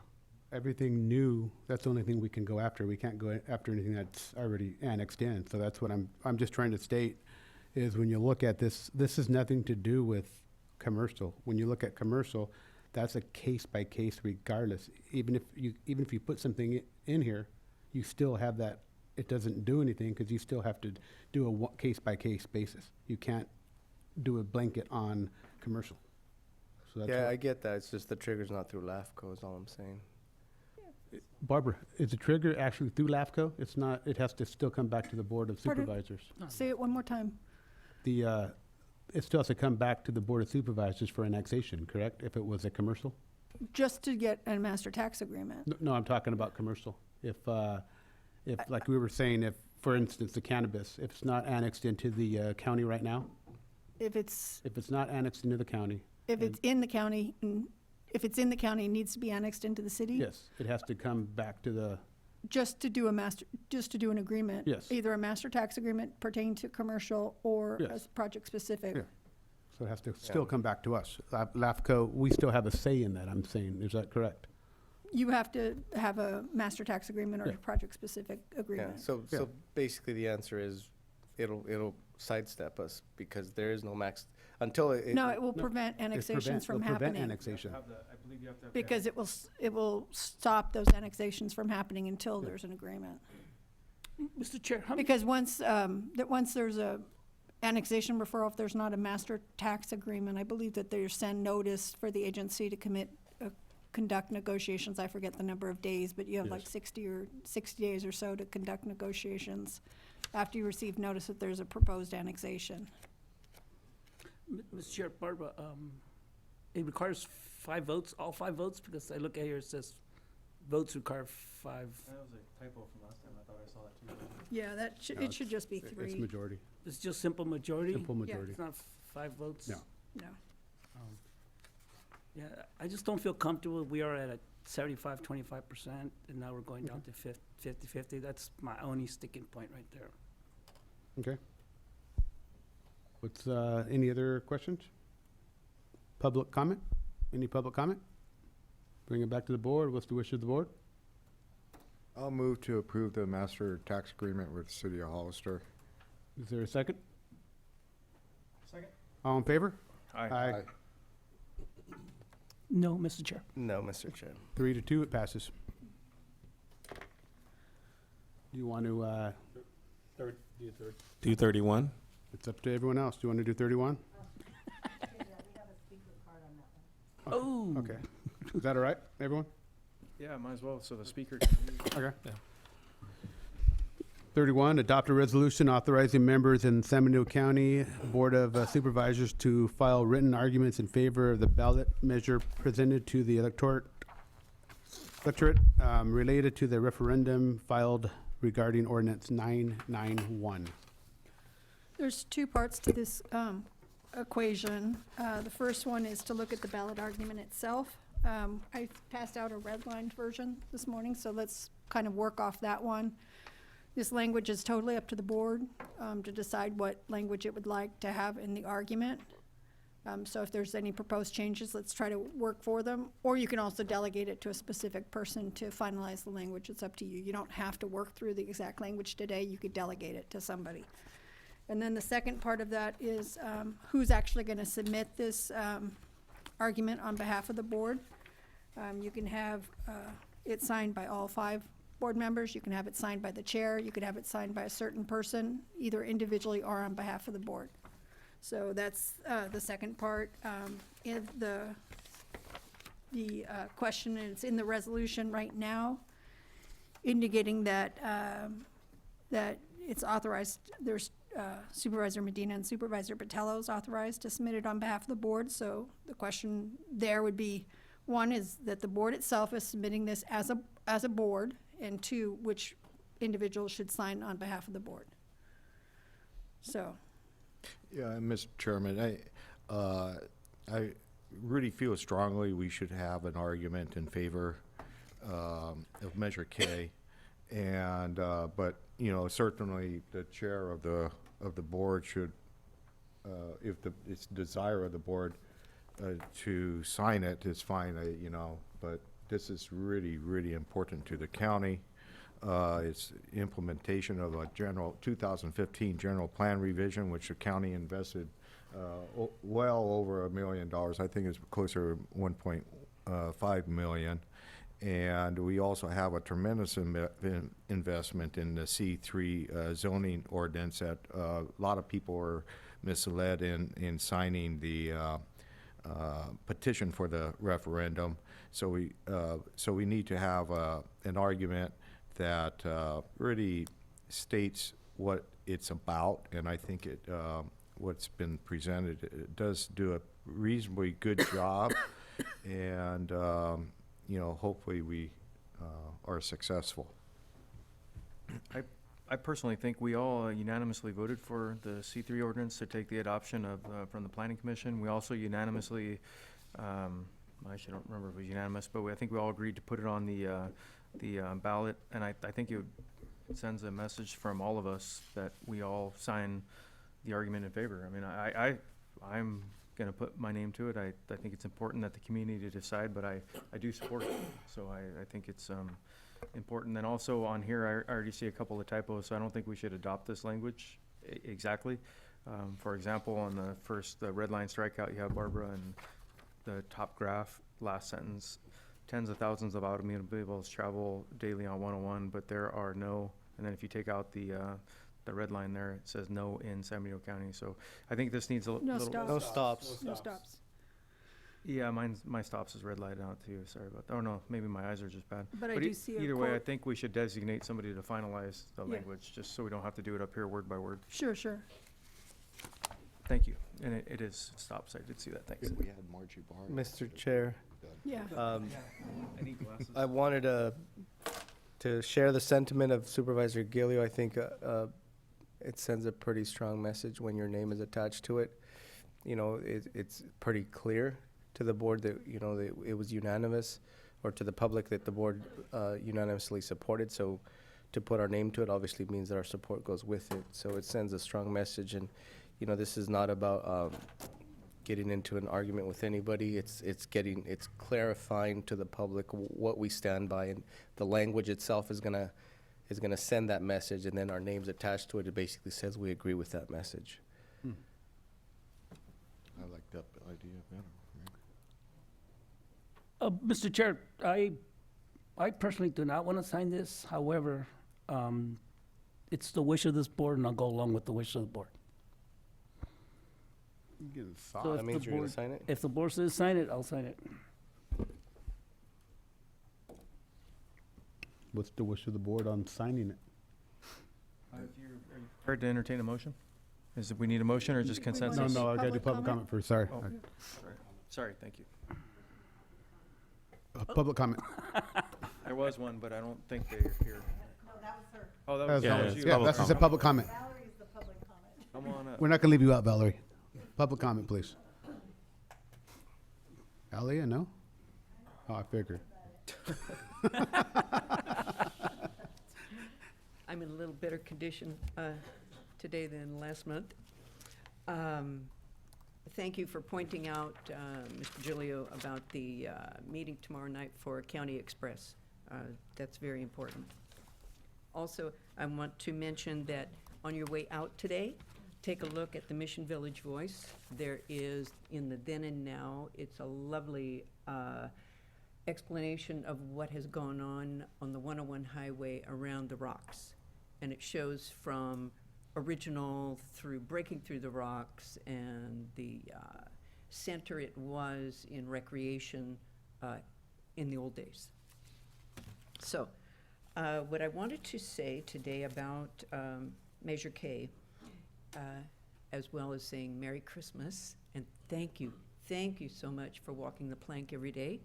It is a huge commitment that you've made, and at the end of the year, you all should be congratulated for the persevering through everything that has transpired this year. Second, let's see. I live near the 101, looking down on two of the proposed areas for economic development. And I'm heavily involved in tourism, recreation, trails, and parks, as you well know. My thinking is, in your written argument for, is that we need the voters to recognize that 991 supports tourism, recreation, and the supportive businesses on the 101 corridor that are essential for our economic development, according to the general plan, bringing around what we know is essential. So I just wanted to make that statement, and I've really worked hard at honing the words such that these are the essential things. We need to support business. We don't want to put a sign on the door coming from Santa Clara County into San Benito County that we're closed to business. Thank you so much. Thank you, ma'am. Thank you. I would say bring it back to the board, but I see someone walking up.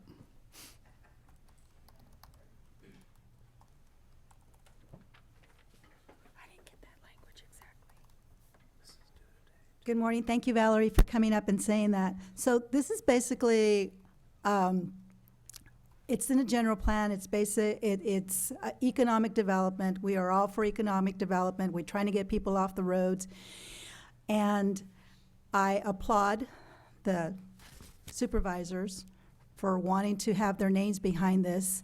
Although I want to challenge Supervisor Dela Cruz, you're either on board or you're not on board. Because right now, by saying because you're with the board but you're against it, that's campaign mode, and I realize you're running for campaign. You need to show your constituents you're either on board with this or you're not on board with this. So what's it gonna be, Supervisor Dela Cruz? This is for the entire community. This is economic development. This is something that's been going on for a long time. This is not something that came up just recently. And we need to show the community that we stand together, and we stand together with the truth. Because one of the things that I came up here to say was that that petition was not 100% accurate, and the people that were putting the information out were not putting out correct information. So let's stand together, and I would like you to stand on the grounds that you're with us and you're not in campaign mode. Thank you, Elia. Thank you, ma'am. Thank you.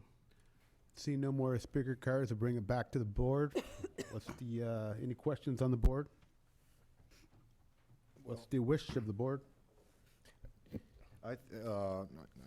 I'll make a motion that all 5 supervisors sign this argument in favor of Measure K and approve it. And that's adopting the resolution with that change and delegating it to a certain person to finalize? Yeah, I was gonna ask about that. Providing any sort of grammar corrections. Can I do a friendly modification with a second? See if you'll accept this. So we'll do everything you said, and we will assign yourself. Is there anybody else that wanted to, yourself and Supervisor Hernandez, to come up with the final language? Yeah, sure. Is that okay Yeah, with you guys? Okay. That's okay.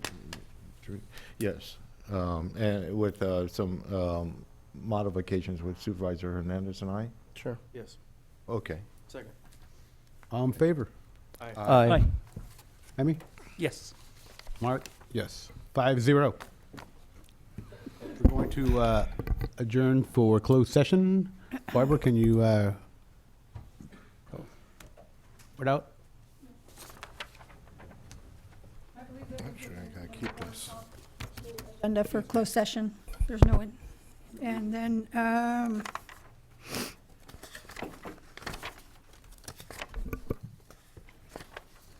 39, closed session conference with real property negotiator, section 54956.8, property street address 0 Buena Vista Road, APN 019230002. It's off Buena Vista Road, where it makes that 90-degree turn to the north. Ray Espinoza and County Council Barbara Thompson. Let's see, pursuant to 54956.8. 40 is closed session conference with legal counsel, anticipated litigation, significant exposure to litigation pursuant to subdivisions D2 and E2 of Government Code Section 54956.9, number of cases 1, potential of additional litigation related to issues raised by Disability Rights Coalition related to 5150 holds. Is there any public comment? Seeing none, we'll move to closed session. Yeah, let's get, pardon? Oh, yeah, let's grab Valerie.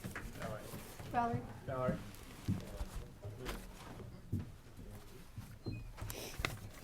Hey, let's.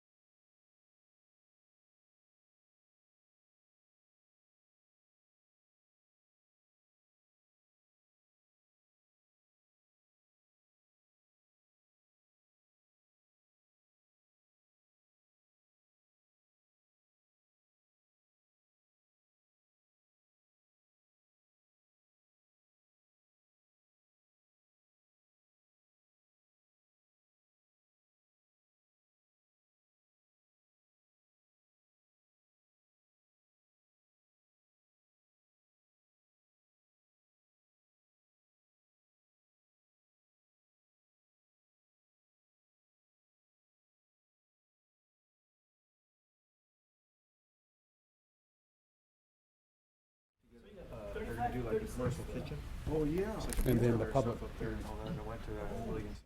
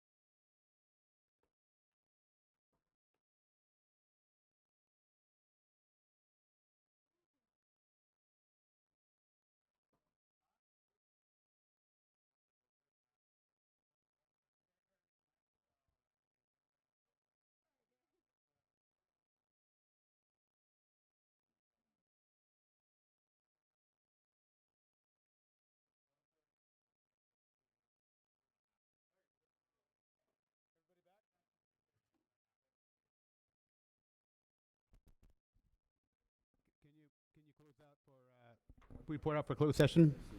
Pardon? Report out for a closed session? No reportable action. Okay. We'll start. Ready? We'll start off with number 35. Receive a presentation and update on the Resource Management Agency's activities. I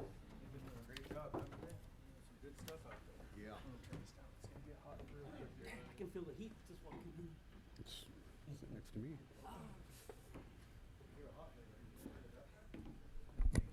Sometimes. It all depends. It all depends, Peter. Takes a lot.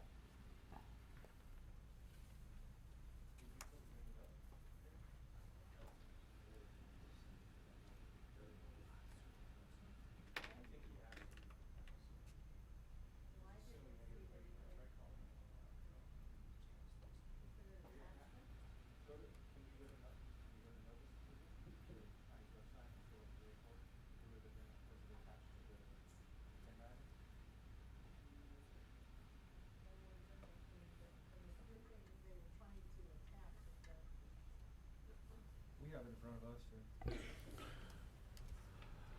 Mr. Chair, if I may, while they're working on the technicalities of this, Mr. Chair, if I may, start this. So, so I wanted to first open up by saying We recently brought in Harry Mavroginis this year, probably about 6 months or so, and he has taken on a lion's share of work. He's been doing a fantastic job with our county from a RMA perspective, which includes planning and public works, as well as integrated waste and many other facets.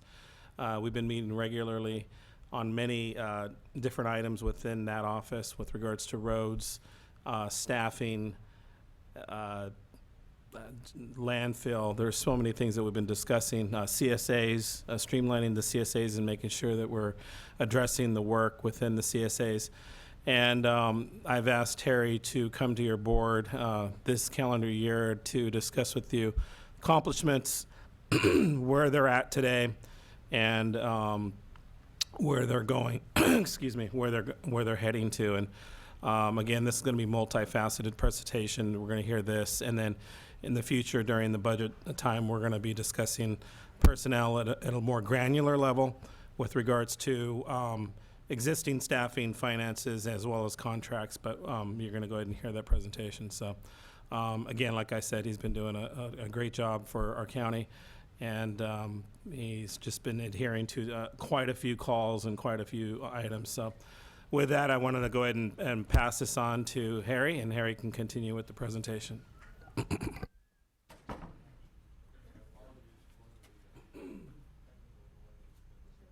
Mike. Okay, very good. So basically, which one do I hit down here? Down to 67 was up high.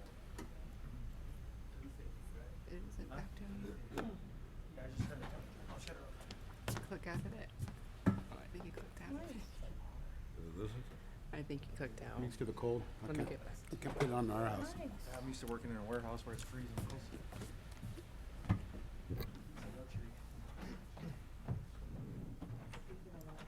The one above it. Right above us. There you go, right there.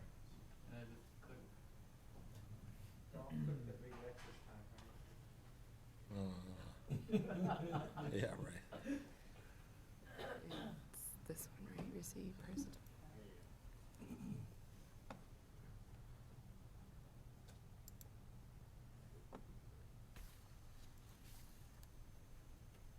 Yeah, to move it along, what do I? Just, you want to just go like that to be safe. Oh, okay, be safe. Yeah.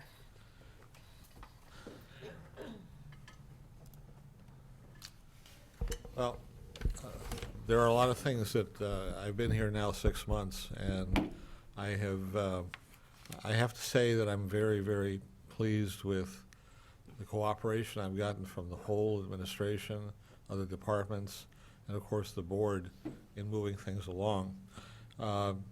A number of projects that we have relate to roads.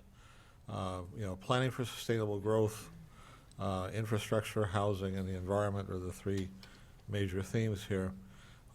Using the SB1 funds, recently we brought to you a number of projects that that actually have been completed now that have improved the roads. Fairview, we have another project on Fairview coming up. F Street, which was done just a few weeks ago. Southside Road is in the process. Union Road, we did a piece between Airline Highway and Southside Road, and there's another piece coming in the future. And Cienega Road is additional work that needs to be done. It's budgeted, and we also have the embankment to do on Cienega. Maintenance of the roads, we've ordered, and we have now physically received 5 flashing speed signs which we want to put in the districts. I've sent correspondence to all of you, and I have some ideas from a few of you of what you want done, and we'll be placing those out in the hopes of reducing the speeds on many of our neighborhood roads. Route 25 has taken up a lot of my time and interest as we try to work with Caltrans and the COG in order to achieve a project that can be built with the funds that we have.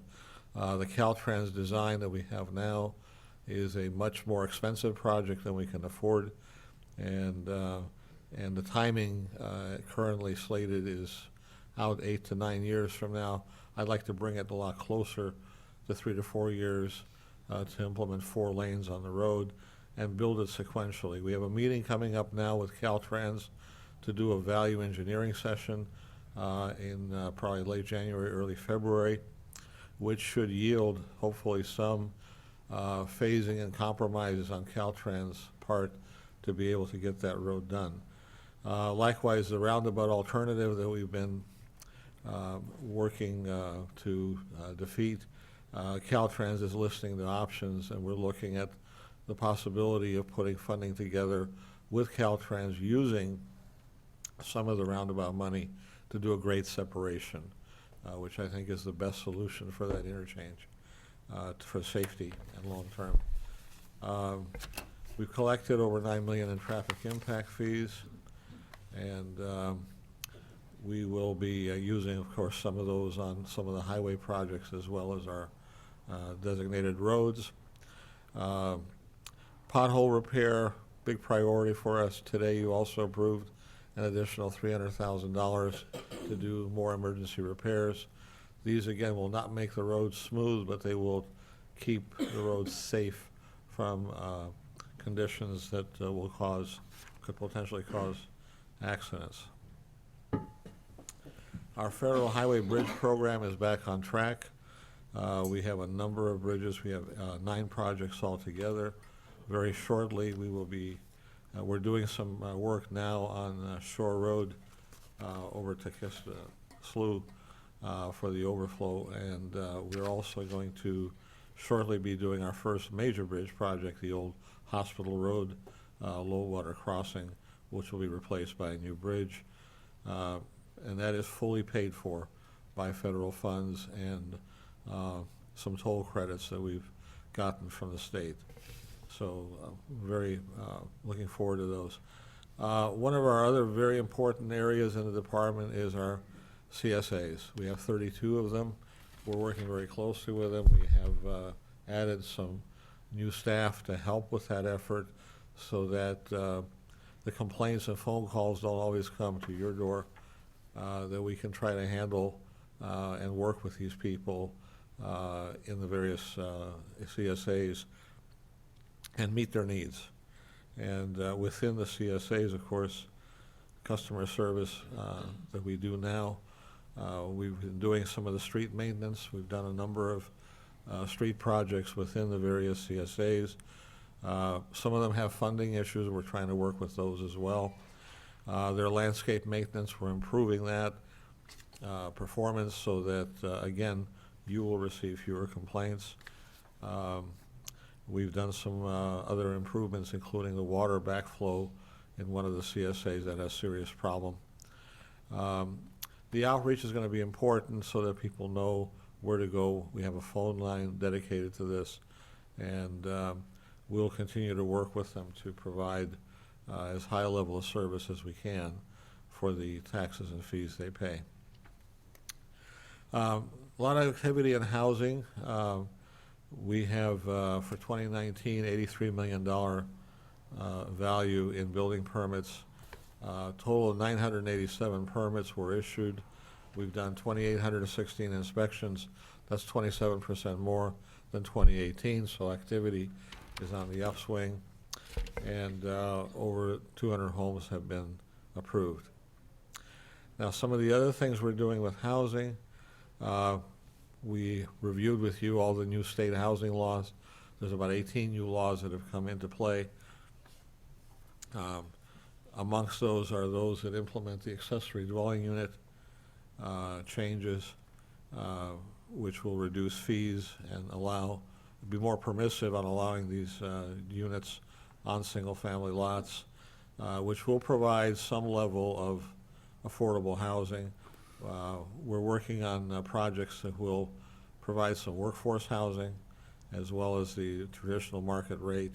I'm also working with the Santa Cruz Housing Authority, which is the authority for Hollister and San Juan Bautista, to have them be the authority for the county as well, so that they can provide certificates for people that need affordable housing to be able to utilize their certificates in the county. We'll be bringing that to you in the next few months.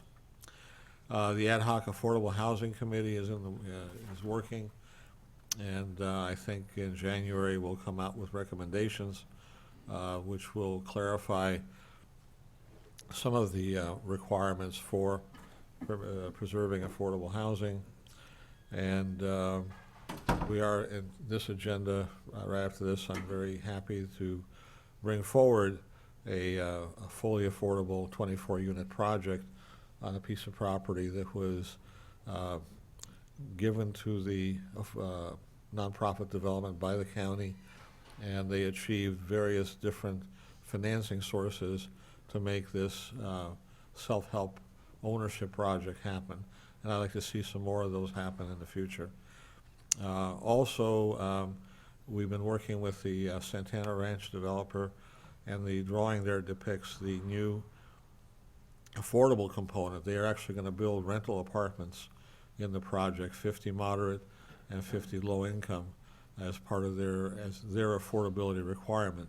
So mixing rental apartments in a totally ownership project, I think, is a good thing, and the developer has been very cooperative in doing a quality project that they will own and maintain.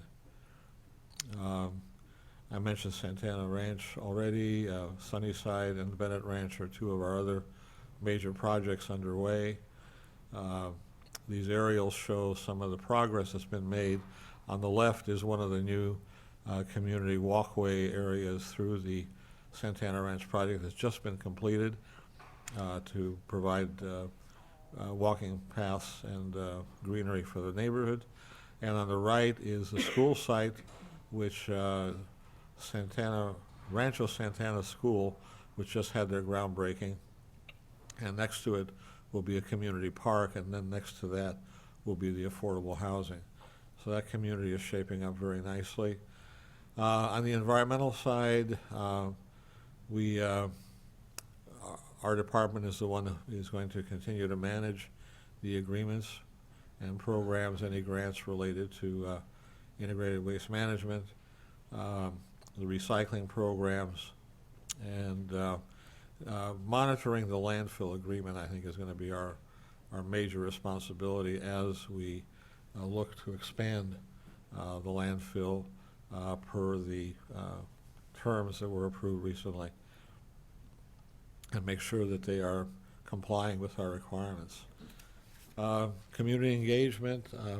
Gary Lepori was here earlier. I know he's probably going to come back in a few minutes, but we have appointed Gary as the assistant director of the department, and he's been extremely helpful to me in working the community side and looking at our processes in the building and planning department and what we can do to improve, and implementing some of the ideas that come out of, for example, recently we met with a number of the engineering firms that do work with us.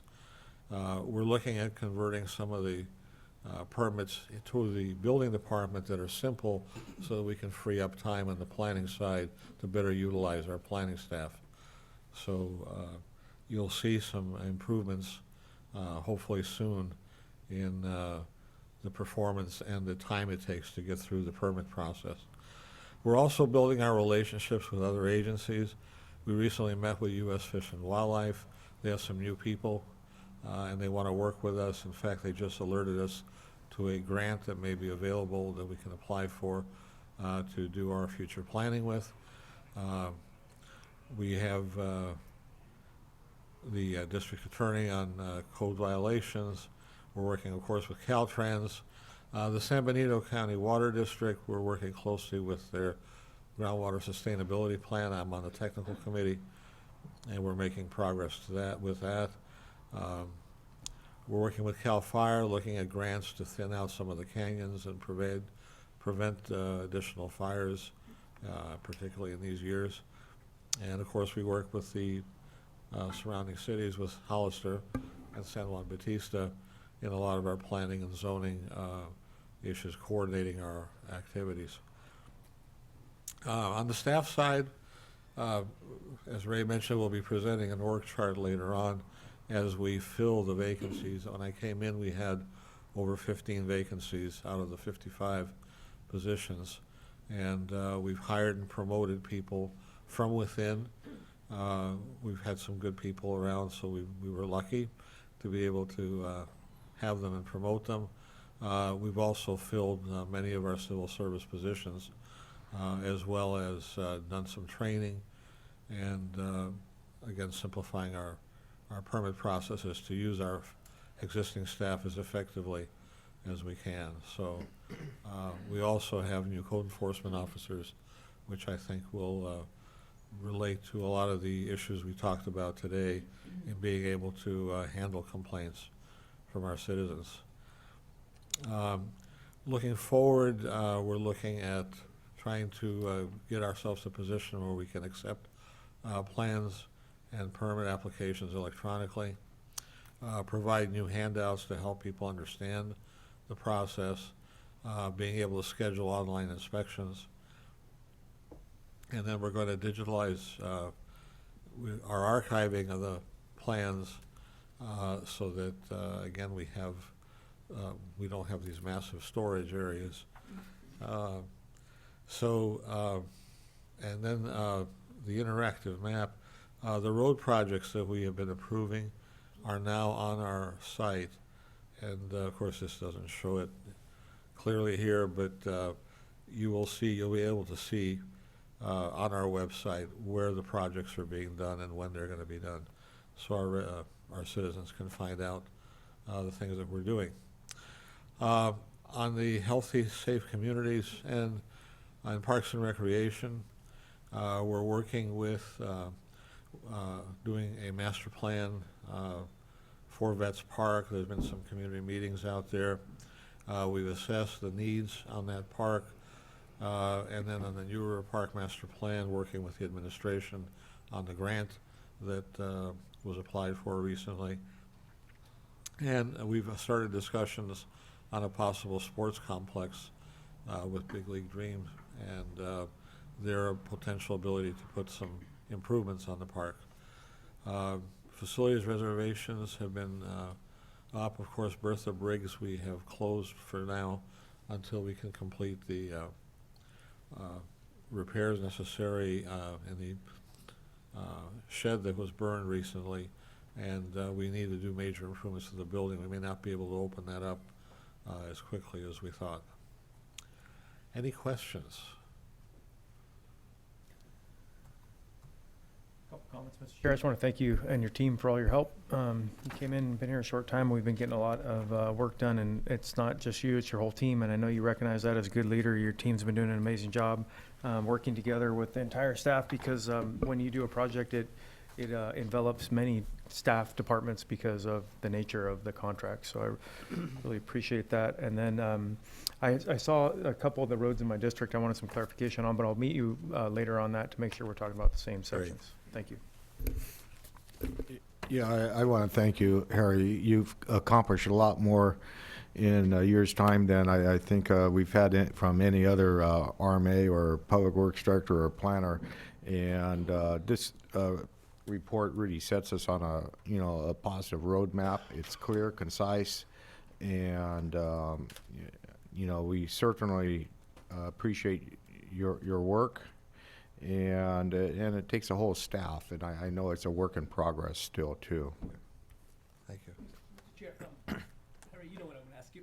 There's no Buena Vista Road or Wright Road on your list? They're happening. If you'll see it on the sites. The Buena Vista Road project and Wright Road are part of our Measure G program, which we're finalizing now. We're going to bring back the engineering contract with Vanner at the next meeting in order to complete the improvements there. And of course, I think I've introduced Gary before. Gary Lepori was our building official, is now our assistant director, and as I said earlier, he's been very helpful in organizing and getting the department in shape. But we'll make, your roads are definitely on there. All right, perfect. Thank you. Thank you, Mr. Chair. Any other comments? Any public comment? We'll bring it back to the board. That was just a presentation, no action required. That brings us to number 36, accept financial report on the year 1819. Yeah, I'd like to go ahead and introduce our budget officer, Stuart Patria. He's going to go ahead and highlight this item for your board.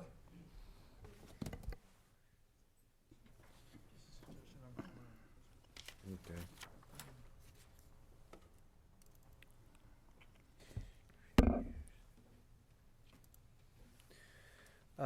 Again, good afternoon now to Chairman and the board. I just wanted to highlight the financial report for year end of 1819.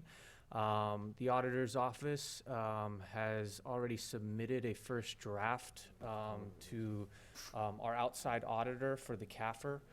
So most of the transactions are now completed. All of the information should be pretty close to what everything will be finalized in the CAFR for our financial reports. But I did want to say that these figures are subject to change due to potential changes with the audit.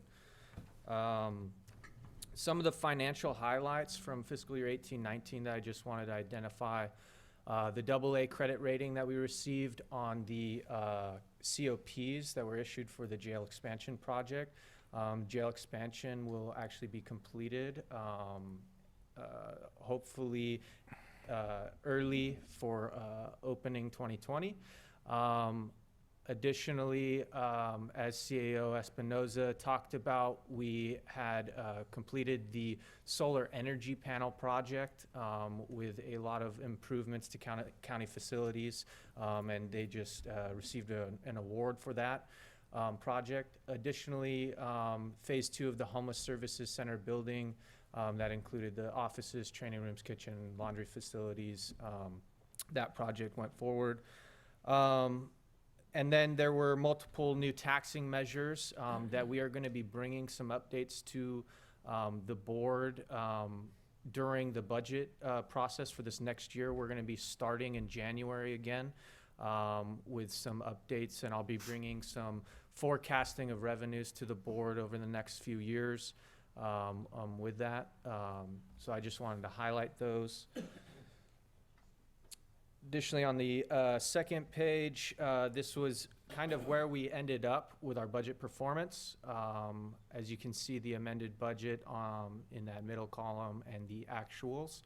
I did want to, there are multiple notes here, but I did just want to identify that we're only at 53% of the total county budget, mainly due to the roads fund, which has historically been budgeted to include a list of total proposed projects. We've actually changed the way that we're doing that for 1920 year and beyond to more identify closely to what our actuals are going to be. So this there should be a big change from 1920. When you see this, it should be more representative of what we're actually trying to accomplish in a budget year. Any questions so far on any of that? Okay. Additionally, on the, I believe, third page, this outlines where we ended up in our general fund. As you can see, the previous 2 years, we actually had a return to fund balance of $1.5 million. This year, we actually had a net decrease to our fund balance of $3.3 million. I wanted to highlight that this was mainly due to some one-time expenditures that we had during the year on capital. One of the big ones was the jail. The board had, in order to finance a lesser amount and to only encumber one property within the county's assets, the board dedicated another $1.5 million towards that project. In a previous year, we had additionally dedicated $400,000. The general fund is out close to $2 million for that project. That is going to be reimbursed, and I'm happy to say that we most likely will be able to reimburse that in the 1920 year. The impact fees have come through really positively, and we have started collecting the impact fees that the city is also actually charging. So we should be able to return that, hopefully all in 1920, but if not, all will be returned in 2021. Additionally, we had some other one-time unexpected expenditures. The South Side Road landslide cost quite a bit of money, over $1 million. I just wanted to highlight that. That was another one-time expenditure that was kind of unforeseen. And I just wanted to highlight that net change in fund balance. But overall, when we went to Standard & Poor's, we still have a very healthy fund balance, just in general. It's about 60% of the fund balance as a percentage of our general fund expenditures. So I did want to highlight that the total balance is a healthy balance. They determine that a good balance is 15%, and you get the most points in their credit score at 15%, so we're way above that, and I just want to make sure that that's highlighted. Are there any questions on that from the board? The next page highlights our general tax revenues over a 3-year trend to this year. We are down, but mainly that's because of a $2.5 million deposit from a development agreement for the solar project, as the board knows.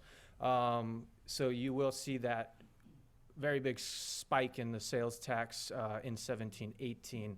And so now in 1920 and 2021, we should be back to around the 2 million to 2.1 million mark that we generally see in our sales taxes collected for the county.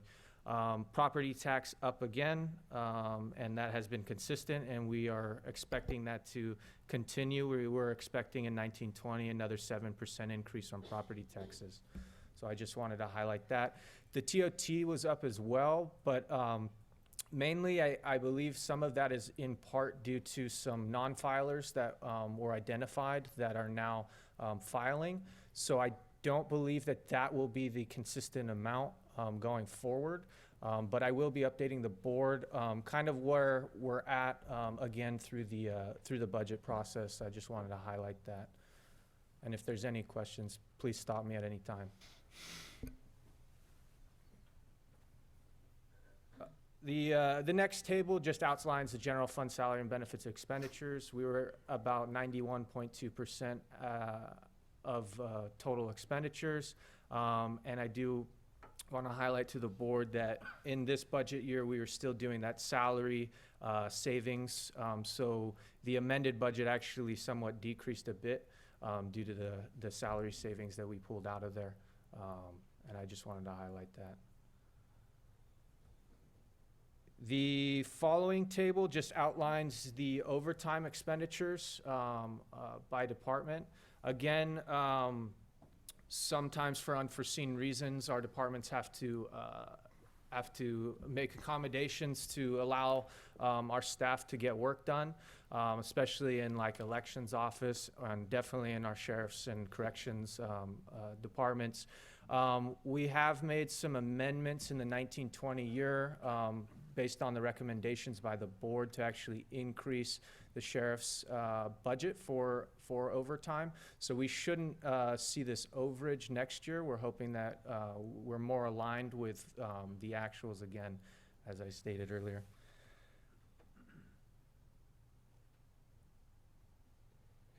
The following table just outlines all funds and where they were at. Again, these are all of our special funds outside of the general fund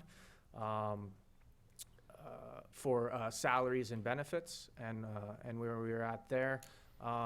Again, we had a lot of vacancies in like the road fund, and I'll be outlining where we're at with our vacancy rate as of June 30th later in the report. I just wanted to highlight that. The vacancy rate is on that next table. Again, we were sitting about 20% of total positions, which is fairly high. Our staff is trying to mitigate some of that efforts with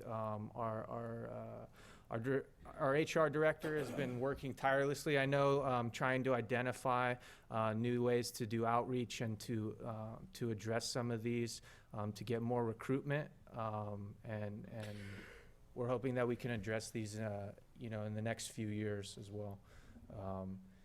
This isn't necessarily the most favorable job market either, though, for employers. It's more of an employee's job market. I just wanted to highlight that. Unemployment rates are down, and they're very low right now. And there's not a lot of help there for employers, just in a general sense. And it's seen through both the private and government sectors, but it always hurts more with the government sector when the employment rates are low and private companies are paying top dollar. So, Mr. Chair, if I may, we just went to CSAC, and this is an item that all counties are faced with right now. All counties are faced with being able to hire. I mean, there's Alameda County. I was talking to the CAO, and they had a very prominent job, and I think they only received 3 applications for that job, and normally they receive hundreds of applications. So we're not the only county that's confronted with this issue. So make sure the board knew that. and the last slide just highlights the general fund contingencies and what it was expended on. And there was no update from the third quarter report. And I think the second quarter report already had all of these items in. There were nothing in that second half of the year that was additionally added to use from the general fund contingency. But within this budget year, we're back up. We have $1 million to work with, or what? Yes. So your board did authorize another $1 million for the general fund contingency.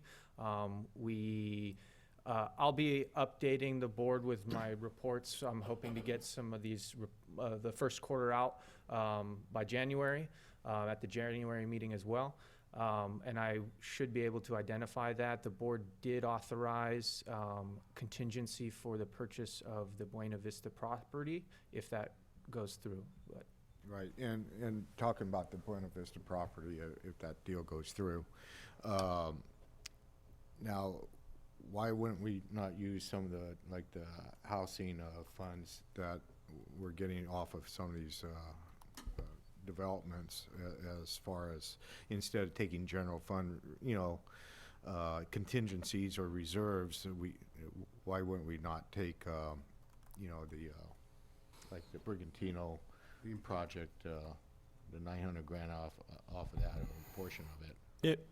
At this point, I know that there was discussion of using it for affordable housing.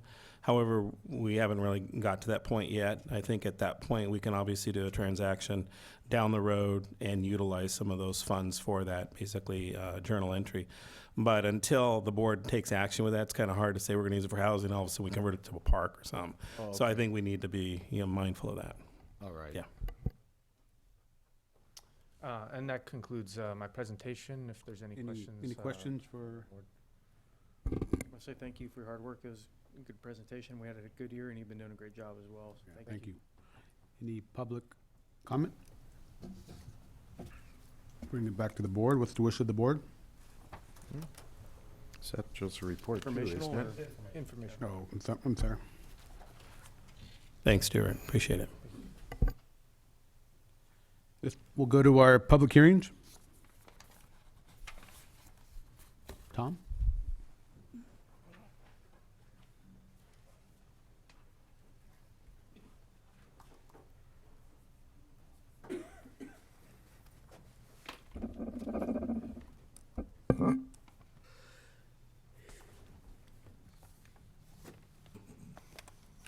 I have some material to give to the clerk. This is on the Gonzalez cancellation.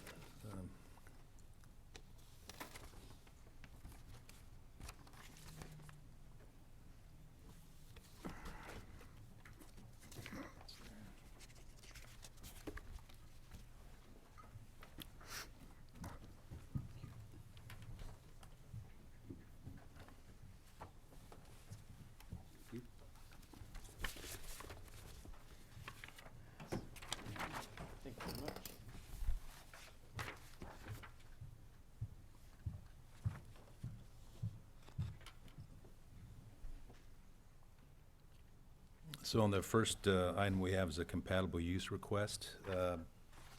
This is for Doodlebug Ranches, DBA Piscinas Ranch. So this preserve consists of 7,200 acres. Contract number is 0103. It's a cattle ranch row crop operation, 14 miles south of Hollister. The applicant is requesting to construct a 5,000 square foot kitchen and dining hall at the event center. Under a county ordinance, event centers are listed as a compatible use, which was previously approved for Piscinas Ranch. There's also the following use is also deemed compatible. Any other similar compatible use as determined by the board upon a finding that the proposed use is incidental and not detrimental to ag use. There's 3 principles of compatibility in your staff report. It meets all those 3 principles. In this situation, the proposed structure will be at the event center itself, which was previously approved as compatible use, and will take up to 5,000 square feet. The proposed use is incidental and not detrimental to ag use, and your advisory committee recommended approval of this compatible use. Any questions? I attended the committee meeting, and it was unanimous vote there to recommend to come to the Board of Supervisors, and I appreciate the thorough work you guys did, and I definitely support this. It's going to be economic development, number one. Number two, I've been out to the site and took a look at it, and it's definitely compatible with the existing event center that they have, and it actually supports that existing event center. Thank you. Any further questions? Any public comment? I do. Valerie Gagler? She left.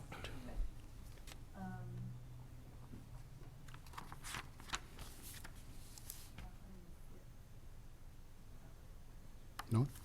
Bring, Motion on this item? yes. I move to accept the staff recommendation. Your speaker. Sorry, I move to accept the staff recommendation and approve the application as stated. Is there a second? Second. All in favor? Aye. Aye. 5-0, it passes. Thank you. Okay, the next compatible use is Doodlebug Ranches again, Piscinas Ranch. This time the request is for installation of a 500 square foot farm stand to sell meats and produce. Again, the same principles of compatibility, the same county ordinance regarding categories of compatibility. It's 500 square feet. It's in front of the property. It's nominal compared to the ranch size of 7,200 acres. And your committee recommended approval of this compatible use. Any questions? Public comment? Any questions from us first? Any public comment? Back to the board. Mr. Chair, I move that we adopt and accept this application for the farm stand usage and find it compatible. Thank you. Second. All in favor? Aye. Aye. 5-0, passes. Before we go much further, are we supposed to, we're returning this to a future meeting? Is that part of Well, the motion? there's or- actually motions written in your Yeah, that's packet right. if you That's want to what it- go that route, but I know to bring it back, so. Okay, good. As long as you know. If you need me to read the formal motion, I'd be happy to do that. I didn't see it in the staff recommendations. Are they in each item? I'll leave that up to county It's on council. page 1561. Do we When need? you were saying per staff recommendation, I was taking it as Yeah, we should be okay referencing then. the That works. motions that were Yeah. set forth on 1561 and 1562. Yep. Thank you. And that includes the last one as well. So we could take the shortcut. Yeah. All right. Thanks. Okay, the next one, the compatible use is for Manning. This preserve is 545 acres in San Juan Bautista, contract number is 7319. The land is used for cattle grazing. Applicant is requesting to operate a soil mixing, blending, and recycling base rock facility. So the operation will consist of importing soils, compost, broken concrete, and amendments, and running through a portable screen with other materials to create different finished products such as topsoil, plant mix, and recycled base rock. The acres required for this compatible use is 8.75 acres. It should be noted that the owner received a compatible use for approval for reactivating a old quarry on 25 acres in 2016. So in this situation, the facility will utilize 8.75 acres which represents 1.6 of the entire acreage under contract. Any questions on this application? Any public comment?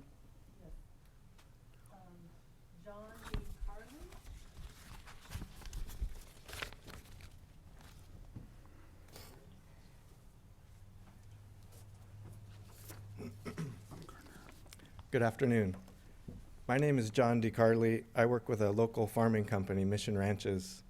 We have been farming in the San Juan Bautista area for over 20 years. We currently farm on 12 ranches in San Juan Bautista, which make up over 1,675 acres of fresh produce farm ground. Our customers or shippers require that when farming, we keep certain distances or buffers from high-risk areas such as concentrated animal feeding operations or feedlots, and compost facilities. A compost facility is defined as a facility that produces compost, as well as one that further processes or mixes compost with other materials such as soil and rocks. Today, the distance we must keep between our crop fields and a compost facility that uses animal byproducts such as manure is 1 mile. Today, the distance we must keep from a compost facility that does not use animal byproducts such as manure is 1,200 feet. If any type of compost facility moves in near our farming fields, we will be forced to abide by the rules of our customers. For compost that contains yard waste with no animal manure, we must stay 1,200 feet away. This buffer would knock out portions of 2 of our ranches. It's worth mentioning that oftentimes dog feces makes its way in yard waste bins and therefore in yard waste compost. If a compost facility decides to start using compost that contains any type of animal byproduct, such as manure, we would be forced to make a buffer area of 1 mile from a compost facility. This would affect 9 out of 12 of our ranches, or about 680 acres. This is over 40% of our San Juan Bautista farmland that we would not be able to produce fresh leafy green vegetables, and it would likely remain fallow. It would also affect about 75 acres of one of our farming neighbors. At any time, our customers can make the rules more strict as far as the distance we must keep from high-risk areas while producing their vegetables. This can happen due to more science and research coming out because an outreach is tied to compost or just because. It is possible that the buffer from any compost facility could increase to 1 mile, which, as I mentioned before, would affect about 680 acres of our farmland.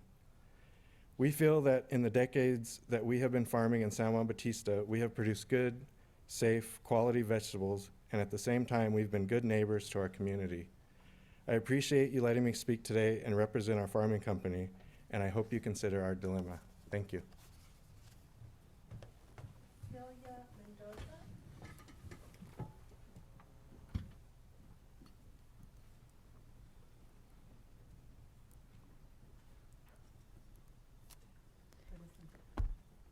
Good afternoon. I'm Cecilia Mendoza. I'm also with Mission Ranches. I'm the Director of Food Safety and Compliance. And we are concerned with the potential compost operation for the reasons that John shared with us, and also because of our customers and the Leafy Greens Marketing Agreement, or the LGMA, which puts different requirements on us. We must abide by the strict buffers that our customers put upon us. As John mentioned, customers currently would require us to have a 1,200-foot buffer for non-compost operations, for compost operations that have non-animal byproducts. So this would take out a couple of our ranches, or a portion of them. We also are concerned with processing if they decide to add manure products. If this happens, we would have to increase it to 1 mile or 680 acres, which we wouldn't be able to farm. A local operation off of Highway 25 started as a yard waste operation in 1997, and 4 years later, they added food waste, and they also became larger. So we're concerned that this operation could expand into other areas as well. Every time that a food outbreak is tied to fresh produce, customers and the LGMA could increase buffers based on their findings from these outbreaks. This could mean that a buffer could increase at a later date. Compost operations attract birds to the site and surroundings. There will also be a strong odor in the area, as well as dust from the turning of the product. During storms, we could have runoff from the operation that could end up in our ranches. The area will see an increase in traffic due to trucks coming in and out of the operation. Thank you for allowing me to speak.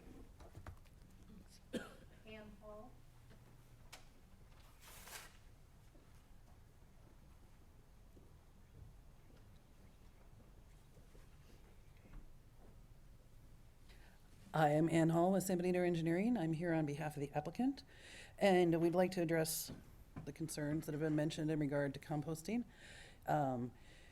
As this was explained to the LCA committee, this is not a composting operation. This is an operation that would take a variety of materials, one of which is compost, that has been composted at a separate compost facility, and mix it to form. Specifically, the compost would be used in biosoil medium, which is used on a number of construction sites now because of the current stormwater requirements. So biosoil medium is a mix of sand and compost, and it's used where they want to store stormwater. So this is something that many people need to buy today, but it's made from a finished compost. They're not actively composting on this site. They would bring it in. I've had a couple conversations with Mission Ranch representatives. We can get a certificate from the composting operation saying that where it came from, that it is yard waste, that it's been tested for pathogens, and we can provide that for those times that compost is brought into the site. Compost is only one portion of this. We could also do recycled base rock. It's really just an area where they're bringing in components, sifting them, mixing them together to a specific formula, and then taking it off to provide to the supplier, like a landscape supply place or someone like Chapin sells at the landscape supply on your way out of town. So I do understand their concern, but this is not an active composting operation. And again, we can supply that information that was requested, and the LCA committee felt that was sufficient and recommended this for approval to you. Along those lines, this is going on a property that has Williamson Act permission to run a cattle operation. This has an active cattle operation on the property. So to me, there's active cattle going on the property. If the concern is E. coli or some of the other things going on there, we have no control over the cattle. The cattle are already there, and that's an ongoing use allowed under the current Williamson Act. This would be on 8 acres. It would be about 900 feet from the property, but we feel this is not going to increase any exposure. We've done everything we can to show that we're providing certificates that say that, and we feel this would be something that can be done on this property without affecting their operation. Do you have any questions for me? Mr. Chairman, just point of clarification. So the compost that's coming in has already been composted and it's a mixing operation. That's what I understood this to be. Yes, correct. So it's not bringing in raw product like Z-Best. No, this is definitely not a composting operation, but Okay, they and would that's the way I understood it. purchase too. and bring in finished compost as one of their components that they could be mixing. All right, thanks. And I attended the LCA, and I didn't hear a conversation about LGMA borders and setbacks. That wasn't discussed up here, so I don't know if I missed it or I walked out of the room. I'm looking at my staff, and I don't think we discussed, this never came up. Mission Ranch had somebody at the meeting, and they did ask if it was an active composting operation Yeah. at the meeting, and so that topic did come up. They didn't bring up the setbacks. Yeah. But they did ask if it was active composting, which we said no. And I think at the time that was sufficient for the representative that was there. I've since then had conversations with someone else from Mitch's Ranches who brought up the comments about the distances and asked if we could provide certification, if we could provide pathogen testing, which the owner has agreed to do, and we are able to do. So, but those were not at the meeting, those were subsequent to the meeting. A question maybe for you or potentially staff, since you're representing the applicant, is we need to make sure that if we do approve this, that happens and this doesn't turn into Z-Best and turn into a composting facility. And how do we do that? Do we do that through a development agreement? Because Well, I'm not this is the comfortable first step. going They- the way it's going right now. Once they get LCA permission to do this, their next step is to apply for a use permit through the county. But they cannot apply until they get a compatible use designation through the LCA committee.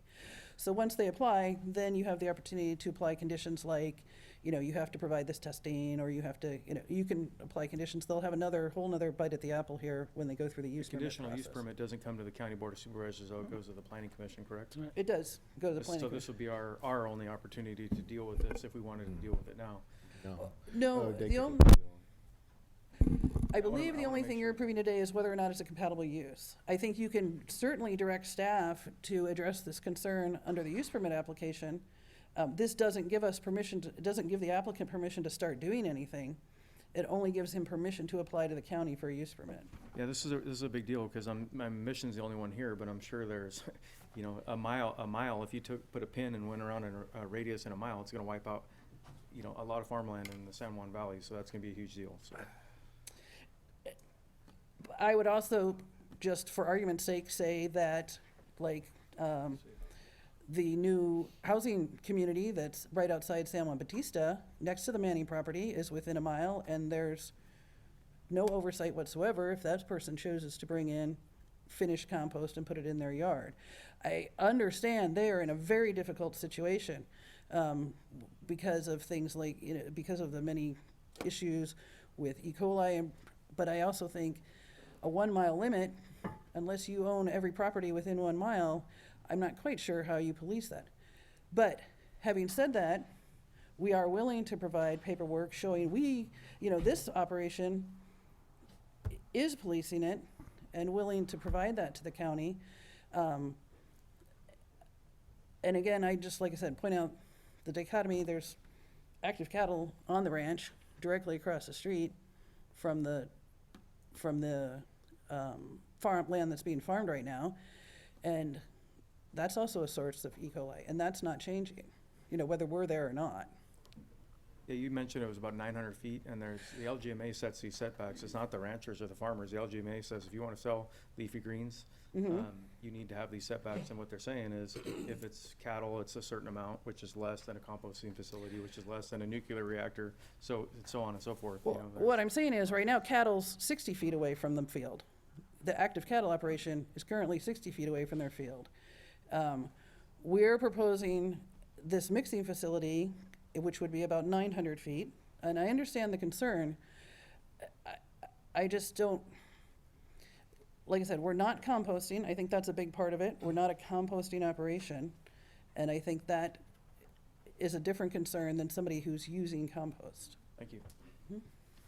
Mr. Chair, and actually, I got a question.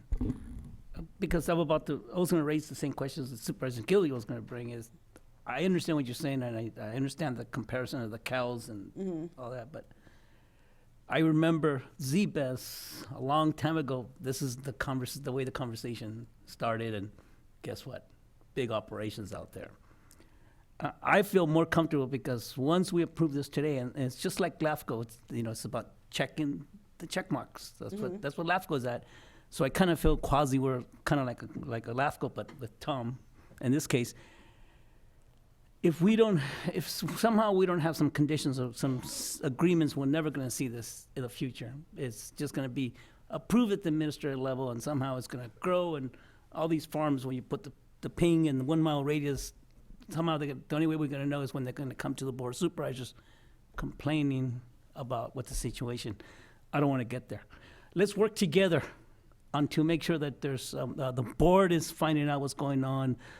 Those businesses within that mile radius knows what's going on. I understand. You can look at the cows. You can make all the arguments, but we live in a different society. We function in a different society, and that society is when we have hundreds of people that work out there and they're about to lose their jobs because they're about to be relocated. I don't want to get to that point. Then do you want to condition this approval? I'm just not sure how do you want to make a use permit? That's go something to that the we need to board? discuss with Tom, and where's Harry? Is Harry around here that we need to somehow, something that we feel comfortable supporting this? Tom, we need your help on this one. And Harry? Thank you, Mr. Chair, board members. Daryl Boyd, RMA planner. Two thoughts come to mind. One is that when the use permit application's filed, a standard part of our process is to make referrals to other departments and agencies, and one of those would be the assessor's office. And so what would happen in this particular case, when the use permit application is referred to Tom, Tom can send a comment back to the planning department saying, reminding us of this particular issue, so that the issue doesn't get lost. Planning staff can then incorporate appropriate conditions into the draft permit that would go to the planning commission. I mean, that would be one thing, is that this use permit should not be done administratively at Harry's level, but should go to a public hearing in front of the planning commission. And then from the planning commission, there's the appeal process, where if it's not satisfactorily resolved at planning commission, the board then could get it on appeal. Stop there, right there. I like that one word. You have teeth in it, where we can't lose it, because the first one you just said is, Tom might not be around, we're not going to be around when something happens. Yeah, and we're aware of it too. Yeah. And that's what I'm worried about. I'm worried about, we're going to make a decision now, 15, 20 years from now, someone's going to say, wow, those people, what were they thinking? So I want to make sure we do have teeth in it, where it does come back to us, and it's conditioned based upon the usage. And I think, would This is everybody this is agree? important enough to me, LCA is new for me, so I'll have to ask legal questions on this one. Can we request that, number one, there must be a conditional use permit, not may, could, may, if, there must be, number one. And number two, that conditional use permit actually has to go through the planning commission, then back to the board of supervisors for final ratification. So we actually have the final say on that. Is that legal, and can we do that? That's question one. And then question two, if we can't do that, can we make sure that the notice radius for the conditional use permit is more than 300 feet? Because you may not have an actual address within 300 feet, make it 1,500 feet from the surrounding property, so all the property owners are sure to get notice. And I would like to understand the answer to those two questions before I vote on this. Okay. Yes, the board can direct notice be given more than 300 feet. All you have to do is ask the RMA department to provide greater notice, and that notice will happen. I think that my preference for the other process, which would be altering the county code by imposing a policy that's contrary to kind of the policies that's set forth. If the board would be interested, perhaps this could be continued, and we could condition this approval in a way that would accomplish the same things. For example, you could have a condition that no operations will be allowed which cause greater setbacks or reduction of agricultural and neighboring, and these are just brainstorming because I'd have to talk with staff to see whether that'd be acceptable, that would cause restrictions in agriculture on neighboring properties without the Board of Supervisors approval, and that would trigger it to come back to you if that would actually happen. At some point, we'd have to work with everybody to make sure that there was something, and I'll defer to Tom on that. Well, Tom, as much as I hate to do this, I'm in favor of continuing this, if that is possible. Well, everything you do today, we have to bring back again to you in resolution written format, with the county council's help. So we could put some of this language in there in the resolution. It'd be written. When they file for a use permit, I will get the stuff from building and planning, and I will comment on it, and I will have a copy of the resolution along back with my comments. And it'll be in written format, and everything that you want to do today could be put in that resolution. Your committee heard this and they approved this. However, if you want to go this extra mile, you could put this in the resolution. We could craft it, and I'd bring it back just with all these other items. I'd feel comfortable with it in the resolution. Yes. Peter? I agree. Amy? Yes.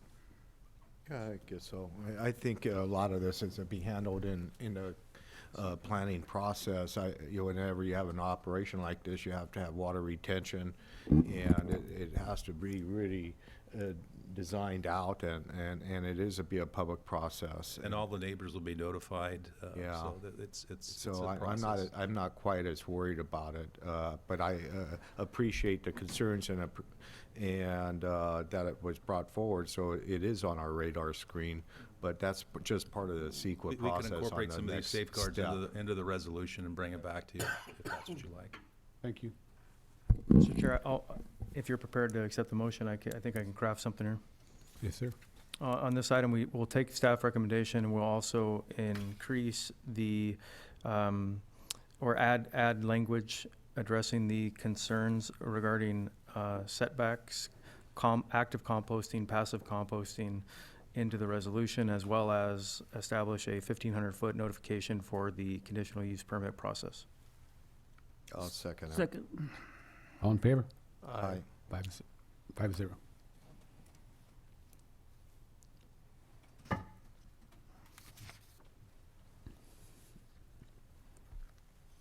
Okay. Baumgartner. Now we'll move on to division requests. This is Baumgartner's Cattle Ranch. It's 1,061 acres. Contract number is 8616, along with 482 acres. Contract number 8023. Ranch is 44 miles south of Hollister on Old Hernandez Road. The request is to divide and reallocate the ranch into two new preserves of 1,056 acres and 487 acres. So the 1,061 would go down to 1,056, and the 482 would go to 487. So they're basically moving 5 acres. It does meet all our requirements, and your committee recommended approval. Any public comment? Bring it back to the board. What's the wish of the board? Move that we take staff recommendation. There's a second? Second. All in favor? Aye. 5-0. Okay, the next one is Tobias. Again, this is another division request. It is 6,459 acres. Contract number is 6821. Cattle Ranch is 23 miles southeast of Hollister and Santa Anita Road. The request is to divide the preserve into 3 new preserves of 500 acres, 119 acres, and 5,840 acres. It does meet all the requirements of income and acres requirements, and your committee recommended approval of this division request. Public comment? What's the wish of the board? Move to adopt staff recommendation on this item. Second, Mr. Chair. All in favor? Aye. Aye. 5-0. The next division request is Taylor. This preserve is 825 acres, contract number 7176. Cattle Ranch, it's 34 miles southeast of Hollister on Airline Highway and Old Hernandez Road at the San Benito Lateral. The request is to divide the preserve into 2 new preserves of 435 acres and 390 acres. It does meet all our income and acres requirements, and your committee recommended approval. Public comment? Back to the board. I move to accept a staff recommendation and adopt this. Second. All in favor? Aye. 5-0. Okay, the last item is a cancellation request. It's Gonzalez. The preserve is 11.1 acres, contract number 7338. It's row crop land on Buena Vista Road. It's about a half mile past Calavera School, next to Marabella subdivision, currently under development. The request is to cancel the remainder of the LCA contract and exit the Williamson Act. In your packet, as stated in the cancellation application, the city of Hollister had protested the execution of the contract in '73, and there was a little bit of a mishap then. The laws changed and typically would go from the city to the board, and at that time it was supposed to go from the city to LAFCO, and they left out that step. So by leaving out that step, the applicant had to go through the cancellation process. Originally, if it would have gone correctly, we wouldn't be here. As soon as the property was annexed, it would come out of the Williamson Act. So because of this, it has to meet certain criteria. And in your application, under Exhibit H, pursuant to 51-282A, the Board of Supervisors may grant tentative approval for cancellation of a contract if it makes one of the following findings. One, that the cancellation is consistent with the purposes of the chapter, or two, that the cancellation is in the public's interest as stated in the cancellation application. The County Board of Supervisors is capable of making the finding under either one or two. The applicant has also filed a notice of non-renewal on this piece of property. Also, that we're required to also figure out a cancellation fee, and it's based on the unrestricted fair market value of the property. And at the time, we came up with the valuation, and the applicant brought us some new information, and we went ahead and corrected that cancellation valuation, and I attached a copy, and I think the clerk has presented it to you. So the actual new cancellation valuation is $1.7,335,000, and the fee that's calculated from that is 12.5%. So it's $216,875 that the applicant will need to pay to come out of the Williamson Act.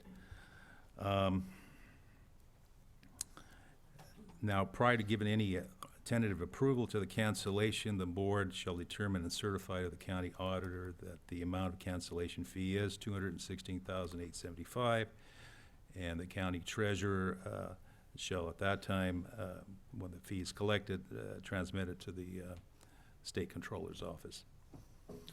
Now, last night, the LAFCO director, Bill Nicholson, sent me a memo at 5 o'clock, and I've also given you a copy of that memo, which he wanted to put on the record. Basically, he's pretty much going over the application, referring to the fact that the property was a neighboring piece next to the Borelli property, which was annexed in. He's also indicating that there was an error in the contract protest filed by the city of Hollister in 1973. And the purpose of the letter is to acknowledge that Mr. Fernando Gonzalez did receive misinformation from the previous county assessor's office that the city's protest had been filed correctly, when in fact it had been filed incorrectly. Goes on further to talk about the code sections and so forth. Talks about Exhibit H, which correctly states that the parcel is within the city's sphere of influence and for residential development. It also talks about the properties contiguous to developed and property across from Buena Vista Road to the south, and has been planned to be compatible with the improvements in the pending Marabella 2 subdivision that's currently being constructed. However, he does mention for future applications, you know, that are not within the city's influence, that they're not contiguous to existing developments, the county should carefully scrutinize the findings under the code section 51-282A1. And he supplied a map showing that there's other properties that in the future that could be developed.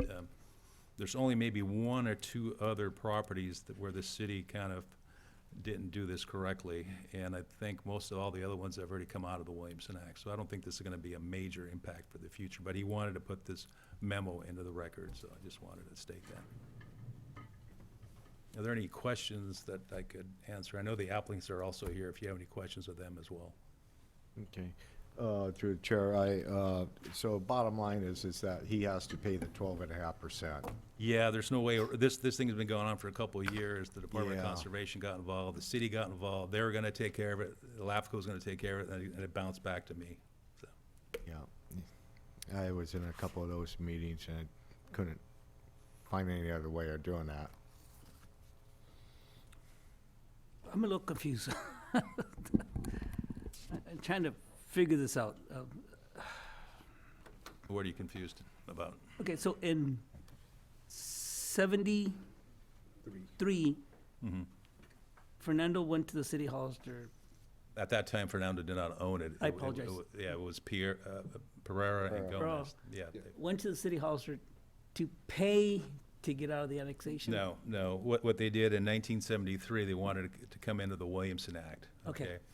And in 1970, at that time, any property that was within 1 mile of the city limits, the city could protest, okay? So And so the city did- protested. They protested, but the law changed, and they were following the old law, okay? So by doing that, they weren't doing it correctly. They needed to go to LAFCO, and they bypassed LAFCO. And because of that technicality, they have to go through the cancellation process. So the new law says you have to go through LAFCO. Pardon? The new law says you gotta go through LAFCO. Yes. But this happened where there was an old law in place. Shouldn't they go through the old law? Well, yeah, they should have been aware of that at that time, and they just, it fell through the cracks, and 2 years later, I think, or 3 years later, they discovered that they were doing it incorrectly. Who's doing that incorrectly? The city? The city of Hollister. City, okay. I'm trying to grasp this. So basically, because they didn't do it correctly, unfortunately, it has to go through this particular process.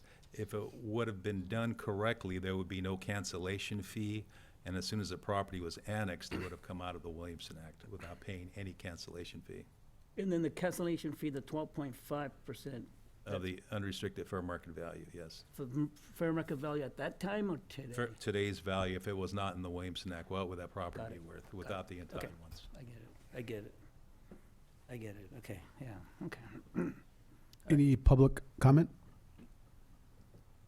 Bring it back to the board. What's the wish of the board? So that one, you may want to read.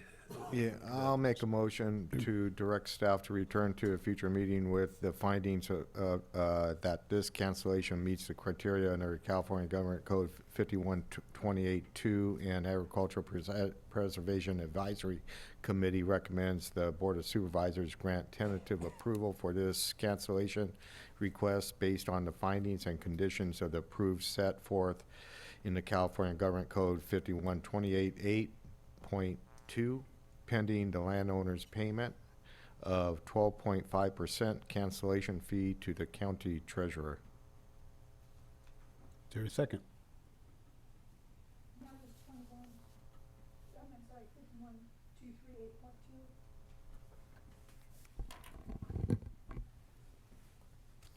Talking about for Gonzalez cancellation.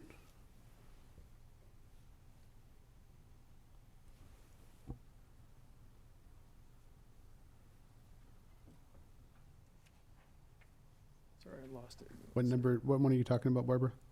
That government code section.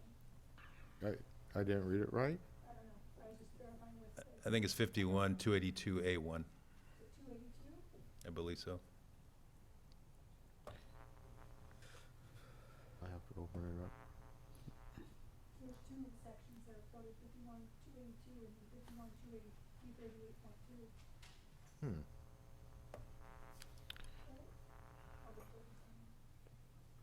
If there's- 5128, 51 to right? 82. I'm looking and at, there's another one? I'm looking at 51 to 82. That's the California Government Code. Okay. Yeah, I read them both. Yeah. If you read them both, it should be fine. Yeah, 50, I'll read it again. It's just right here. I'll make a motion to direct staff to return at a future meeting with the findings of this cancellation meets the criteria of California Government Code 5128-2. And the Agricultural Preservation Advisory Committee recommends the Board of Supervisors grant a tentative approval for this cancellation request based on the findings and conditions of approval set forth in the California Government Code 5123-8.2, pending the landowner's payment of 12.5% cancellation fee to the county treasurer. That's perfect. Second. All in favor? Aye. Aye. 5-0, passes. Thank you very much. Thank you. Now we'll move to our final 2019 item. Number 38, from the Resource Management Agency. Thank you, Mr. Chair. Again, Daryl Boyd, Resource Management Agency Planner, Project Manager on this particular project. We did prepare a brief presentation, but we're available to answer questions if you're not interested.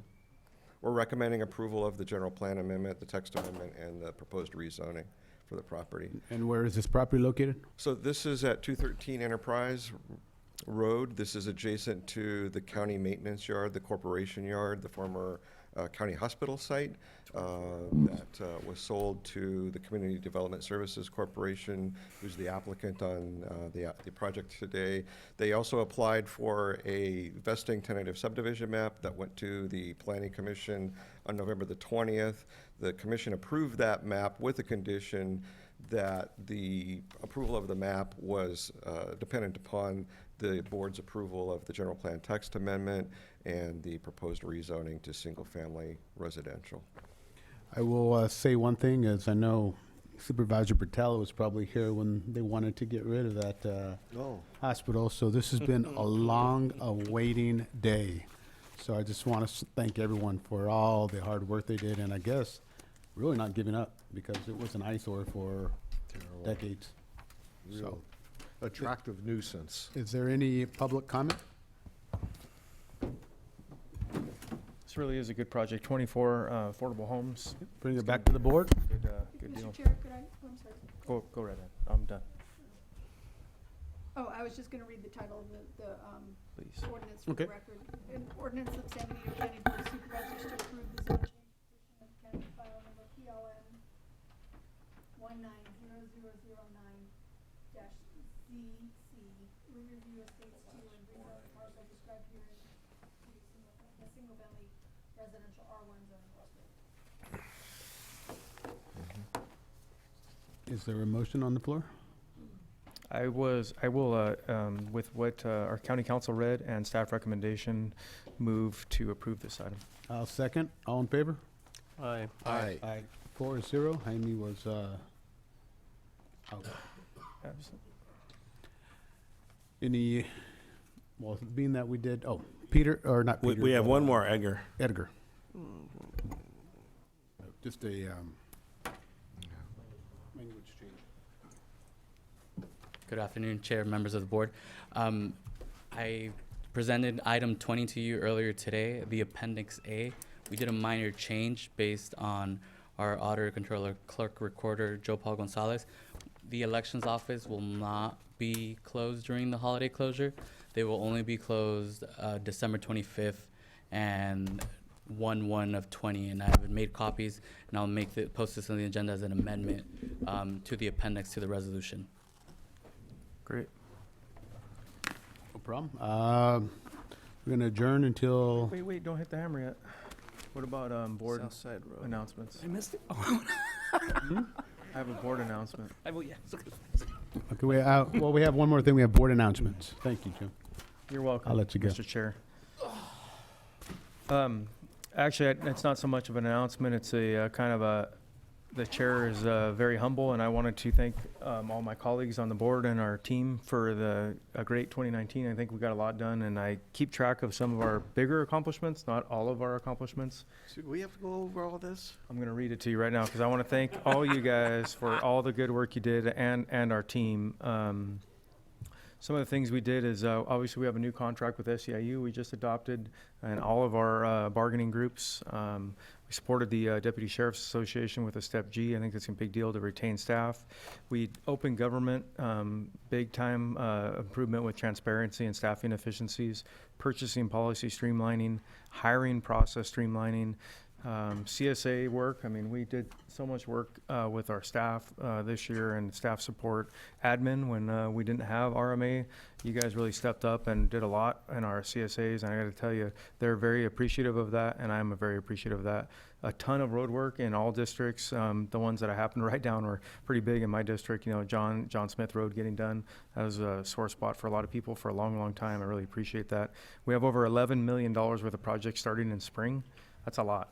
That's probably more than we've done in the last several years combined. Grand jury, we increased the budget back to where it was before 2015 and made some changes there. Went after Airbnb to get the TOT tax. Bridge work, we got 5 amazing bridge projects. We got Hospital Road starting soon. You know, I think that's $60 million worth of total funding that's back on track now.